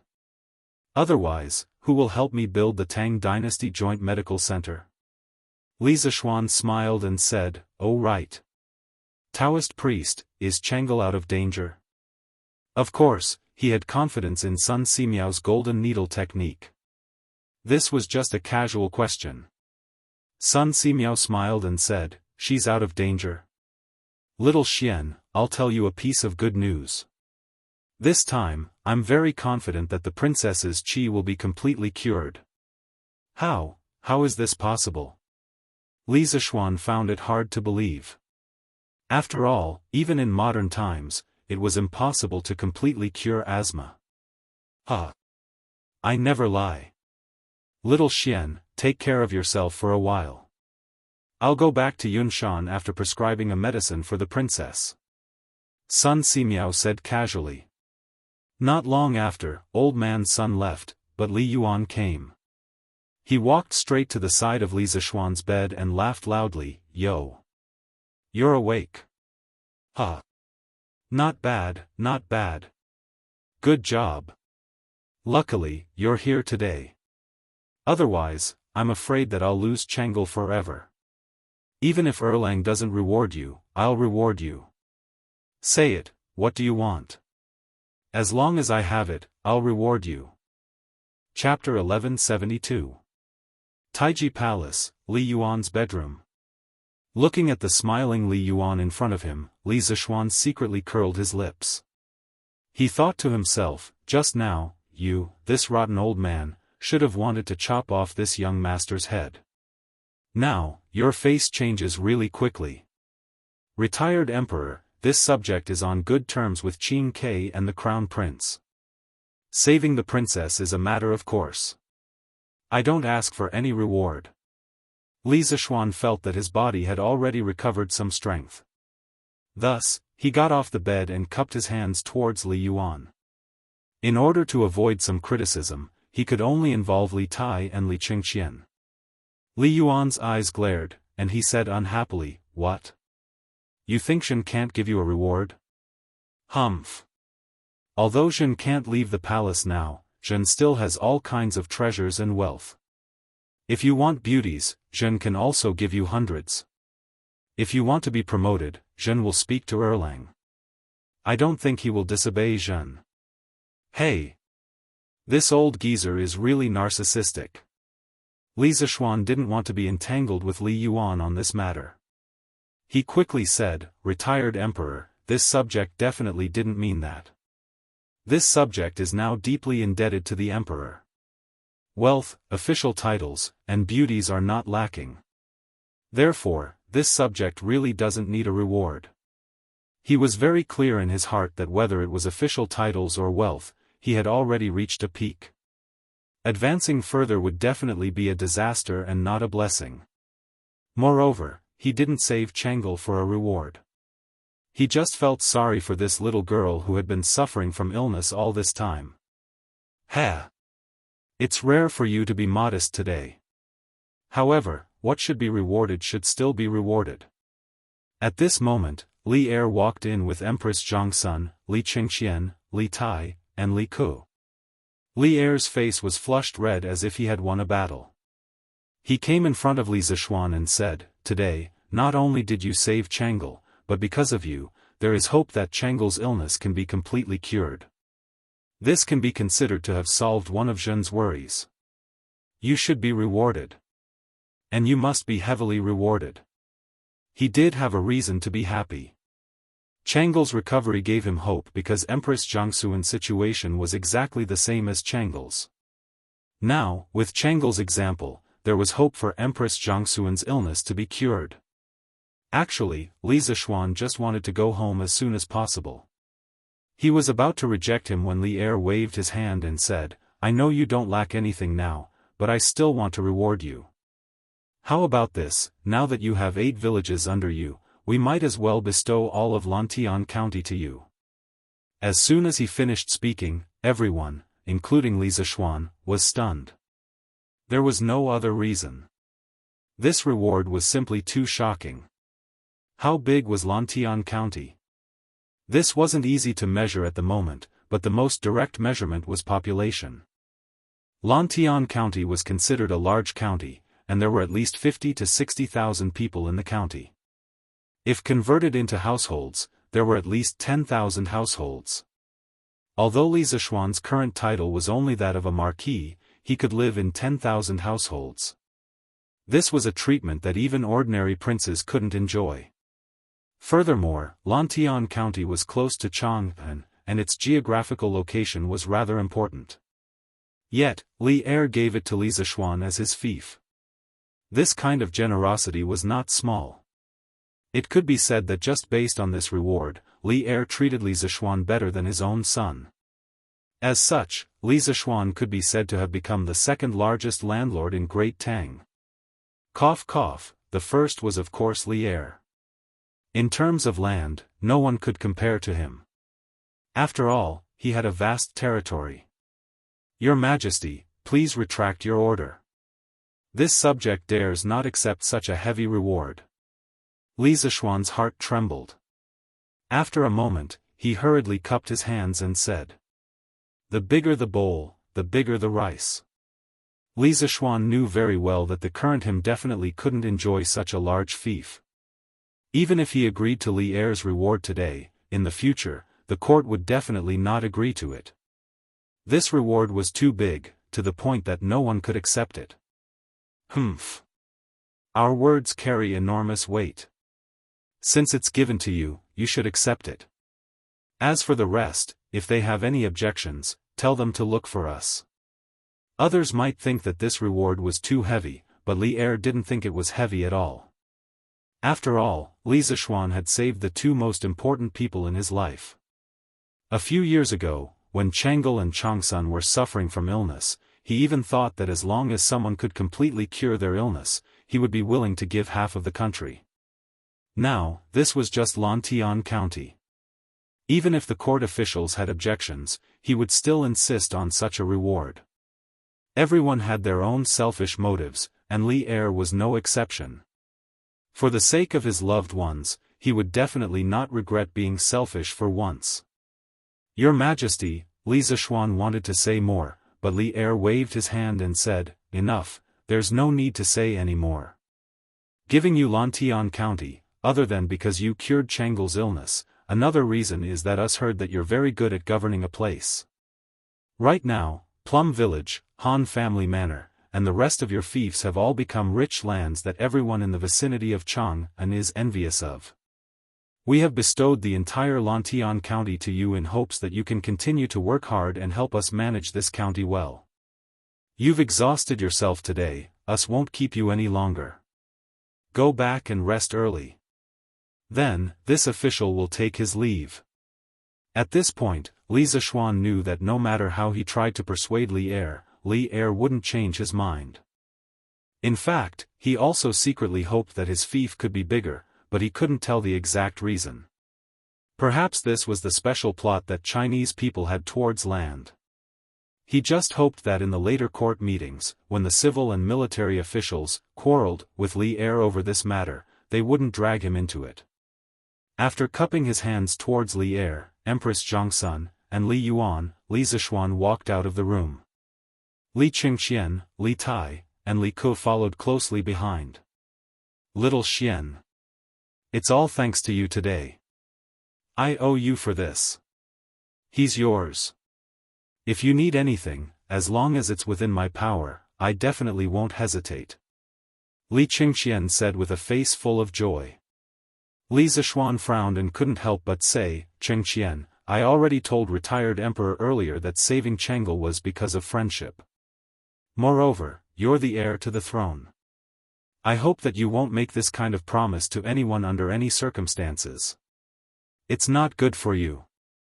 Li Qingxian was a bit too excited just now. He also knew that Li Zishuan's words made sense. Hearing this, he said embarrassedly, Little Xian, you're right. Then I'll prepare a table of good wine some other day to thank you for saving Changle today. How about it? Li Zishuan laughed loudly and said, haha. Drinking wine is fine. Just don't make me pay the bill when the time comes. Li Qingxian laughed in spite of himself and said, Little Xian, you're joking. Even if it was a year ago, I could still afford to treat you to a drink. Li Zishuan smiled but didn't say anything.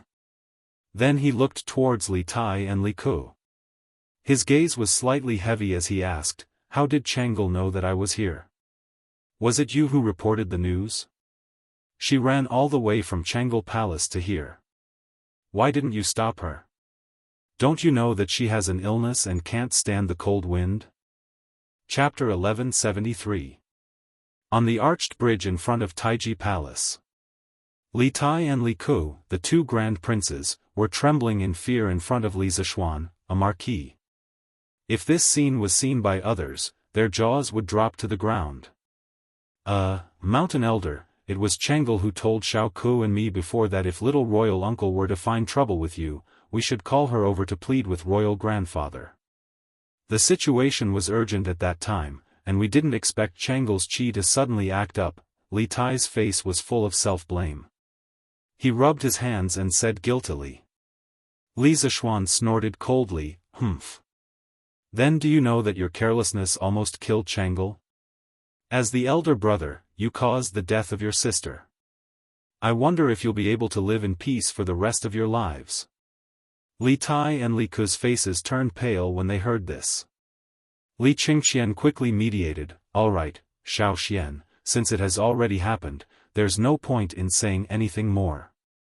Fortunately, Changle now has a blessing in disguise. She has a chance to completely cure her chi. Priest's son said before that there can be no construction without destruction. No one expected her chi to flare up this time, but the end result is still good. Seeing that Li Qingxian took the initiative to speak up for Li Tai and Li Ke, Li Zishuan was secretly relieved. These brothers were finally acting like brothers, and no longer schemed against each other all the time. Ah. When Dr. Sun said that Chang'e used Taiji fist to cultivate true qi, I was shocked. Xiao Xian, I didn't expect the Taiji fist you taught to the students of the academy to be so magical.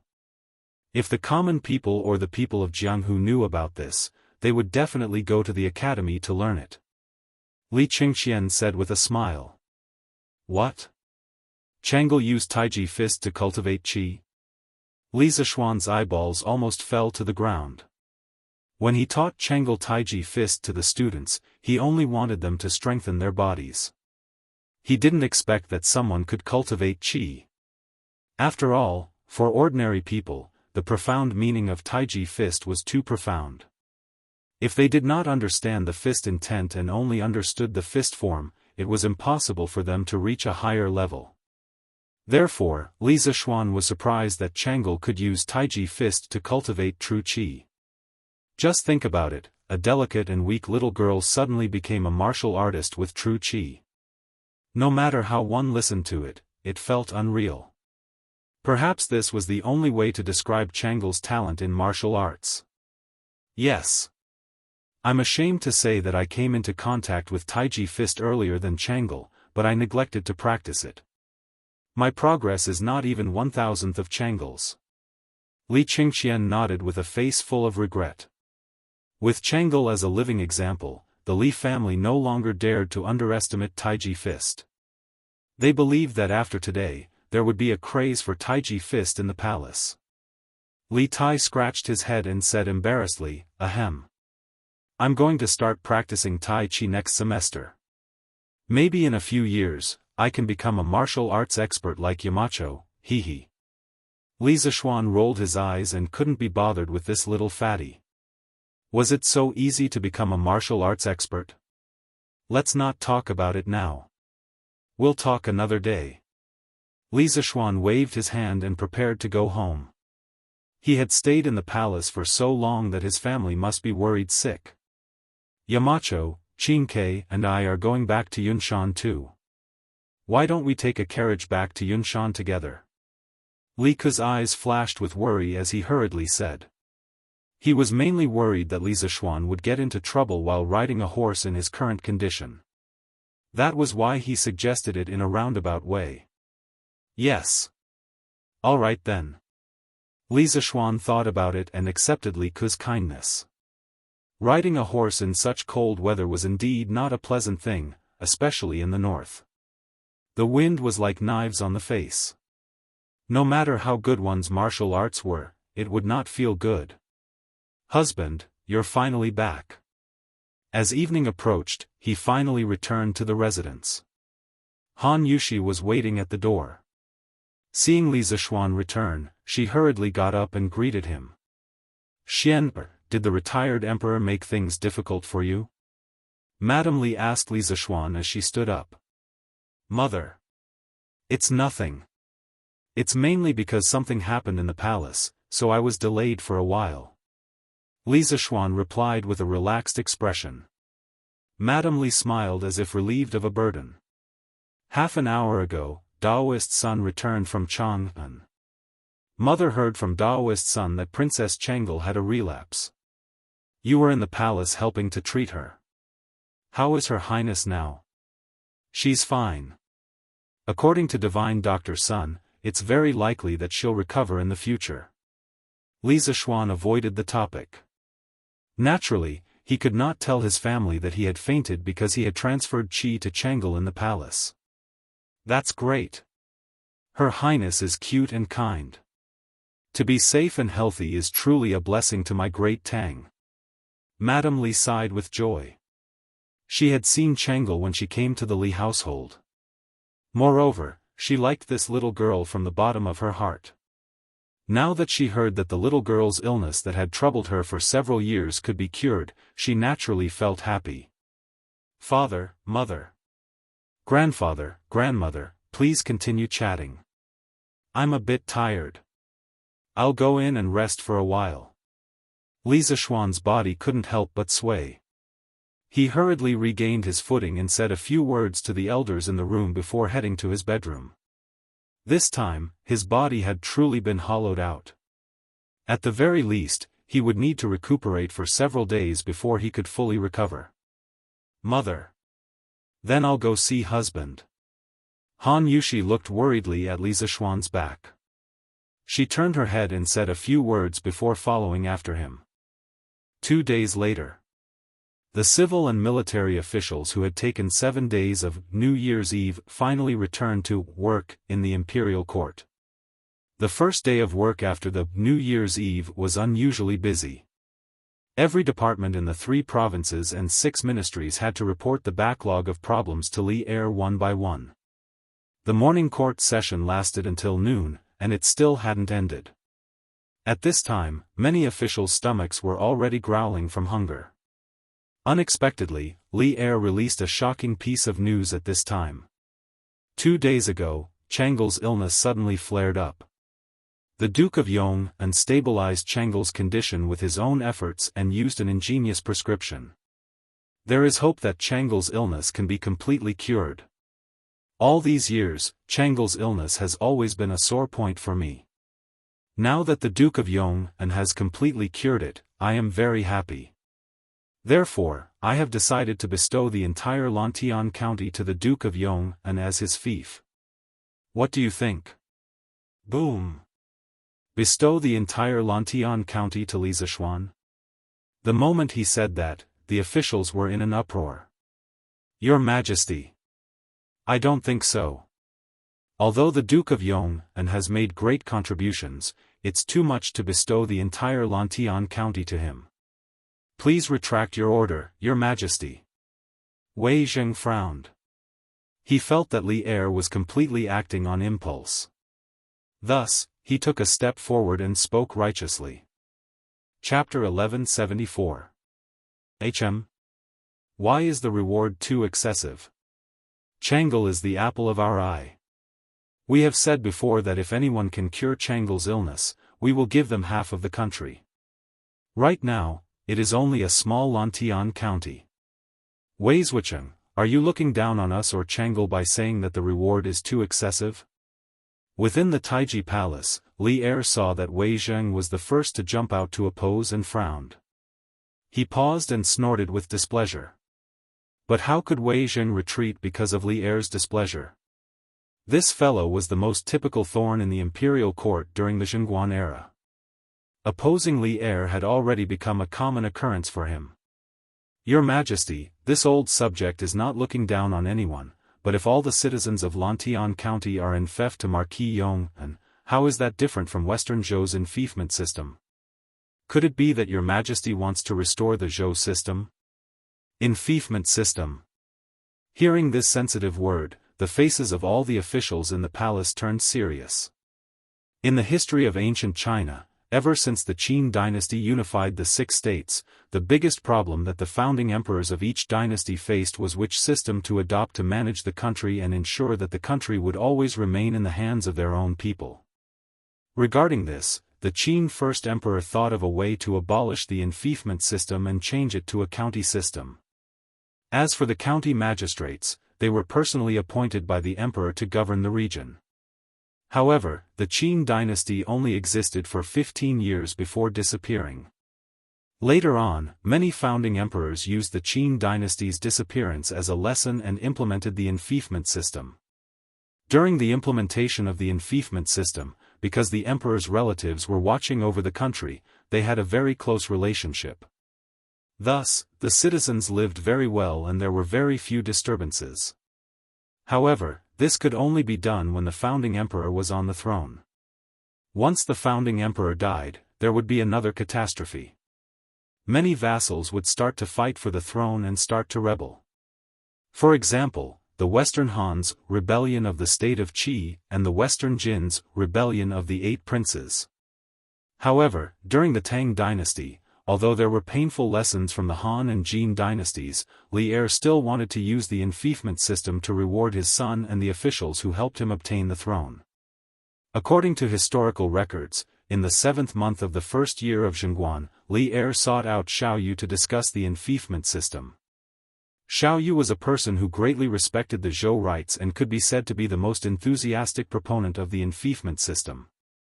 At that time, he said, based on my observation of the previous dynasty, I believe that the enfeoffment system will last for a long time. The Qin dynasty had 6 states, but the second generation died. The Han dynasty had the world, and the commanderies participated in the construction, but it took more than 400 years. The Wei and Jin dynasties were abolished, and could not last forever. Li Er was overjoyed that he had finally found a like-minded person. He was about to issue a decree to reward the officials who had rendered meritorious service. But at the crucial moment, Li Er's idea was vehemently opposed by the officials led by Fang Xianling, Du Ruhui, Wei Zheng, Li Baiyao, and Yan Shigu. In their view, the enfeoffment system was the root of the country's troubles. Once this loophole was opened, the Tang Empire would inevitably be plunged into a chaotic state of war. Thus, at that time, the imperial court was divided into the anti-enfeoffment system and the enfeoffment system. But after Li Er's consideration, he finally decided not to enfeoffment system. The anti-enfeoffment system faction obtained a temporary victory. Now that the old matter was brought up again, Fang Xianling, Du Ruhui, and the others could not sit still. Bastard! How could Li Er, who was sitting at the head of the table, not know what was at stake? His expression changed as he slammed the table and stood up. He pointed at Wei Zheng and said angrily, "Wei Xuancheng, don't confuse the public. I am only giving Lantian County to the Marquis of Yong'an as a fief. What does this have to do with the enfeoffment system?" Seeing Li Er so angry, the officials in the imperial court immediately dispelled the idea of joining in the fun. Now that Li Er had ascended the throne for a long time, he had accumulated more and more power. Many officials were still afraid of him getting angry. Fang Xianling and Du Ruhui looked at each other.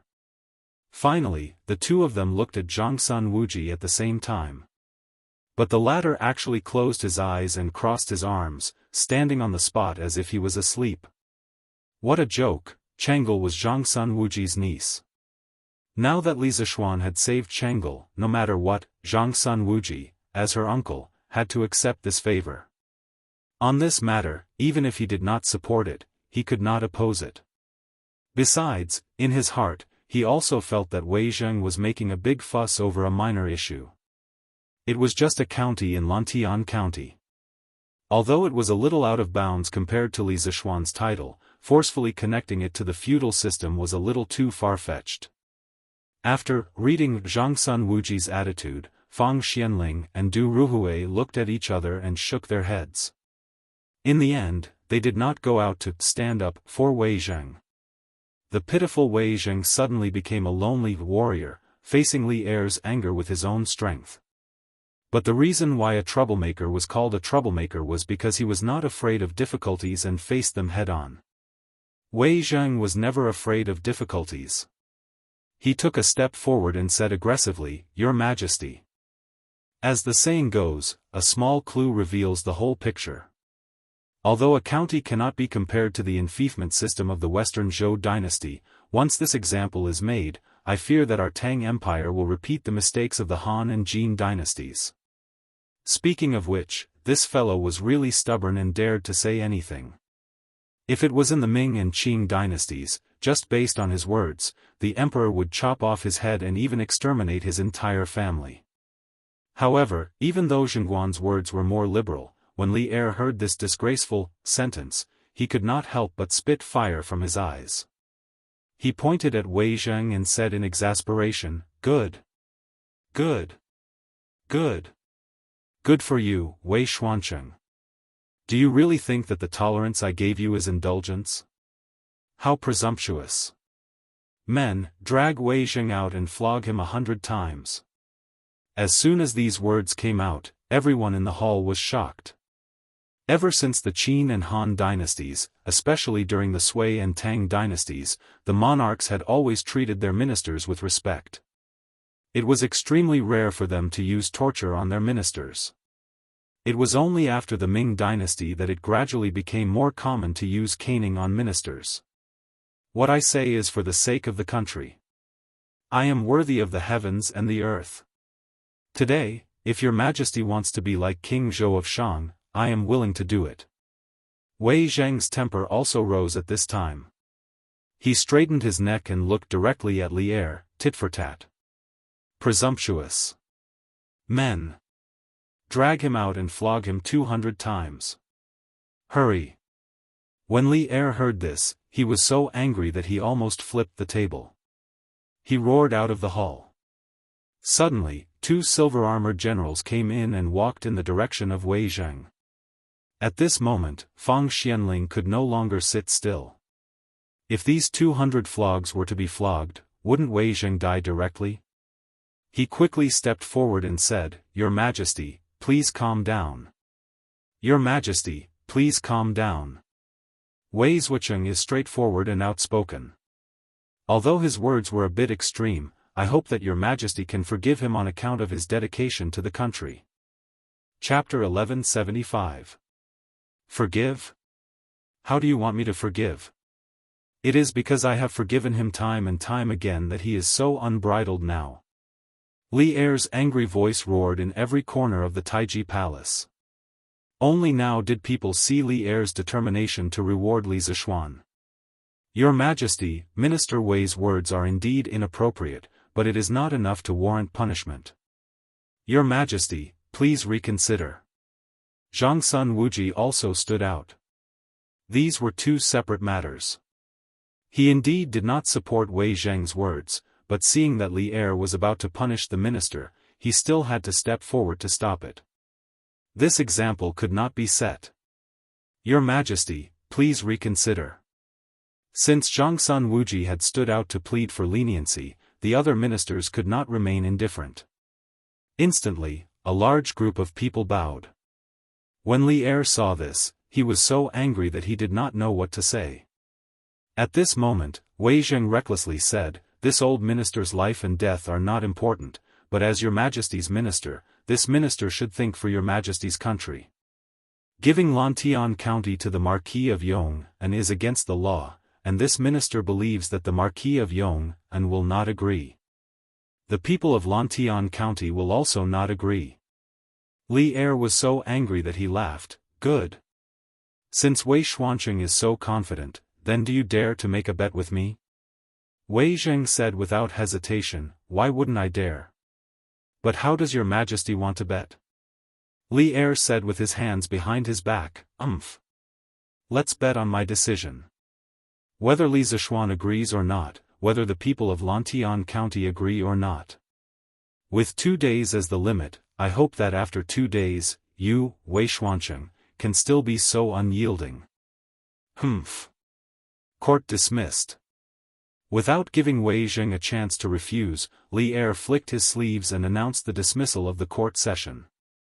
"Hey! Wei Xuanqing, Wei Xuanqing. Don't you have nothing better to do?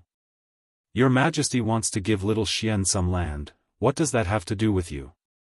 Jumping out in such a hurry to object, isn't this just finding trouble for yourself?"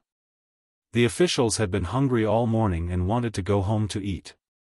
When Li Er announced the end of the court session, the officials went back to their homes.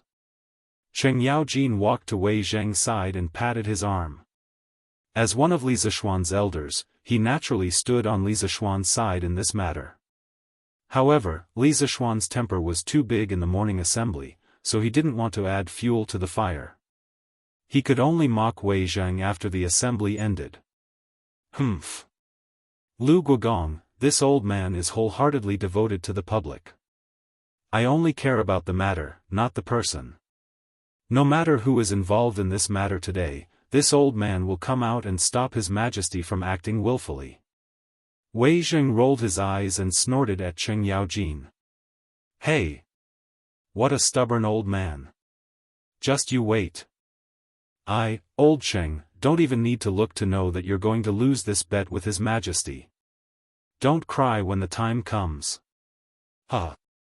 Cheng Yaojin waved his hand, not willing to waste any more time with a one-track-minded person like Wei Zheng. He left Taiji Palace and returned home. Damn it! This Wei Xuanqing has repeatedly contradicted me. It's really hateful. It seems that I have been too lenient with him in the past. After the assembly, Li Er came to the Sweet Dew Hall. Recalling everything that had happened in the morning assembly, he became angrier and angrier. In the end, he pushed away the memorials on the table and roared angrily. "Your Majesty, please calm down. Don't be angry." At this time, Empress Jiangsun happened to walk in from outside the hall. Her complexion seemed to be much better than 2 days ago. "Guanyin maid? Come and sit." When Li Er saw that it was Empress Jiangsun, he quickly restrained the anger on his face. After Jiangsun sat beside him, he asked with concern, "How is Chang'e recovering?" Empress Jiangsun smiled and said, "Your Majesty, Chang'e has completely recovered after 2 days of recuperation by Dr. Sunday. This morning, this concubine followed Chang'e and practiced Taiji fist twice." Li Er immediately forgot some of the unpleasantness in the assembly and said with a smile, "Good. Good. Good. Guanyin maid, you have to practice Taiji fist every day in the future. If I have time, I will practice with you. I heard from the Marquis of Yong, and that even if ordinary people can't sense qi when practicing Taiji fist, if they practice more, it will only be good for the body. When the locusts flood this summer, the palace's food must have locusts every day. In the long run, Guanyin maid, your qi will definitely slowly improve." Li Qingxian's prediction was right. After the incident with Chang'e, there was indeed a craze for Taiji fist in the palace. Not only Empress Jiangsun, but some of the concubines, princes, and princesses in the harem also followed to practice Taiji fist. Now, Li Er could be considered to have performed a real-life version of delicious. Last year, when the academy used locusts to make the delicacy, soaring to heaven, Li Er wanted to find trouble with Li Zishuan after learning the truth. Unexpectedly, he was now looking forward to eating locusts in the palace again. Yes, delicious. The changes in the world could be said to be wonderful. Thank you for your concern, Your Majesty. This concubine understands. If there was a chance to live longer, she believed that no one would be willing to die early. Why wouldn't Empress Jiangsun want to live a healthy life with Li Er? Therefore, when she practiced Taiji fist, she was more serious than anyone else. At this time, she looked at the scattered memorials on the ground and bent down to pick them up while smiling softly. On the way here, this concubine heard that Wei Zhuqiang contradicted Your Majesty in the morning court. I think Your Majesty should be worried about this matter just now. Humph. That stubborn old man. When Wei Zhuqiang was mentioned, Li Er immediately became angry. He briefly recounted what had happened in the morning to Empress Jiangsun. At the end, he couldn't help but add, "Guanyin maid, do you think this Wei Zhuqiang is arrogant because he is pampered? He completely took our previous tolerance for him as indulgence.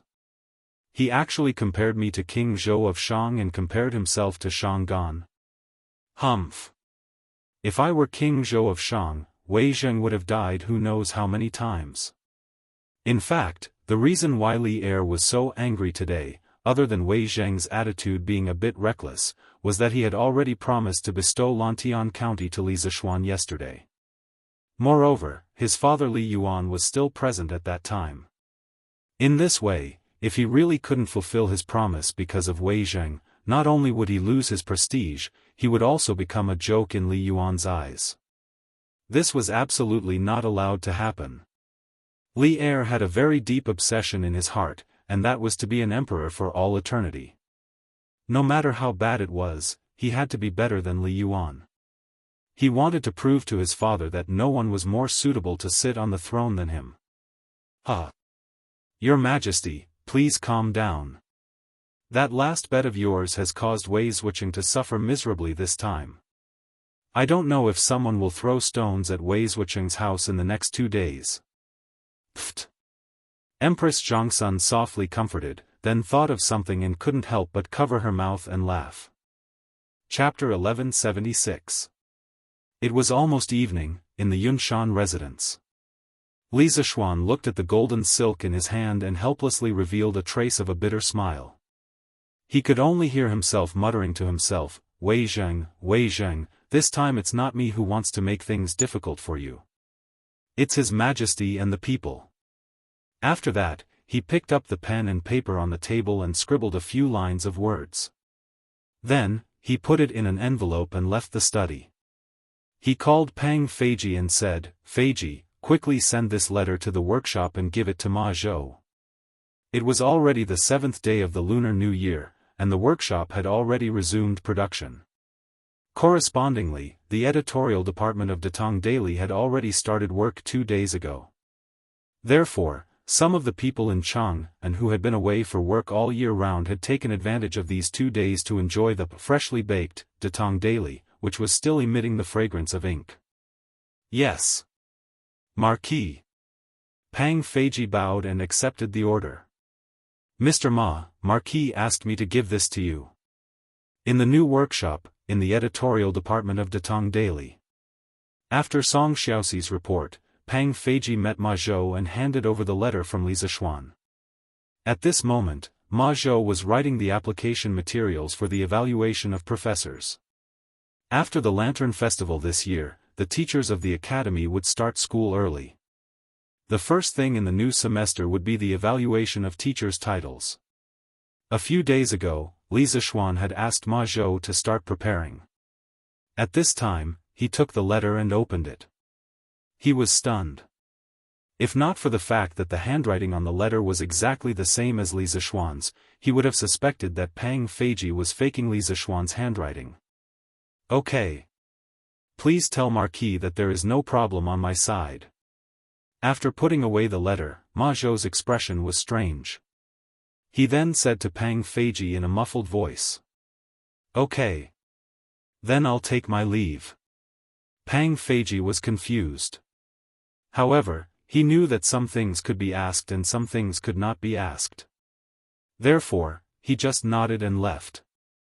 Sigh. I really don't understand what Marquis is trying to do. After Pang Feiji left, Ma Zhou smiled and sighed. The next day, the headline of Datong Daily made Chang'an, which had been bustling for a few days after the Spring Festival, boil again.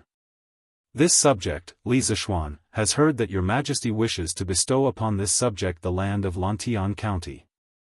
This subject is in fear and trepidation. As a marquis, to receive a county as a fief is indeed against the rules. This subject will also be criticized by my colleagues. However, as Your Majesty's subject, I am willing to share Your Majesty's worries and make the following promise: if within 3 years, this subject is unable to ensure that the people of Lantian district can afford to wear clothes, eat meat, and read books, this subject is willing to hand over all my fiefs. I welcome all the people and officials of the Great Tang to supervise this subject. Li Zishuan, 8th day of the 1st month of the 2nd year of Zhengguan. This short announcement was similar to a modern-day inauguration speech. However, this was the first time that the ancient people had seen such a form of announcement. They could not help but find it refreshing. However, what was more interesting was the content of the announcement. It seemed that Li Zishuan was going to bestow all of Lantian district to Li Zishuan. This was big news. Did I hear wrongly? His Majesty wants to bestow Lantian district to the Marquis of Yong'an? After reading the newspaper, the people exclaimed, especially those who lived in Lantian district or had relatives living in Lantian district. They were so excited that they almost jumped up. This is great. His Majesty is wise. From now on, I am also a farmer in Marquis' fief. In the future, my child might be able to attend school and even get into Yanhuang College. This is really good news. I have to go back and tell my child's mother. We have to celebrate at noon. Hey! Old Zhong, you guys are really lucky this time. I used to say that you guys were too far away from Marquis' territory and couldn't become Marquis fief. Now, you guys have finally gotten what you wanted. I have to go to your house to drink some wine later. That's not a problem. Old Yang, whenever you go, there will be wine to drink. As Marquis farmer, we can't be stingy. Uncle Zhong, there seems to be something wrong with this headline. Yu Deheng, the scholar that was saved by Li Zishuan as the vanguard of the Chui Down movement, happened to be in the city to buy books today. He heard that Chitsu Culture was doing some discount promotion recently. Buying books would be much cheaper than usual. On the way, he heard people talking about the headline in the newspaper. He simply bought a copy of the newspaper and then read the contents of the newspaper to his fellow villagers. When the villagers heard the contents of the newspaper, they could not help but be happy. However, he could not help but frown. What's wrong? Little Jing? Isn't this a good thing? What's wrong? Yu family manners. Li Zheng, who was also the Uncle Zhong that Yu Deheng mentioned, was puzzled. That's right. Elementary scholar Yu, you're well read. Can you help us analyze what's wrong? The people of the same village all looked at Yu Deheng and talked at once. It could be seen that this scholar was very respected in their village. Uncle Zhong, think about it. If the emperor really gave Lantian County to the Marquis of Yong'an, why hasn't the emperor issued an imperial edict for such a huge matter? Furthermore, the Marquis of Yong'an didn't have to put these words in the newspaper. I think there must be a deeper meaning behind this. Elementary scholar Yu frowned and said in a low voice. Uncle Zhong heard this and fell into deep thought. After a while, he nodded and said, "Oh. Little Jing, what you said makes sense. There's something wrong with this.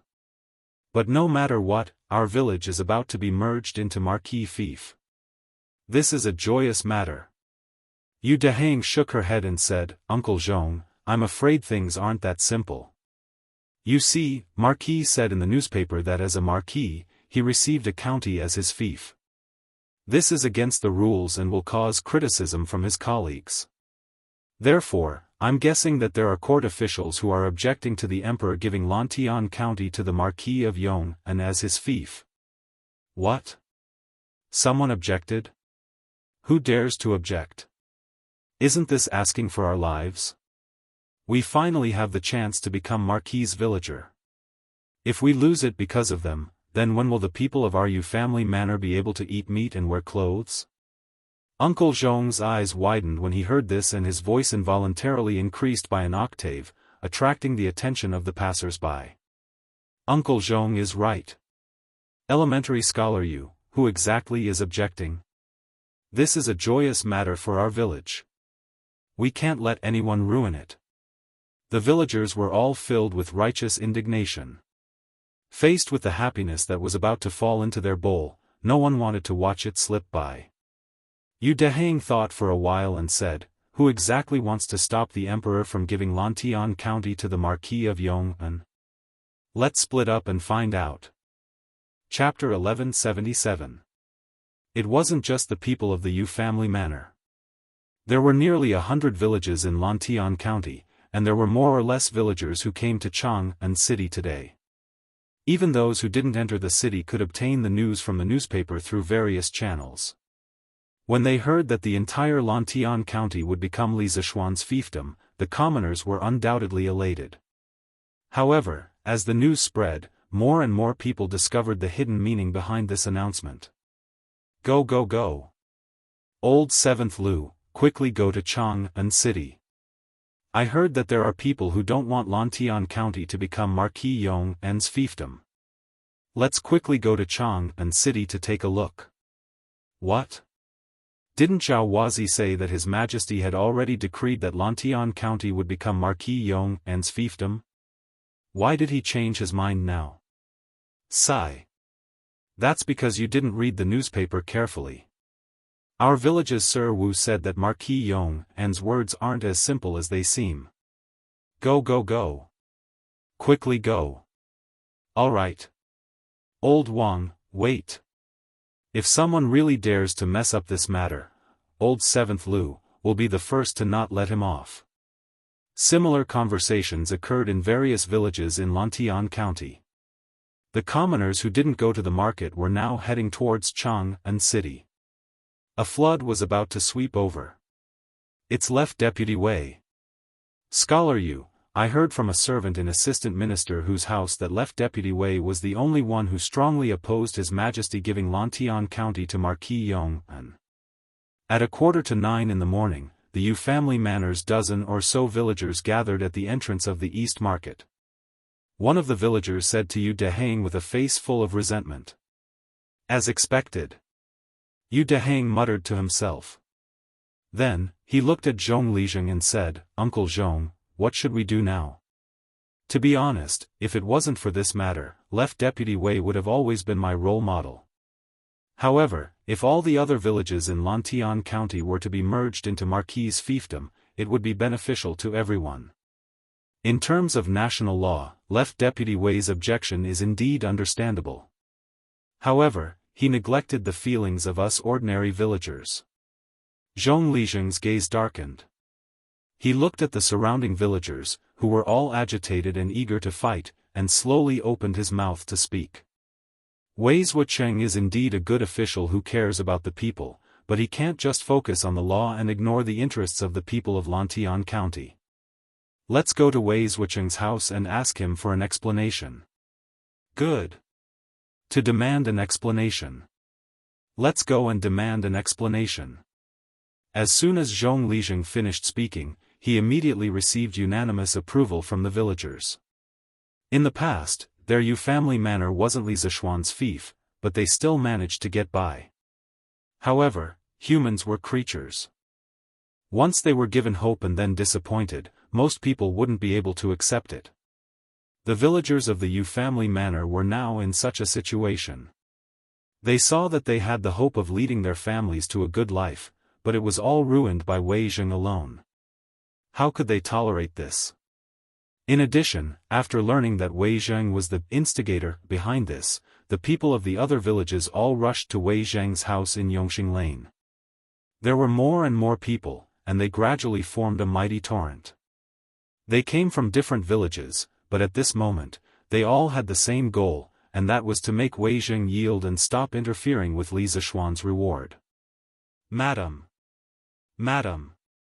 Not good. There are many people gathered outside the residence. The old gatekeeper of the Wei estate was the first to discover the abnormality and quickly reported it to the maidservants in the residence. The maidservants then ran to the rear courtyard to inform the mistress of the house, Madame Pei. When Madame Pei heard this, she said in surprise, "There are many people gathered outside the residence? Master has always been an honest official, so why would these people come to our house to cause trouble? Could it be that they were instigated by some vile people?" Madame Pei was born in a prestigious family, but she was willing to marry into the Wei family, which was in decline. What she valued was Wei Zheng's upright, honest, and outspoken nature. Although her life after marriage was very poor, with such a noble and clean husband, her spiritual life had always been quite fulfilling. Therefore, when she heard that there were people gathered outside the Wei estate today, she felt a burst of doubt. She might not dare to say anything else, but she felt that Wei Zheng's official and moral character were impeccable. "Madam. Those people didn't cause trouble and didn't say anything else. They only said that they want to see Master and ask him to let them go." The maidservant bowed and replied. This group of people gathered in front of the Wei estate was much more rational and restrained compared to the group of people who gathered around the Chui estate last year. It was mainly because Wei Zheng's official reputation had always been very good, and most of the people felt that he was a good official. Although Wei Zheng might have made a mistake in the matter of Lantian County being awarded to Li Zishuan, the people still remembered that Wei Zheng had treated them well in the past and restrained their behavior. Let them go? Let's go. Lu He, let's go out and take a look. Madame Pei thought about it and still couldn't understand how Wei Zheng had offended this group of people, so she stood up and said, "Madam. Don't. You mustn't. There are too many people outside the estate. What if some bad people mixed in and hurt you? What should we do?" "Madam, you should wait for Master to return." When the maidservant heard this, she jumped in fright and hurriedly stopped her. At this time, Wei Zheng should still be in the morning court, so she didn't dare to let Madame Pei go out to investigate the situation.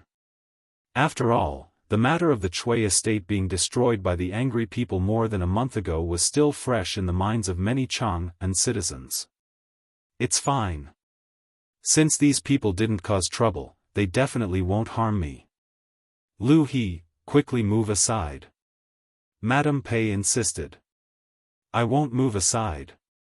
I can't let Madame go out and take risks. If Madame wants to go out, you have to step over my body. The maidservant did not back down. Left Minister Wei. Left Minister Wei. I beg you to let us go. At this time, a commotion suddenly came from outside. Madame Pei's expression changed as she said, Master is back. Let's go to the back of the courtyard to take a look. This time, Lu He didn't stop them and followed Madame Pei to the front yard. Let you go? When have I ever done anything to harm you or restrict your freedom? In front of the Wei estate, Wei Zheng had just returned from the morning court and saw many citizens gathered in front of the estate from afar. His heart sank and he hurriedly came to the front of the crowd. When he heard the citizens all asking him to let them go, he couldn't help but feel puzzled and asked. Student Yu Dehang greets Left Minister Wei. Just as Wei Zheng finished speaking, Yu Dehang walked out and cupped her hands towards Wei Zheng. Then she said, This student comes from the Yu family manor, which is the northernmost manor in Lantian County. Last year, under the management of Marquis, the 8 manors in Lantian County's fief of Marquis Yong, and were all well-fed and well-clothed. Now that we heard that His Majesty wants to bestow the entire Lantian County to the Marquis Yong, but Left Minister Wei, you have a different opinion, so we came here to implore Left Minister Wei to change your mind and let His Majesty bestow the entire Lantian County to the Marquis Yong. Chapter 1178. Relying on law is not enough to govern, and relying on virtue is not enough to govern. A country has its laws, and a family has its rules. His Majesty's decision to give Lantian County to the Marquis of Yong, is clearly not in accordance with the country's laws. This is a calamity that will bring chaos to the country. As an important official of the empire, how can this old man sit by and do nothing? In front of the Wei residence, Wei Zheng looked at the aggressive commoners in front of him. There was not the slightest trace of fear on his face as he spoke righteously to Yu Dijin. Hearing this, Yu Dehang frowned and said in a low voice, Left Minister Wei's words are incorrect. What does Lantian County have to do with Western Zhou's enfeoffment system? The Marquis of Yong is benevolent, and the commoners of his fief all love and respect him. Now that they hear that the other villages of Lantian County have the opportunity to become the Marquis of Yong's fief, countless commoners are overjoyed and scrambling like ducks. This is what the people want.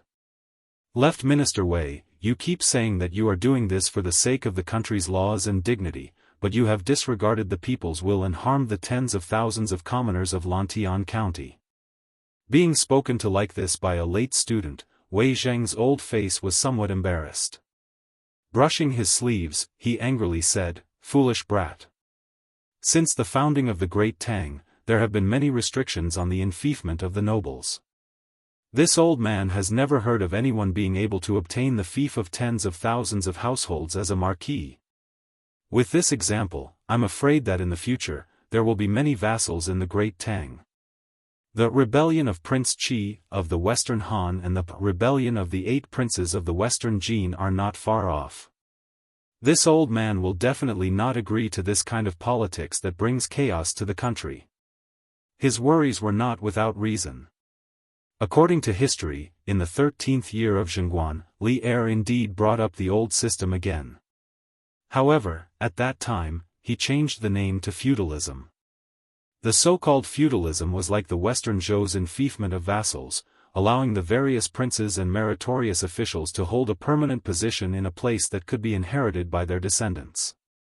This matter was clearly a reversal of history. As a result, it was strongly opposed by Fang Xianling, Wei Zheng, Zhangsun Wuji, Ma Zhou, Li Baiyao, and Yu Jining. Afterwards, under the circumstances where the objections of all the officials were ineffective, it was the already married Princess Changel who personally stepped forward to persuade Li to withdraw the order. The enfeoffment system had its advantages, but it also had its drawbacks. During the Lushan rebellion at the end of the Tang dynasty, it was precisely due to the excessive power of the regional military commanders that caused the great Tang dynasty to suffer an unprecedented blow. It was difficult for it to return to its former glory. Therefore, it was hard to say whether the enfeoffment system was good or bad. At this moment, facing his former spiritual idol, Yu Dehang inexplicably felt a little disappointed. He angrily said, "Left Prime Minister Wei, are you going to ignore the suffering of tens of thousands of people in Lantian County just to insist on your political views? In this way, even if you realize your political ambitions, what's the point?"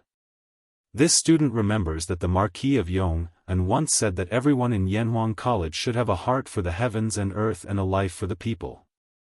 Your actions today are far inferior to the Marquis of Yong. With an ashen face, Wei Zheng said, "Shut up. Since ancient times, only when the country is stable can the people prosper. This old man's political views are to protect the stability of the great Tang dynasty. This brat only sees the immediate benefits but cannot see the future of the world. He is truly a short-sighted person." At this moment, Yu Dehang no longer cared about being polite. He retorted sarcastically, "Left Prime Minister Wei is truly eloquent. This student does not understand how bestowing Lantian County to the Marquis of Yong would affect the stability of the country. What you are worried about is that the Marquis of Yong will gradually grow in power like the Dukes of Western Zhou. However, Lantian County is close to Chang'an. Rather than doubting the loyalty of the Marquis of Yong, why not worry about the lives of the people in the counties surrounding Chang'an? Furthermore, the Marquis of Yong had once said that if the people of Lantian County could not afford to eat meat, wear clothes, and study within 3 years, then he would automatically relinquish all of his lands. From this, it can be seen that the Marquis of Yong only wants to let the people live a good life and not for the sake of fighting for power and profit. As for us villagers, we only want to live a good life under the rule of the Marquis of Yong. Firstly, we do not violate the laws of the country. Secondly, we do not harm our personal morals. Why must Left Prime Minister Wei force us? Yes. We only want to follow the Marquis of Yong and live a good life. We only want to live a good life. We beg Left Prime Minister Wei to grant us this wish." Yu Dehang's last sentence could be considered to have spoken the hearts of all the villagers. Immediately, the several hundred villagers in front of the Wei residence all began to talk at once. Humph. Wei Zheng's insistence for many years was completely worthless by Yu Dehang's words. He wanted to say something, but when faced with the knife-like gazes of the people, he could only brush his sleeves and turn around to enter the house. Because at this moment, a trace of confusion appeared in his heart. Thinking about how he, Wei Zheng, had been cautious and conscientious all his life, wasn't it all to let the people live a good life? But now, he had become the target of the people's condemnation. Could it be that he had really done something wrong? "Old master, are you all right?" In the front yard of the Wei residence, Madame Pei came over with a gentle expression and asked Wei Zheng with concern. "Sigh. I'm fine." Wei Zheng shook his head and sighed tiredly. At this moment, he seemed to have aged several years. Madame Pei wanted to say something but hesitated. Seeing this, Wei Zheng smiled bitterly and said, "Madame also wants to persuade this old man to give up." Madame Pei hesitated and said, "Old master, this concubine understands your ambitions, but there are times when people need to know how to be flexible. The Marquis of Yong obtaining a bigger fief will only benefit more people. This is in line with old master's original intention of helping the people. Why do you insist on being stubborn and offending tens of thousands of people just because of something that hasn't happened yet?" Wei Zheng opened his mouth with difficulty and said, "But, madam, the laws of the country cannot be violated, the ratio cannot be changed. Old master, the Marquis of Yong and taking control of Lantian is still unknown whether it will be a blessing or a curse for the Great Tang. Why don't you wait 2 years and see? Moreover, the Marquis of Yong and also said that if he doesn't have any political achievements in 3 years, he will voluntarily withdraw from all his fiefs. In other words, in these 3 years, he is only helping the emperor and the imperial court to manage Lantian County. Old master, what are you worried about? Madame Pei said in a gentle voice. When Wei Zheng heard this, he couldn't help but feel enlightened. Because according to this, in these 3 years, Li Zishuan was only helping the imperial court to manage Lantian County. As long as he didn't do a good job, Li Er could take back all his fiefs at any time. This was very different from the hereditary fief system. Madame's words are like pearls. This husband will carefully consider it. Wei Zheng was silent for a long time before he came back to his senses. He waved his hand at Madame Pei and then walked into the room. However, his back seemed a little bent at this moment. Chapter 1179. Xiao Jing, did Wei Zhuqing agree or not? Zhong Lizheng and the other villagers couldn't understand the battle of words between scholars. Seeing Wei Zheng flick his sleeves and leave, Zhong Lizheng was a little puzzled. Yu Deheng shook her head and sighed, "Ah. Uncle Zhong, tell everyone to disperse. Let's go back and eat first." Zhong Lizheng understood the hidden meaning in Yu Deheng's eyes. His expression darkened, and he turned around to look at the main entrance of the Wei estate. He let out a long sigh and then turned around to shout at the villagers of the Yu residence, "Let's go. Listen to Scholar Yu and go back first." Lizheng? We're going back just like that? Wei Zhuqing hasn't agreed to us yet. A villager said in surprise. Zhong Lizheng said in a bad mood, "Just go when I tell you to go. Why are you talking nonsense?" Although the Yu residence's villagers were unwilling, they still obediently left because of Zhong Lizheng's scolding. However, the other villagers weren't as good-tempered as Yu Deheng. "Hey! We originally had the chance to become a villager of the Marquis of Yong'an, but hateful Wei Zhuqing had to ruin it." "Bah! That's right. I heard that Wei Zhuqing was a good official, but now it seems that he's a treacherous official." "Hey!"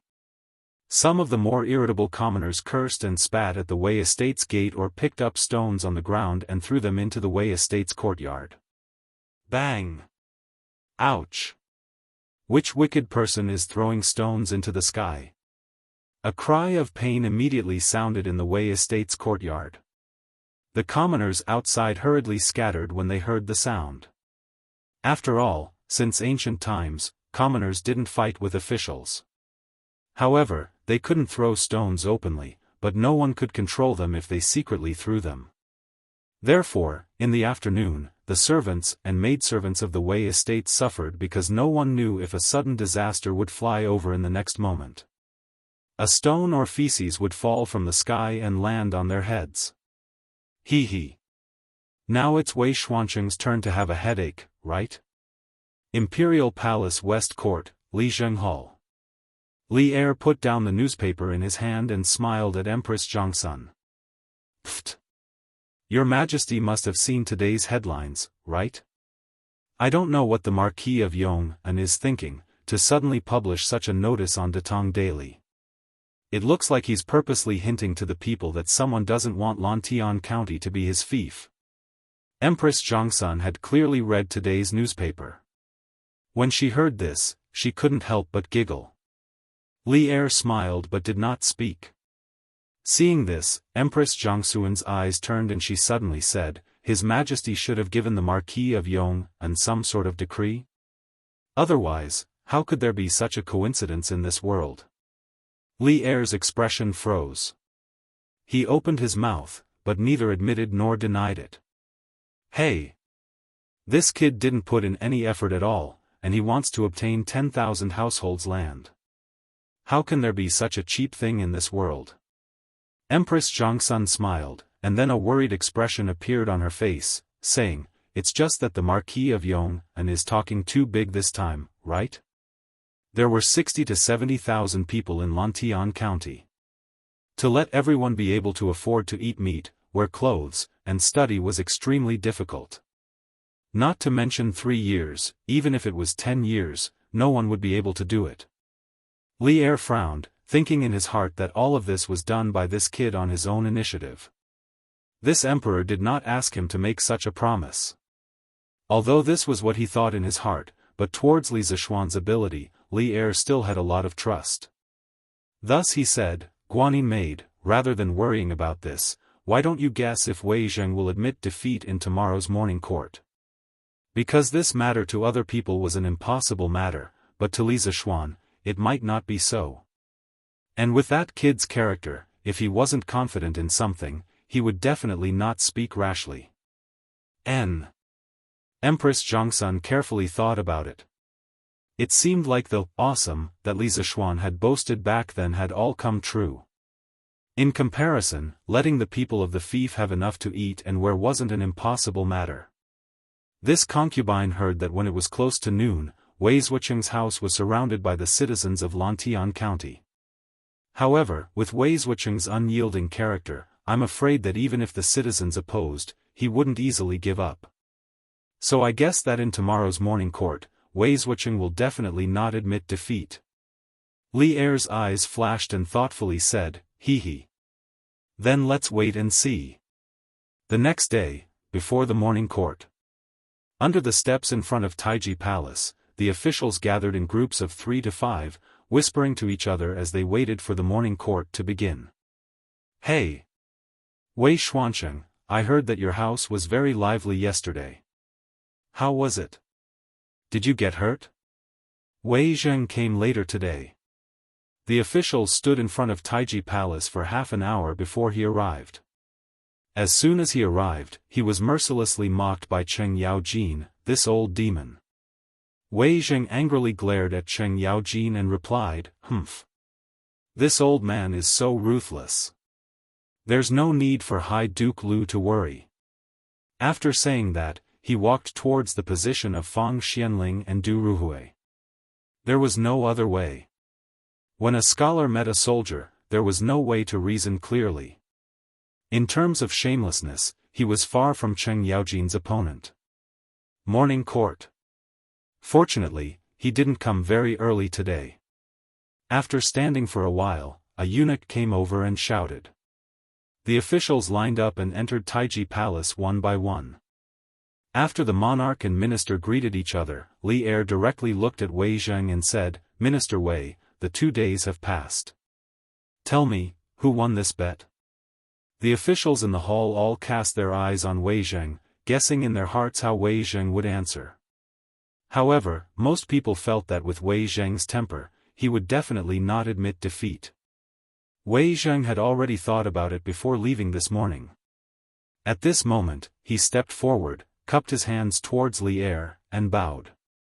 "Replying to your majesty, this old official lost this bet. As your majesty wishes to punish, this old official will not refuse." Everyone, including Li Er, couldn't help but be stunned.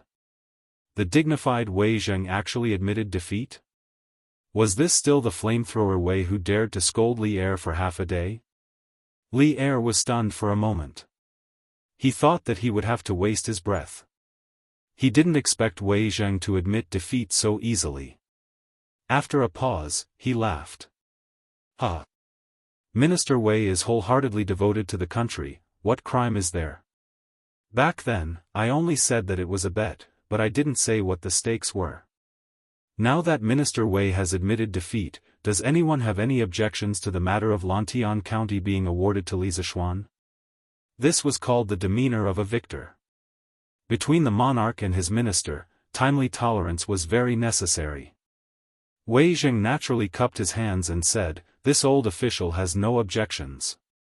The reason why he admitted defeat today was not because the people threw stones and feces at his house, but because he was deeply affected by his wife's words yesterday. Since Wei Zheng did not object, what reason did the other officials have to object? Thus, they all cupped their hands and said, "This official has no objections." Good. In that case, from today onwards, I will bestow Lantian County to the Duke of Yong'an. Chapter 1180. Your Majesty, today is already the 9th day of the Lunar New Year. I plan to leave tomorrow and bring the Chui family to Jianghu. In the Taiji Palace, after Li Er announced that Lantian County was officially under Li Zishuan's control, Wei Zheng cupped his hands and continued. Li Er was overjoyed. Ah, no, his expression turned solemn. He pulled a taut face and said seriously, I'll have to trouble you with the Chui family's matters. In order to prevent any accidents, I will send a team of imperial guards to escort you along the way. When we reach Jianghu, I will have all the officials in Hunan listen to your orders. Wei Zheng would escort Chui Junchuo to Jianghu and thoroughly investigate the corruption of the officials of Hunan province. This was originally decided before the new year. Now that Wei Zheng had taken the initiative to leave for Jianghu before the Lantern Festival, Li Er naturally had no reason to disagree. He even had some faint expectations in his heart, because his ears could finally be quiet for a while. Cough cough. Although he thought so in his heart, Li Er still looked serious on the surface. The image of a harmonious ruler and his subjects was reflected in the minds of all the officials. Your Majesty, Your Majesty. Wei Zheng bowed and said. After experiencing this incident, Wei Zheng felt that there were still some areas that he needed to improve on in terms of governance. He could use the excuse of going to Jianghu to reflect on it. Li Er nodded and announced that the morning assembly would continue. At noon, as the morning assembly ended, Zhao Song rushed out of the palace on a fast horse with an imperial edict in his hand, heading straight for the east city gate of Chang'an. Some of the quick-witted citizens saw the direction Zhao Song was heading in and roughly guessed what was going on. Look! Someone from the palace came out to deliver the imperial edict. It's heading towards the east of the city. Could it be that the bestowment of Lantian County has been decided? If that's the case, that's great. The people of our manor have been looking forward to merging into the Marquis of Yong'an's fief for the past 2 days. Although it was only a guess, the tens of thousands of people in Lantian County hoped that this guess would come true. In a moment, all eyes were focused on Cloud Mountain. There lived a young man who was like an immortal. His chest was deep and he was talented. In the Cloud Mountain area, he could make clouds and rain with a flip of his hand.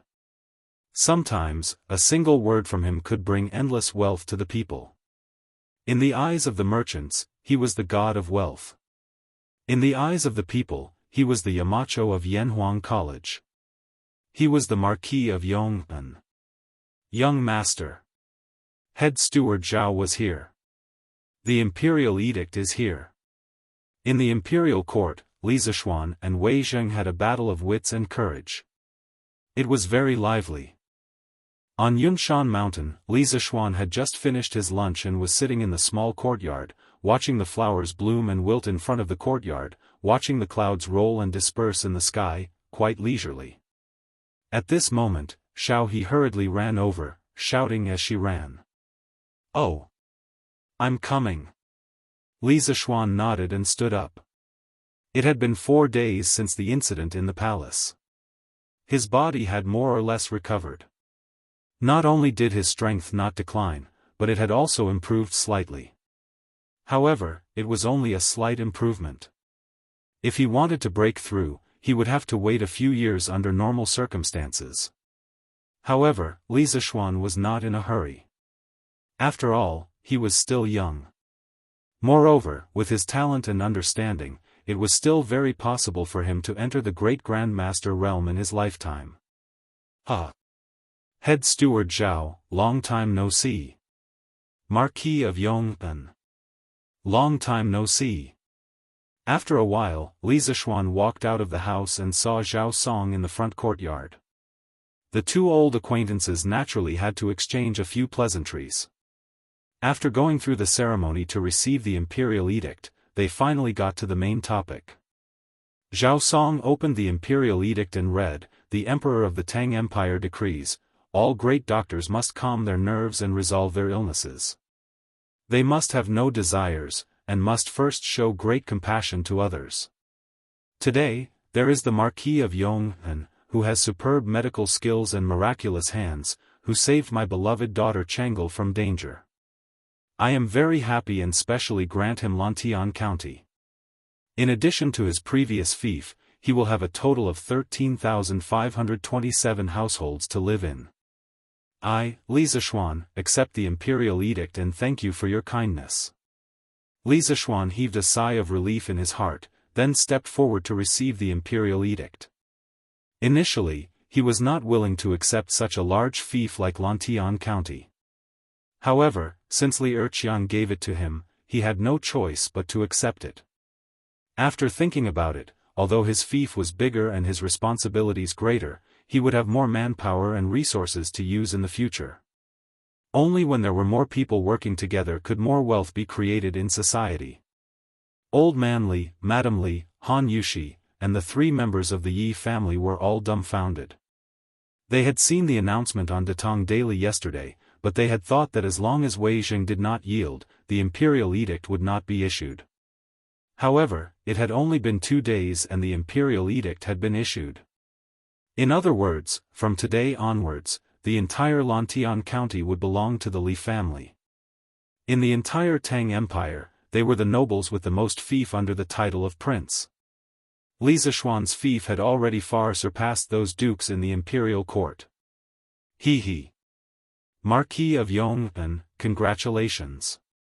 Zhao Song congratulated him with a smile. Thank you. Li Zishuan immediately asked Xiao He to bring the money and stuffed it into Zhao Song's hands. Although Zhao Song was not greedy for money, he was still very willing to share in the joy of this kind of money. After everything was done, Zhao Song bade farewell and left. Cloud Mountain immediately became a sea of joy. Little Xian, from today onwards, all the land in Lantian County belongs to our family? Yi Yuzhu asked in disbelief. Li Zishuan smiled and said, That's right. Mother. Now you don't have to think about buying land in other villages, right? Yi Yuzhu had always had a little hobby, and that was to buy land. Whenever she had spare money, she would buy land. Before Li Zishuan returned to Chang'an last year, Yi Yuzhu had bought the entire Han family manor. Pfft! Child, are you laughing at your mother? Huh! How could I? Mother, you must have misunderstood. Cloud Mountain was full of joy and harmony. The imperial edict has been issued to Cloud Mountain. From today onwards, Lantian County belongs to the Marquis of Yong'an. Huh! That's great. This time, our manor has really become the Marquis's fief. Huh! At the foot of the mountain, as time passed, more and more people knew that Lantian County was going to belong to Li Zishuan. The commoners ran around to spread the news. In broad daylight, every household set off firecrackers. Standing on Cloud Mountain, Li Zishuan could hear the firecrackers coming from all around Cloud Mountain. The commoners were treating today as New Year's Eve. It was even livelier than New Year's Eve. Because from today onwards, the commoners in the other villages in Lantian County could be as well fed as the Han village and Plum village. To the commoners, there was suddenly hope for their lives. Of course, it was even livelier than New Year's Eve. Chapter 1181. The next day. A 10-mile pavilion outside Chang'an City. Since the Qin and Han dynasties, there would be a pavilion every 10 miles outside the main city. Later on, there would be a short pavilion every 5 miles for pedestrians and friends to bid farewell to each other. Today, Wei Zheng led the imperial guards and escorted the Cui family to bid farewell to the officials and generals in the imperial court. Although Troll Wei's mouth was usually hated, most people still admired him for his conduct. His Majesty has arrived. Today's morning court was very short. The purpose was to make time for the officials to bid farewell to Wei Zheng. After the court, Li Er packed up in the palace and rushed over on a horse. Greetings, Your Majesty. The officials bowed. Li Er said, "You may dispense with the formalities." Then, he went straight to Wei Zheng and said earnestly, "My dear Wei Zheng, this journey is long and dangerous. No matter what, you must take care of yourself. The Tang Empire can't do without you."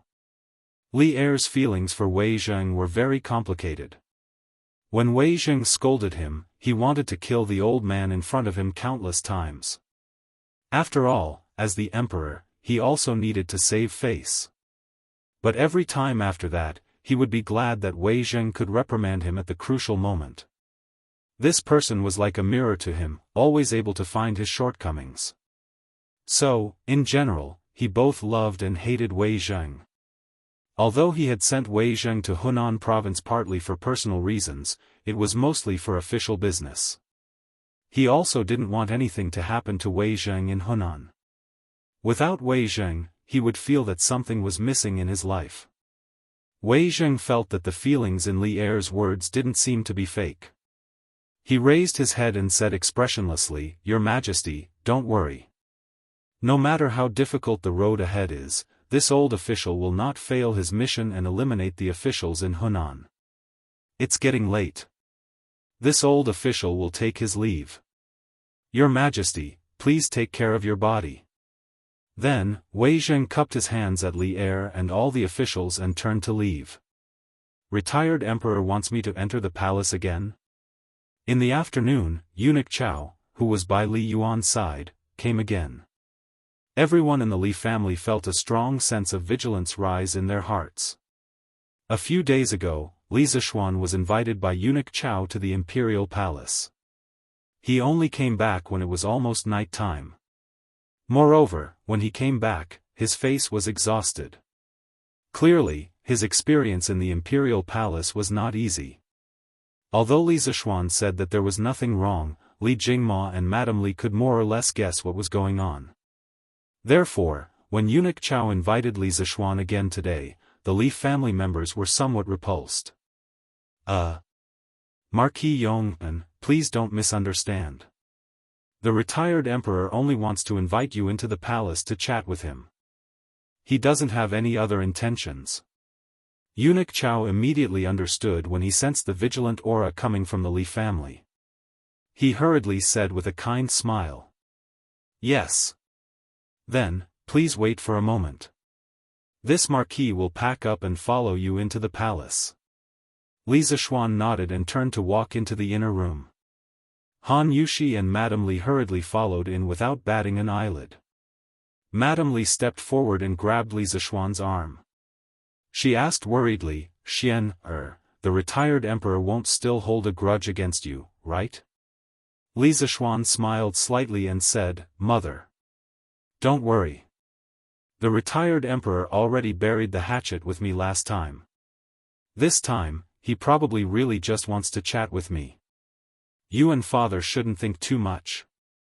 After experiencing the incident with Chengel last time, Li Zishuan believed that Li Yuan would not harm him again. Although this old man was sometimes a bit overbearing, he could still distinguish between good and bad. If that's really the case, then mother can rest assured.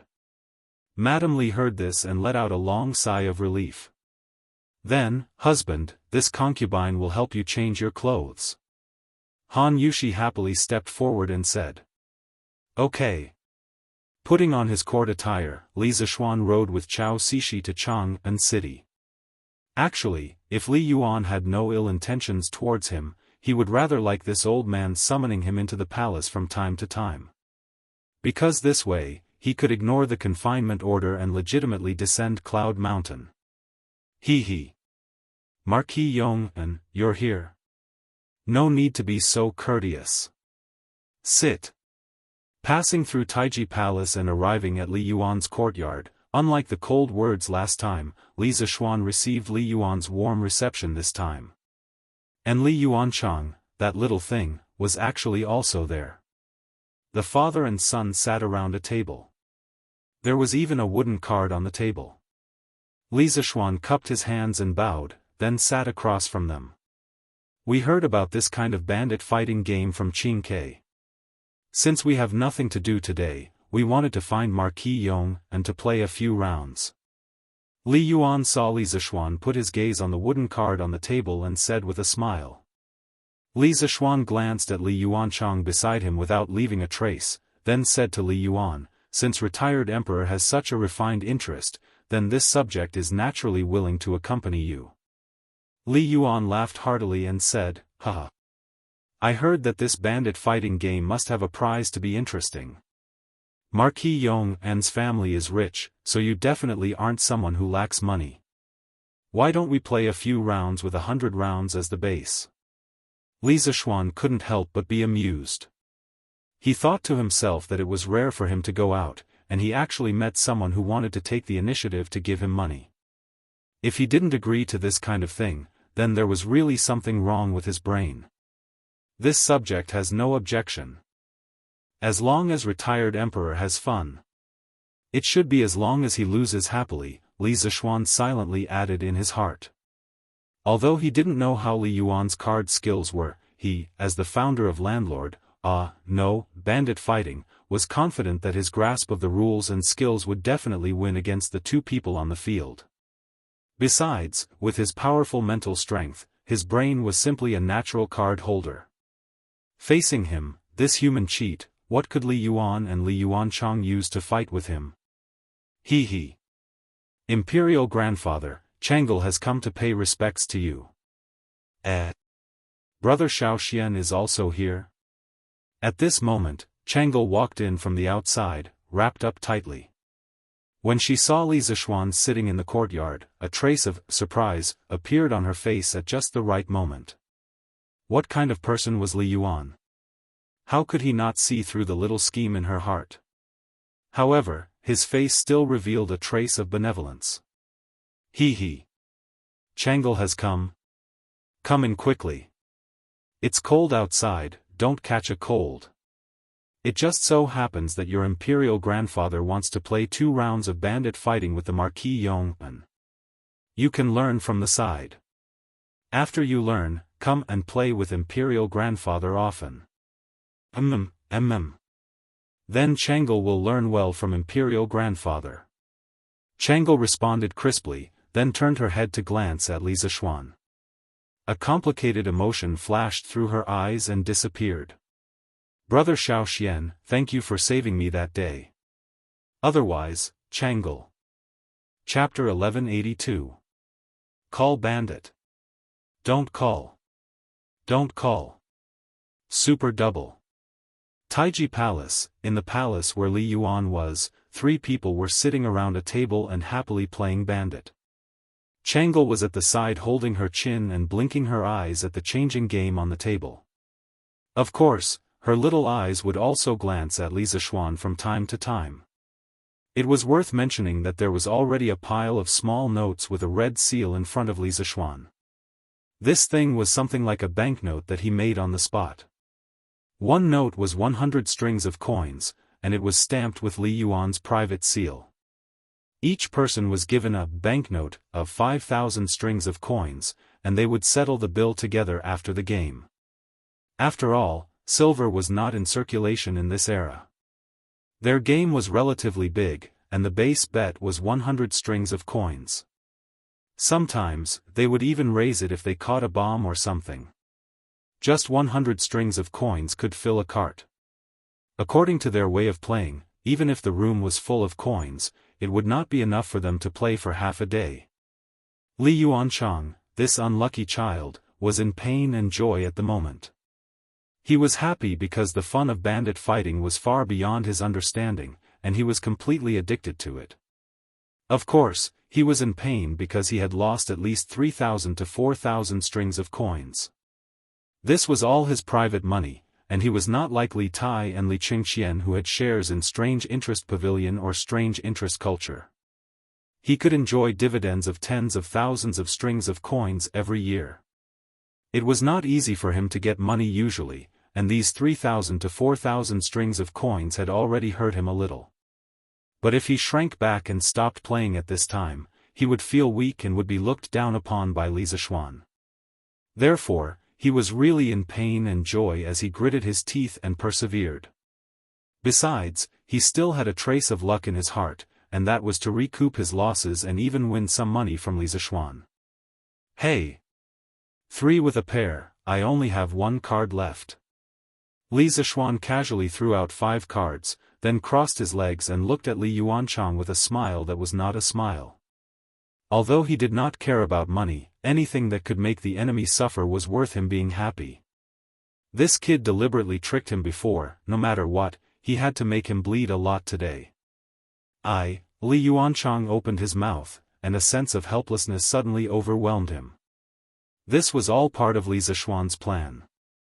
Now, the remaining cards on the field couldn't control the 3 circles of a pair of 10. I can't afford it. Li Yuanchang sighed helplessly and shook his head. Li Yuan also shook his head. Without any suspense, Li Zishuan won another round and earned 200 strings of cash. Speaking of which, there were probably not many people in the entire Tang dynasty who could earn money faster than him. 1 round only took 1 or 2 minutes, and if he was lucky, he could earn 100 or 200 strings of cash. His wealth was simply amazing. This bandit fight was really interesting. Marquis Yong, and your card skills have also made us look at you in a new light. At the end of the round, Chang'e acted as the beautiful dealer and helped to shuffle the cards. Li Yuan laughed heartily at this time. Li Zishuan smiled slightly and said, Your Majesty, you flatter me. I just played more and am more familiar with it. In fact, after playing for so long, Li Yuan did not lose much money. Li Zishuan mainly focused his firepower on Li Yuanchang, so relatively speaking, Li Yuan could understand the fun in the card game more. Hee. Alright. It's getting late. Today's card game will end here. Chang'e, go back and rest. Li Yuan raised his head and looked at the sky, then said with a smile. Chang'e nodded. She had watched the card game from the side for the whole afternoon and also saw that Li Yuan had no malice towards Li Zishuan, so she had nothing to worry about at the moment. She got up and said goodbye, then, Imperial Grandfather, Brother Xiao, Chang'e will go back first. Chang'e, take care. Li Zishuan nodded and watched Chang'e leave. Ha! Cixi, come over and calculate how much money should be given to whom for me. If you agree to bet, you must accept defeat. This cannot be sloppy. Li Yuan raised his eyes and looked at Eunuch Chao standing beside him and instructed. Li Zishuan shook his head. Actually, there was no need for Chao Cixi to calculate. He already knew the result in his heart. After all, he was a master of mathematics in everyone's eyes. How could he not have this bit of ability? However, although he knew in his heart, he did not say anything to stop it. Chao Cixi responded, then called over 2 little eunuchs to help count together. After a moment, Chao Cixi cupped his hands and said carefully, Your Majesty, the result is out. His Highness King Lu lost a total of 4,400 strings of cash. You lost a total of 1,200 strings of cash. Only Marquis Yong won. A total of 5,600 strings of cash. Li Yuan did not get angry after hearing this.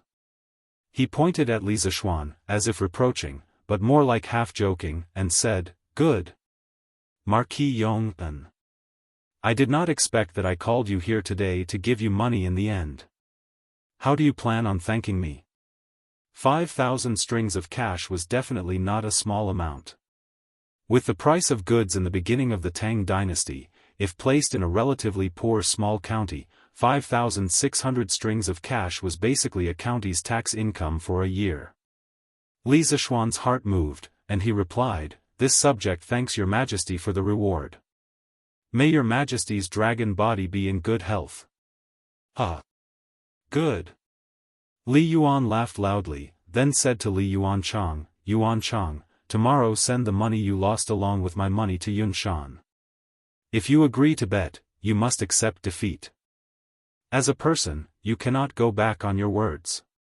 Do you understand? For some reason, Li Yuanchang seemed to be very honest today. In the entire process of the mahjong game, he did not deliberately create trouble for Li Zishuan like before, nor did he fan the flames at the side. At this moment, he nodded obediently and said, "Father Emperor, don't worry. This subject's son will take care of these matters tomorrow." Li Yuan said again, Then you go back first. We still have some things to discuss with Marquis Yong'an. This subject's son will take his leave." Li Yuanchang cupped his fists and left. However, Li Zishuan's eyes flashed, secretly thinking that today's main topic had finally arrived. The afternoon mahjong game was just an appetizer.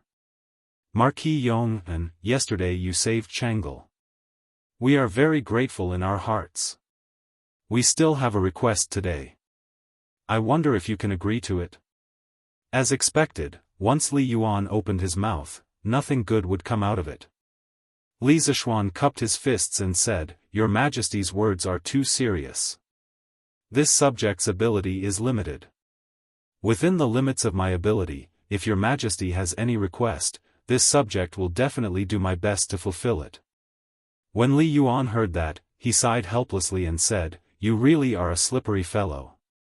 Forget it. We won't beat around the bush with you either. You are very young, and your future is also limitless.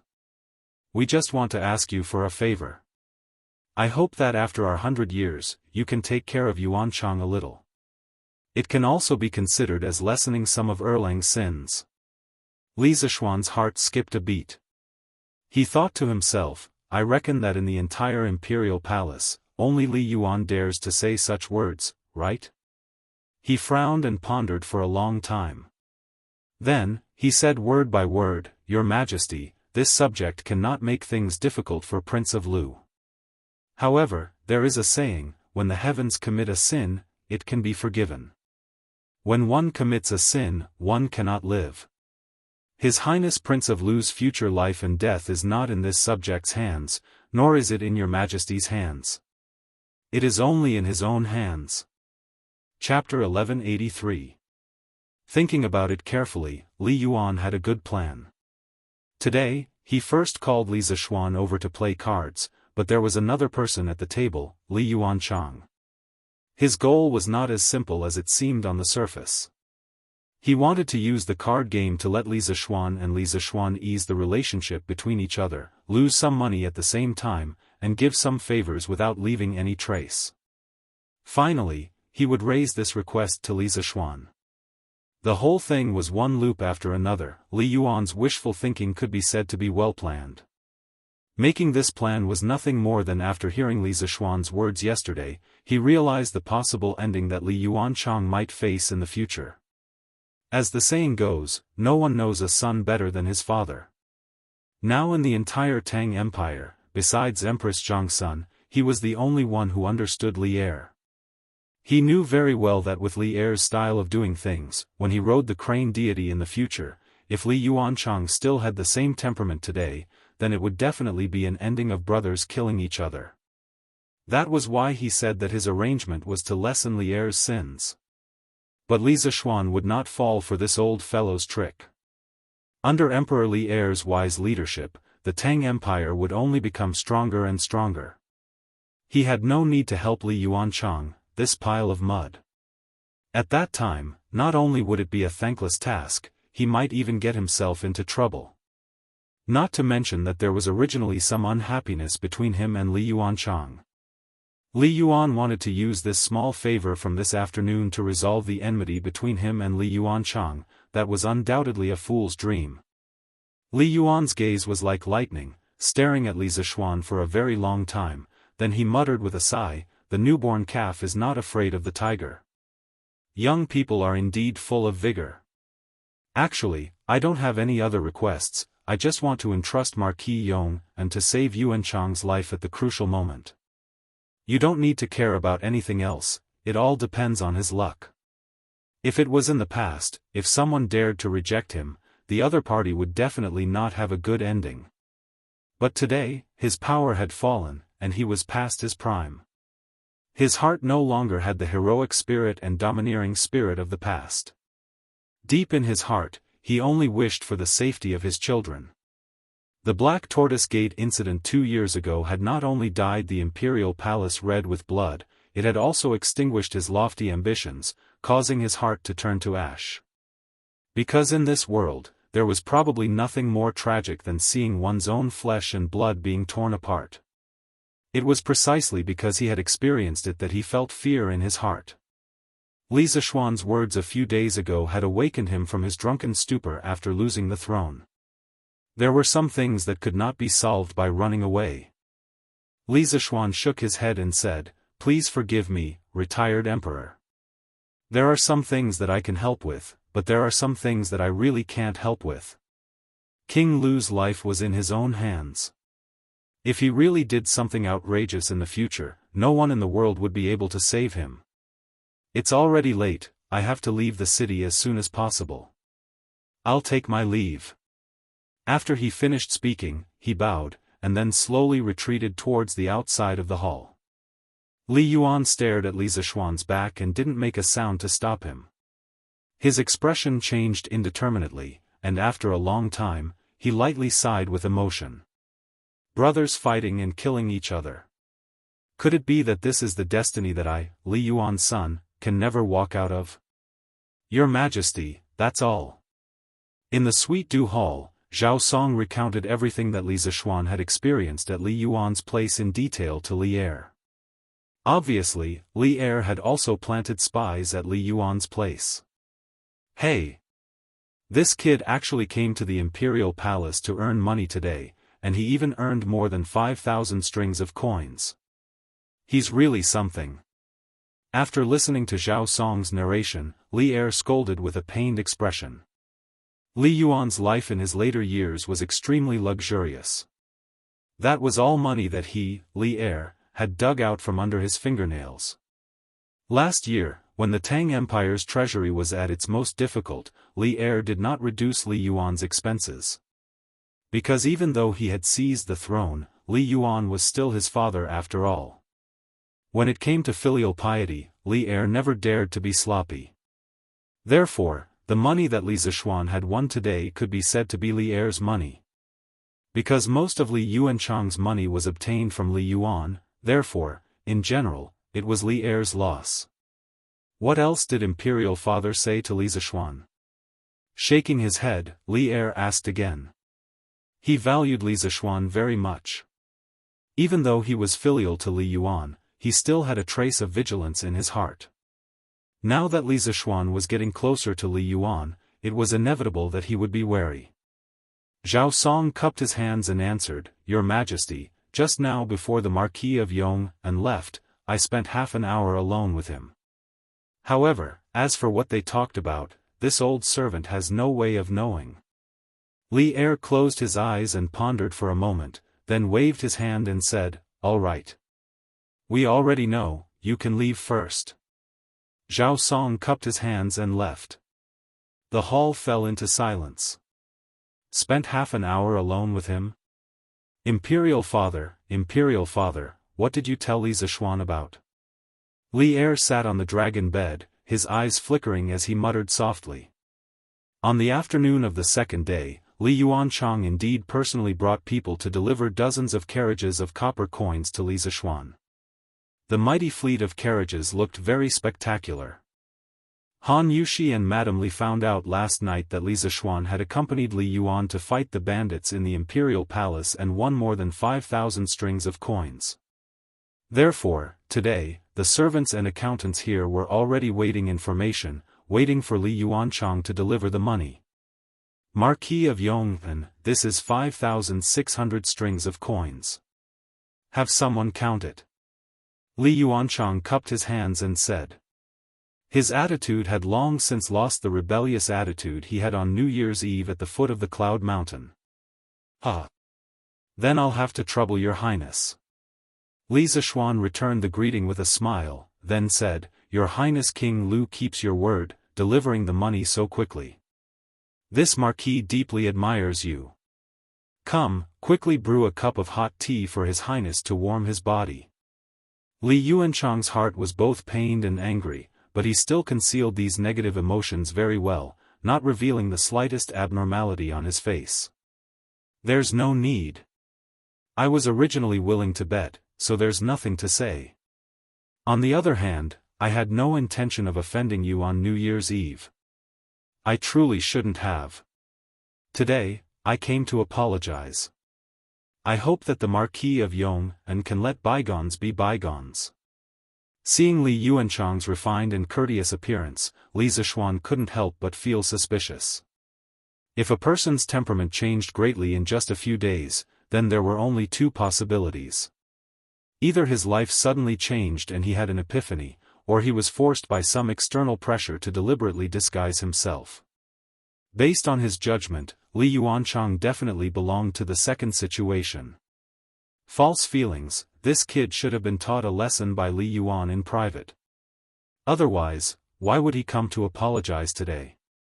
Your Highness King Lu is thinking too much. I already don't remember what happened that night. Li Zishuan couldn't be bothered to show off his acting skills with this little brat. He still had a lot of things to do. Right now, he just wanted to get rid of him as soon as possible. As long as Li Yuanchang didn't take the initiative to provoke him in the future, he definitely wouldn't take the initiative to find trouble with Li Yuanchang. Chapter 1184. San Bao, I will give you 2 bodyguards. Find a few reliable people in the residence and prepare well today. Tomorrow, you will leave for Bashu and help me find the vanadium mine. The reason why Li Zishuan didn't want to waste time with a brat like Li Yuanchang was because he had more important things to do. This more important thing was to continue building his industrial blueprint. Looking back at his actions in the first year of Zhengguan, other than the big event of Yanhuang College, he had only done some experimental experiments, such as voltaic batteries, telegraph machines, electric lamps, generators, and so on. Among them, some things had already been created, while some were still in the theoretical stage due to various practical reasons. But in general, these things had yet to be mass-produced.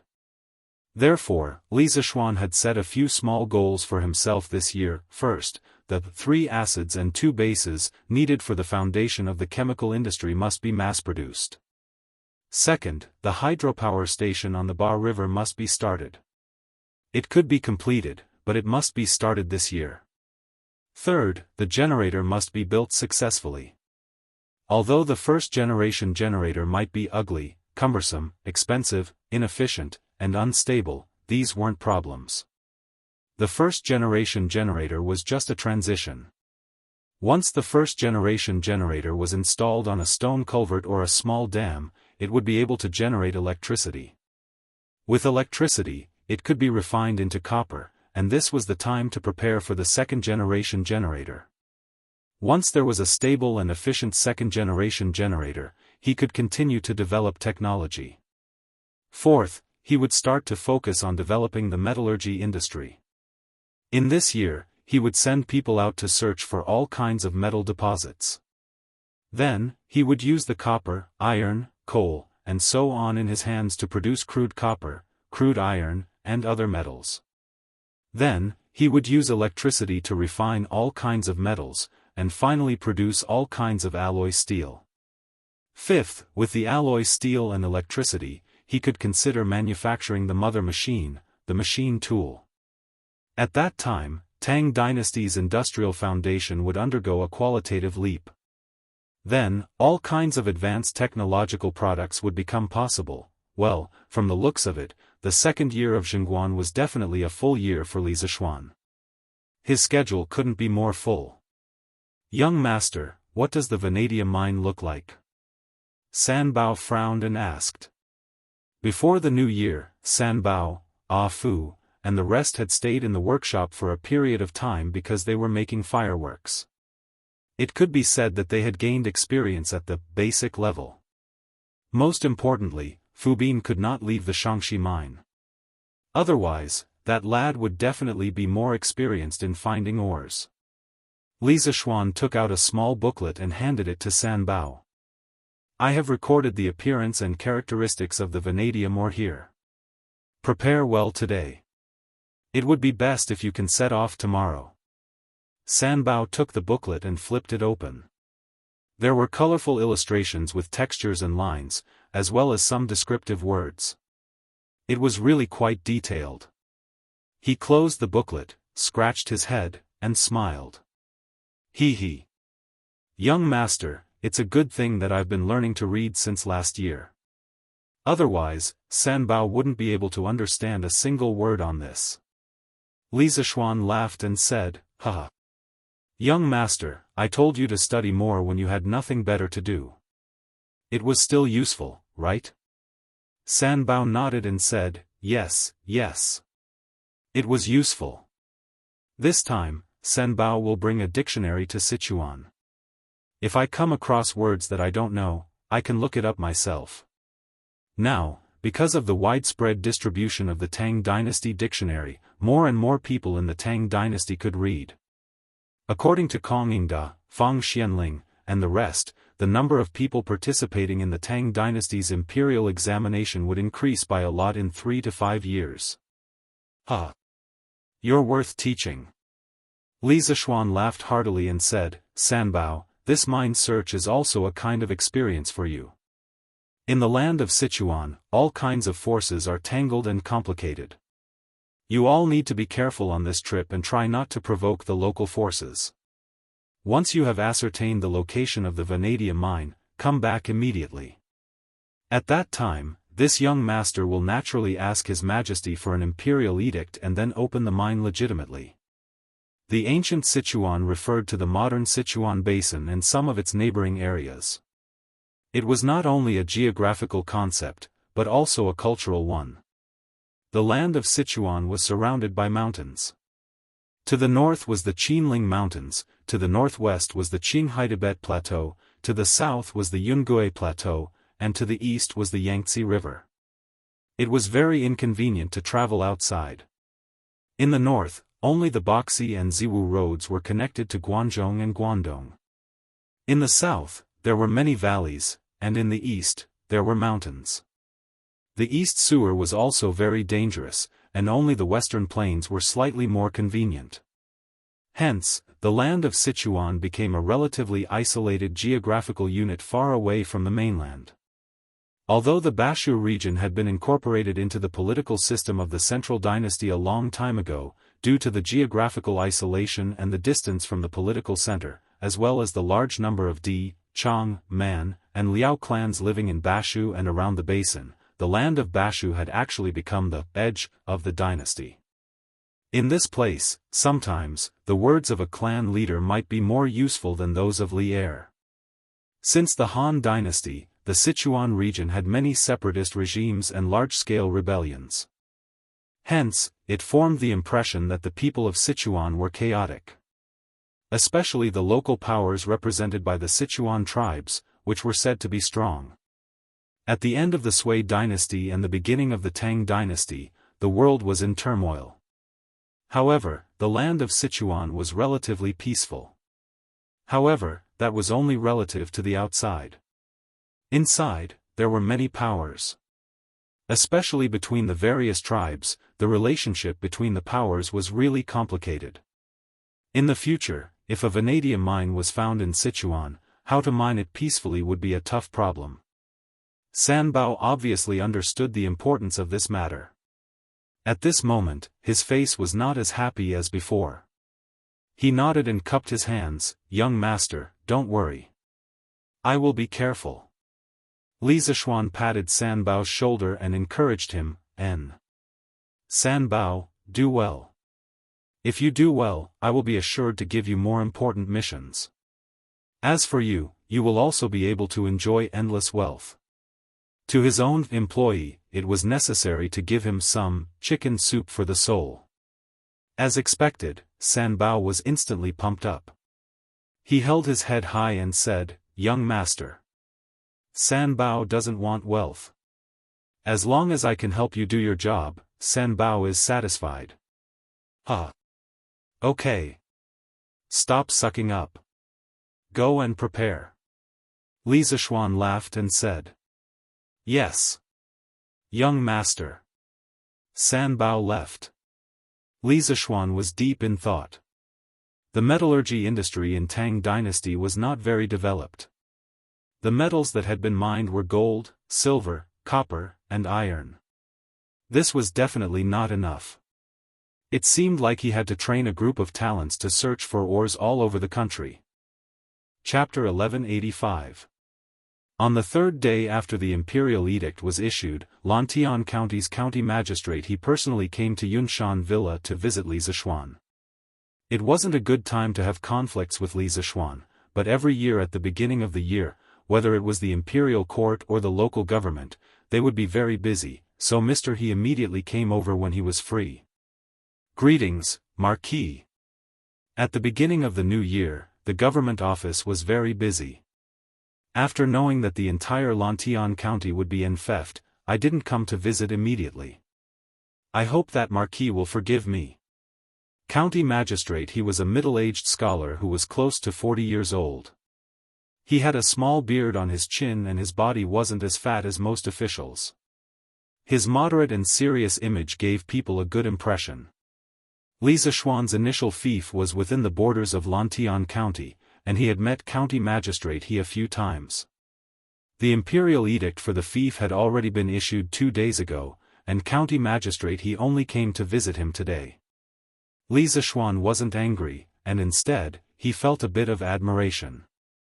He didn't like those officials who only knew how to flatter. His subordinates only needed officials who could do things. County magistrate he is too polite. Official matters are more important. I'm grounded in Yunshan anyway, so I can't run away even if I want to. County magistrate he smiled and said, Marquis is joking. His Majesty grounded you in Yunshan not to punish you, but to give an explanation to others. Li Zishuan smiled and didn't say anything. He didn't dwell on this issue. He extended his hand and made an inviting gesture and said, "There's a lot of wind in the hospital. County magistrate he, please come in and talk." Marquis, please. County magistrate he was obviously very sensible, so he modestly declined. Li Zishuan smiled and took the lead to walk in. After the two entered the house, Li Zishuan asked someone to brew a cup of hot tea for county magistrate he. After the hot tea was served, county magistrate he took out a grey package from behind him and opened it on the table. He then smiled at Li Zishuan and said, "Marquis, this is the name list of all the citizens of Lantian County, as well as the tax revenue of Lantian County for the past 3 years, including agricultural tax and business tax. If you have the time, you can take a look at it. If there are any problems, you can send someone to summon me at any time." After the entire Lantian County became Li Zishuan's fiefdom, not only were all the people and officials in the county under the jurisdiction of Li Zishuan, all the taxes collected every year in the county would all belong to Li Zishuan. It was not an exaggeration to call Li Zishuan the local tyrant of Lantian County. That was why county magistrate he handed over the household registration of all the people in Lantian County as well as the annual revenue of the county government to Li Zishuan. This was because from today onwards, Li Zishuan would be the highest-ranking official of Lantian County. Li Zishuan did not look at the name list of the people. He opened the account book at the back and scanned through it. He could not help but frown. Lantian County alone collects about 100,000 dan of agricultural tax and 1,000 strings of business tax every year? County magistrate his eyebrows twitched. He thought that Li Zishuan felt that the taxes collected were too little, so he hurriedly said, "Marquis, the tax system used by Lantian County for the past 2 years was issued by the imperial court. In addition to the poor harvest, the people are already suffering. It is not easy to collect so much agricultural tax. I hope that Marquis will not increase the taxes on account of the people's suffering." Li Zishuan did not know whether to laugh or cry as he said, "When did I say that I want to increase the taxes? I was just lamenting that Lantian County's agricultural tax is so high, but the business tax is so little. 100,000 dan of grain, according to the current market price, was only 5,000 strings of business tax. But the business tax was only 1,000 strings of business tax. Was this not a joke? In the modern era, even if it was a poor county, the business tax would not be collected so miserably. County magistrate, he heaved a sigh of relief. He then looked at Li Zishuan with a strange gaze and replied, Marquis, Lantian County is adjacent to Chang'an. Merchants usually go to the east and west to do business. Although there are various shops in Lantian County, it is not easy to collect so much business tax in a year. Actually, what county magistrate he said was only one of the reasons. The reason why the business tax was lower than the agricultural tax was because of the business tax system of this era. China's ancient business tax started in the Western Zhou dynasty. It was first collected in the bazaar. It was related to the use of land in the bazaar and measurement equipment. It had nothing to do with the tax on goods. The mountain and lake tax was also collected. But in essence, it was a kind of rent for the use of the country's natural resources. During the spring and autumn period, the various vassal states collected business tax. But in the city tax, other than the occupation of land, registration and other things, the tax was based on a certain percentage of the trade volume. This was actually quite similar to the modern business tax. At the beginning of the spring and autumn period, the more developed countries started to have tariffs. In the later spring and autumn period, it became more common. Not only were there tariffs at the borders, there were also many checkpoints on the roads in the interior. The normal tax rate for customs and city tax was 2%. During the Warring States period, the business tax was collected as before. Only the state of Qin exempted foreign merchants from customs to attract them and use this to gain the support of the merchants from various countries. After the state of Qin was unified, customs were abolished throughout the country. The Han dynasty followed the state of Qin. During the northern and southern dynasties, the northern regime focused on land rent. During the time of Emperor Xiaowen of Northern Wei, business tax was not collected. In the later period of Northern Wei, city tax was collected. The shops were divided into 5 categories. There was also a city tax. Once one entered the city, one had to pay a coin.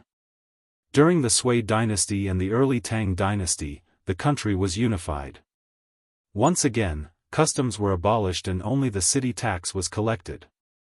The tax rate was 30% and the tax rate was 1%. It was so low that it made one's hair stand on end. Just based on this tax rate, if the people of the modern era who made a living by doing business were to transmigrate to the early Tang dynasty, they would definitely be overjoyed. In this era, the imperial court and local government mainly relied on agricultural tax.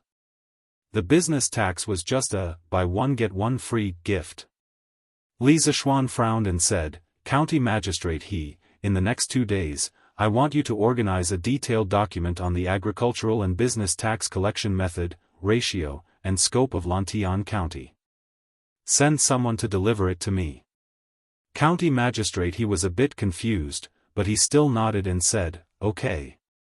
This official will go back in a while and organize people to draft the document overnight. It will be sent over tomorrow. Li Zishuan secretly praised this county magistrate Not only was he willing to do practical things and care about the people's livelihood, he was also very capable. If his loyalty was not bad, he could be a good assistant in the future. County magistrate, he must have a lot of doubts in your heart.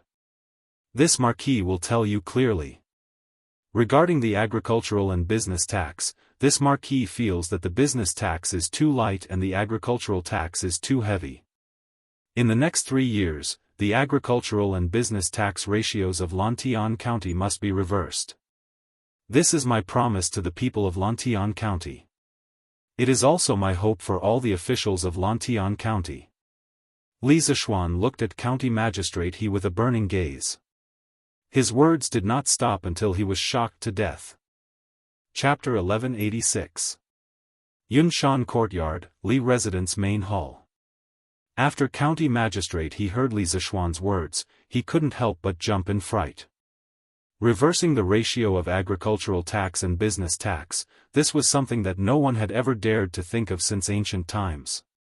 China was an agrarian society in ancient times. Every dynasty emphasized agriculture and suppressed business. Of course, this suppression did not refer to levying more business tax, but the various restrictions on the status of merchants. The classes of scholars, farmers, workers, and merchants were divided into classes, directly nailing the merchants to the lowest level of society. However, although the Tang dynasty followed the previous dynasties and stipulated that merchants or ancestors who were merchants could not become officials, and also limited the color of their clothing, in real life, merchants could enter the palace and interact with high officials and nobles. There were even some who could pass the examination to become an official. Compared to the previous dynasties, the status of merchants in society was gradually increasing. Although the laws of the Tang dynasty prohibited the nobles and bureaucrats from competing with the people, but they could not resist the temptation of huge wealth. The nobles and bureaucrats all entered the business world and engaged in business operations. It was because of this that the ratio of business tax in the Tang dynasty was so low. This was because the nobles and bureaucrats who had already gained benefits would oppose the rulers competing with the people. Moreover, if the nobles and bureaucrats wanted to avoid paying taxes, it was simply too easy. This directly led to the annual business tax revenue of the imperial court not even being a tenth of the agricultural tax. Over time, the ruler's emphasis on business tax became lower and lower. This problem was not only present in the Tang dynasty, but also in many dynasties before and after the Tang dynasty. Therefore, when county magistrate he heard this, he was so shocked.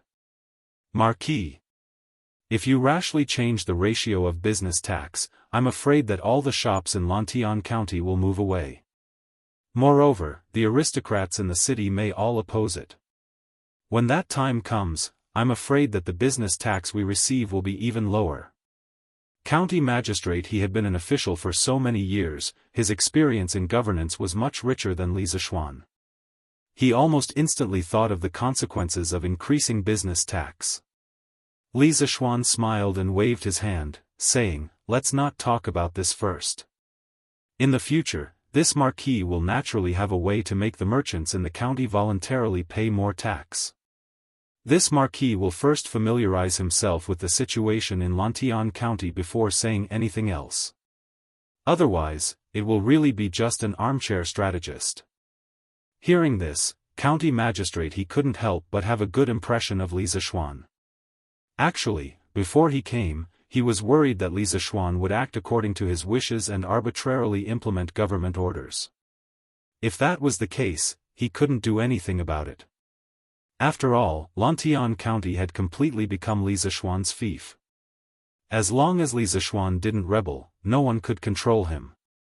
Now, it seemed that although Li Zishuan had the intention of reform, he did not force the reform by force. That made him feel a little relieved. Regardless of whether it was in ancient times or modern times, a department was most afraid of a leader who didn't know anything and liked to give orders blindly. "Marquis, you're too modest." Over the next few days, this lowly official and the deputy magistrate of the Yamen will organize the situation of the various villages in Lantian County into a book. When the time comes, I will send it to you, Marquis. County magistrate he cupped his hands and said. Then I'll have to trouble you. Thinking that he had become the king of Lantian County and could give orders, Li Zishuan couldn't help but feel slightly excited. In his previous life, he had played City Skyline and other similar city simulation games. He felt that being a mayor, planning a city, and giving his citizens a good life was a very satisfying thing. Now, he had directly become the king of a piece of land, controlling the life and death of tens of thousands of people. The excitement in his heart was something that couldn't be compared to in the game. Of course, after the excitement, he felt the heavy responsibility on his shoulders. He wanted to give his fief citizens a good life. He wanted Lantian County to become the richest county in the entire Tang dynasty, and even the entire world. County magistrate he hurriedly waved his hands, indicating that there was no need to stand on ceremony. Then, he seemed to have thought of something and said, "Right. Marquis. The location of your residence in the county has already been planned. The county yamen will be recruiting craftsmen to help you renovate the residence. If you have any needs or requests, just send someone to inform this lowly official. Although Li Zishuan had residences in Jianghu and in Yunshan, now that he had been granted the entire Lantian county, he had to buy a residence in the county. Firstly, it was to announce his identity as the owner of Lantian County. Secondly, it was to make it easier for the county yamen officials to report to Li Zishuan. Li Zishuan thought for a while and said, "There's no need for the county yamen to provide manpower or money. This marquis will send someone to build it myself in a few days. There's no need for county magistrate he to worry about it." County magistrate he hurriedly said, "How can this be?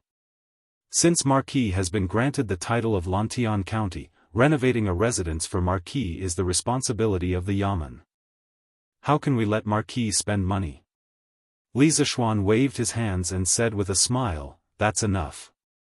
This Marquis doesn't lack that bit of money. If county magistrate he really feels apologetic, take the money that was originally given to this Marquis to renovate the residence and give my brothers in the yamen double their monthly salary. Just treat it as a token of my appreciation." Others would be strict with new officials, but Li Zishuan was giving everyone a piece of candy as soon as he took office. However, his candy wasn't that delicious. In the future, if he discovered that someone in the county yamen wasn't doing their job well, he wouldn't hesitate to take it back by double. County magistrate he thought of Li Zishuan's current wealth and couldn't continue to persuade him. He could only cup his hands and say, "Then this lowly official will represent everyone in the yamen in thanking Marquis." County magistrate he said his goodbyes after he finished explaining the matter and did a preliminary handover of some affairs in Lantian County.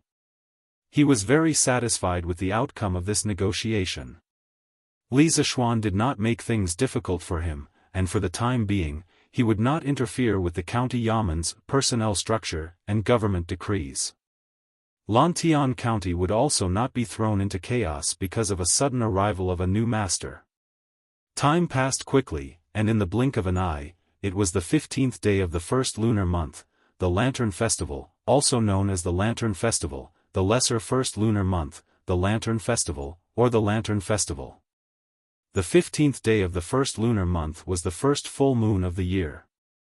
It was also the night when spring returned to the land. People celebrated it and also celebrated the continuation of the new year. Sima Qian created the Taichu calendar and listed the Lantern Festival as a major holiday. Since the Sui, Tang, and Song dynasties, it had flourished. Fiery trees and silver flowers combine, the iron locks of the star bridge open. Anchen left with the horse, and Mingyu chased after the man. The roaming horsemen all trotted to the Li, and the song ended with the plum blossoms. Gold doesn't stop the night, and jade doesn't rush it. From the Tang people's 15th night of the first lunar month, one could roughly see how the Tang people celebrated the Lantern Festival. Actually, since the 14th night of the first lunar month, Chang'an City had already lifted the curfew. On the 14th, 15th, and 16th, the people in the city could go out to enjoy the lanterns for 3 consecutive nights. It was called night release. Therefore, in these rare 3 nights, from the nobles to the peddlers, everyone went out to enjoy the lanterns. As a result, the streets of Chang'an City were filled with people and carriages. It was very lively. As for Li Zishuan, because he was trapped in Yunshan, he naturally couldn't feel the liveliness in Chang'an City last night. However, early in the morning, someone rushed from Chang'an City to Yunshan. Chapter 1187. Chengqian. Why are you here? That's right, Li Chengqian came to Cloud Mountain near noon. Little Xian, I'm here today to ask for a favor. Li Chengqian said with a chuckle after entering the main hall. Li Zishuan shook his head helplessly and said, Chengqian, just say what you want. I can't bear such words. Li Chengqian grinned and said, cough, cough. Little Xian, it's actually nothing much. I'm here to ask if you're planning to set off fireworks at the academy tonight? Li Zishuan was taken aback, then he said with some amusement, Chengqian, you want to bring a batch of fireworks back to Chang'an, right? He would never believe that Li Qingxian came all the way here just to ask such a boring question. The only possible explanation was that this fellow was here to ask for fireworks. This. To be honest, I want to make use of the Lantern Festival to set up a fireworks show in the palace this time to make father, mother, grandfather, and Chang'e happy. Li Qingxian said with some embarrassment. Seriously speaking, this fireworks show was Li Zishuan's original patent. It felt a little strange for him to ask for it at this time. Li Zishuan did not care about this. He smiled and said, "Haha. I was wondering what it was, so it's fireworks. Qingxian, why did you have to come personally for such a small matter? There will indeed be a small fireworks show at the academy tonight, but there are still extra fireworks in the warehouse. I'll get someone to send them to the palace later." Compared to New Year's Eve, Li Zishuan prepared plenty of fireworks this time. The day before yesterday, he even got someone to send an ox cart of fireworks to Old Sheng. Old Sheng had pre-ordered this long ago. Something would happen if he did not give it to him. Even so, he was still quite rich. He did not plan to sell this in the short term. It was good to give it to Li Qingxian. Then I'll thank you.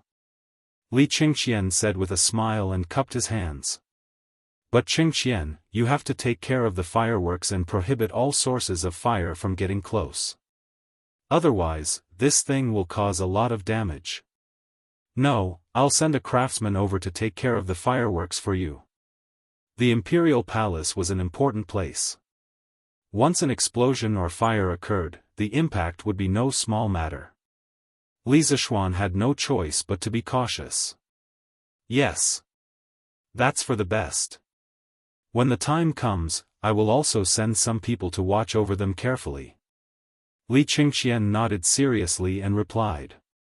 Li Zishuan explained some other things to take note of. Seeing that it was already noon, Li Zishuan symbolically asked Li Qingxian to stay for lunch. Unexpectedly, Li Qingxian agreed without hesitation. It turned out that this guy was not only here to ask for fireworks, but also to freeload a meal. After all, the food here was even more delicious than the ones in the palace.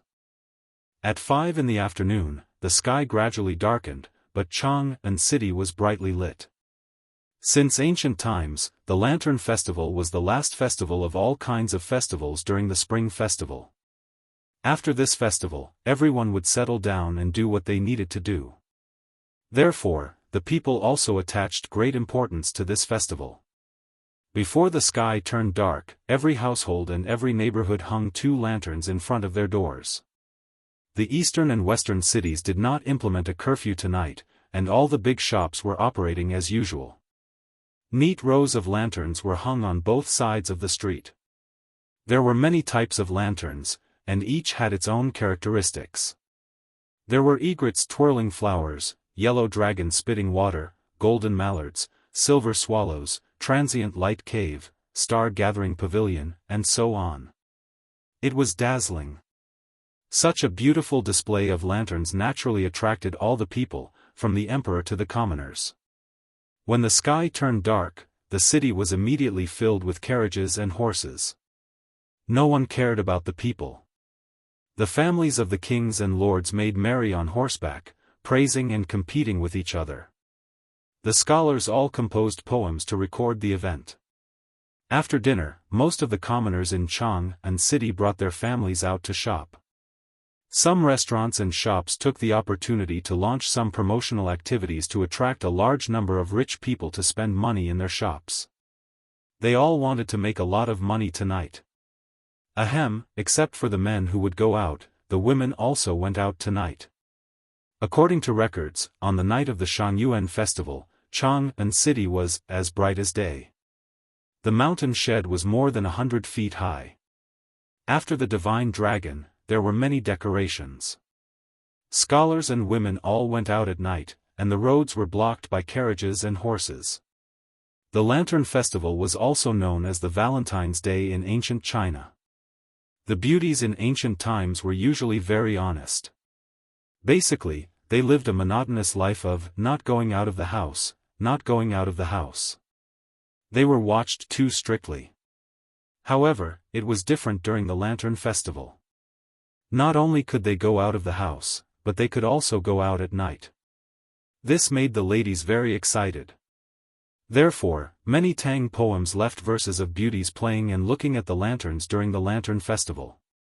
There are many beauties on the river and bridge, there are many fragrant carriages on the road, the South Mo black silk ride, the East neighbor pink dress, and so on.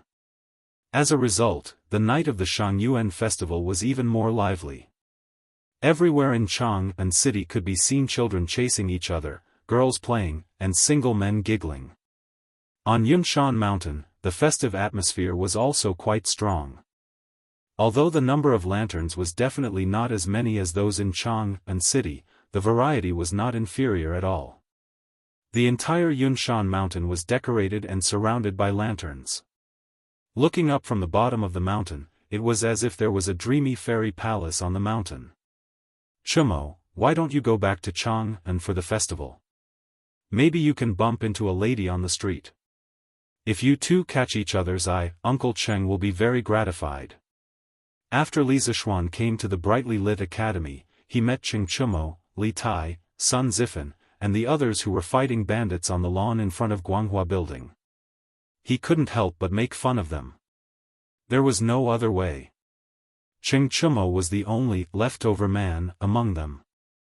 If he didn't make fun of him, who else could he make fun of? What lady? Pair of sharp, Cheng Chumo didn't hear too clearly. He saw that Li Tai in addition to a pair of Ks and quickly threw out a pair of As. Can't afford it. Li Tai replied subconsciously. Lady. Pair of As. Can't afford it. On the other hand, Li Zishuan was dumbfounded and almost laughed out loud. Because the unintentional conversation between these two guys reminded him of some modern jokes. Cough, cough. He coughed twice and shook off the nonsensical thoughts in his mind. Then, he repeated the words just now to Cheng Chumo. Lady? Forget it. Those ladies from the noble families in Chang'an were all so weak that they couldn't even lift a finger. They were so weak that they couldn't even stand a gust of wind. Fighting bandits is more fun. Come, come, come.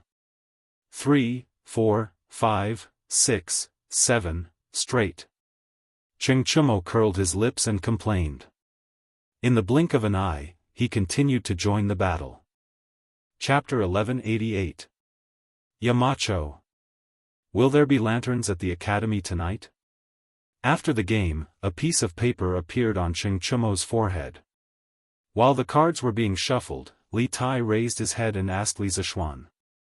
Of course. Not only will there be lanterns, but there will also be riddles. The riddles will begin at 5:45 p.m. Li Zishuan nodded. Riddles? Are they going to write riddles on the lanterns for people to guess? Li Tai was puzzled. Although lanterns were popular in the Tang dynasty, riddles had not appeared yet. Riddles were riddles written on lanterns. They originated from China's folk and were later turned into riddles by scholars. They had a long history in China.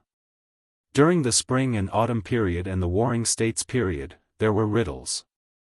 During the Qin and Han dynasties, riddles were written creations. During the Three Kingdoms period, riddles were popular. However, it was not until the Song dynasty that riddles officially appeared. People tied riddles to colorful lanterns for people to guess. Li Zishuan nodded and praised, that's right. The riddles are riddles written on lanterns. Every time you guess a lantern correctly, you will receive a small prize. After the riddles are over, you can take the lanterns and go to the teachers to receive your prize. In addition, the 3 students who correctly guess the most riddles will receive a special prize. Alright. As for the detailed rules, Mr. Mo will tell you next time. Since the teachers at the academy were working on the 16th of the first month, those who lived far away had arrived at the academy earlier today. Otherwise, they would not be able to find anyone to help organize such a grand riddle-guessing event. What special prize? Cheng Chumo's eyes lit up as he asked.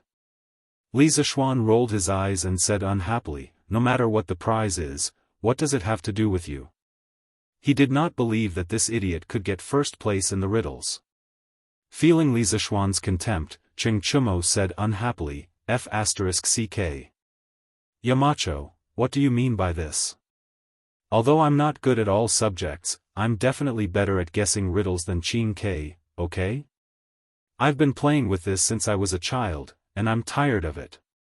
He didn't know if this idiot was bragging or not, but strangely, Li Tai didn't refute him. However, Li Zishuan definitely didn't believe this idiot. He curled his lips and said, enough. Brat, keep bragging. You guys continue playing, I'm going to look for Mr. Mo. At 5:45 p.m., the riddle-guessing competition began on time. There were 5 lantern matrices set up in 5 different places in the academy, which meant that tonight's riddle-guessing activity was divided into 5 teams. The students could choose any team to participate in the riddle-guessing activity. After all, there were quite a number of students in the academy at this time. If they were all placed together, it would seem very crowded. In every square array of lanterns, there were more than 10 teachers from the academy maintaining order and tallying the results. Li Zishuan was not bluffing when he said that the top 3 students with the best results would receive special rewards. He really had prepared 3 special rewards for tonight. 2 big ones and 2 small ones. Type a word. Li Tai stared at a piece of paper under the lantern and murmured. In fact, guessing riddles was not his strong point. This was because it was similar to brain teasers, which required a lot of imagination. Last year, when the Strange Taste Pavilion first opened, he, who had just finished reading Journey to the West, wanted to recruit Li Zishuan and write novels for him. At that time, Li Zishuan had set 10 questions and claimed that if he could answer one correctly, he could go back with him and write novels for him for free for 3 years. But who would have thought that he couldn't answer a single question correctly out of the 10 questions and was beaten black and blue? It was all because his imagination wasn't big enough. Hey! It's a Qin word. Huh. Isn't this too easy? As Li Tai frowned and pondered, Cheng Chumo's voice suddenly came from beside him. This guy's arrogant laughter immediately attracted everyone's attention. Wang Ji, who was in the crowd, laughed and said, Yo! Not bad, not bad. I didn't expect someone to guess a lantern riddle right so quickly. And it's Cheng Chumo. Huh. I'll give you 1 point. After that, he lowered his head and added 1 point to Cheng Chumo in his little notebook. Cheng Chumo laughed proudly and opened the next level. Noodles but no mouth, feet but no hands. You can eat rice and drink wine. Make a family of furniture. Hee hee. I've got it. Cheng Chumo seemed to have the help of God tonight. As soon as he finished reading the next riddle, he immediately shouted, It's the table. Is it? Mr. Wang? Wang Ji was surprised. He thought that Cheng Chumo's usual grades were not good. Why was he like a child prodigy when he guessed the riddle? The answer came out of his mouth easily, and his accuracy was surprisingly high. That's right.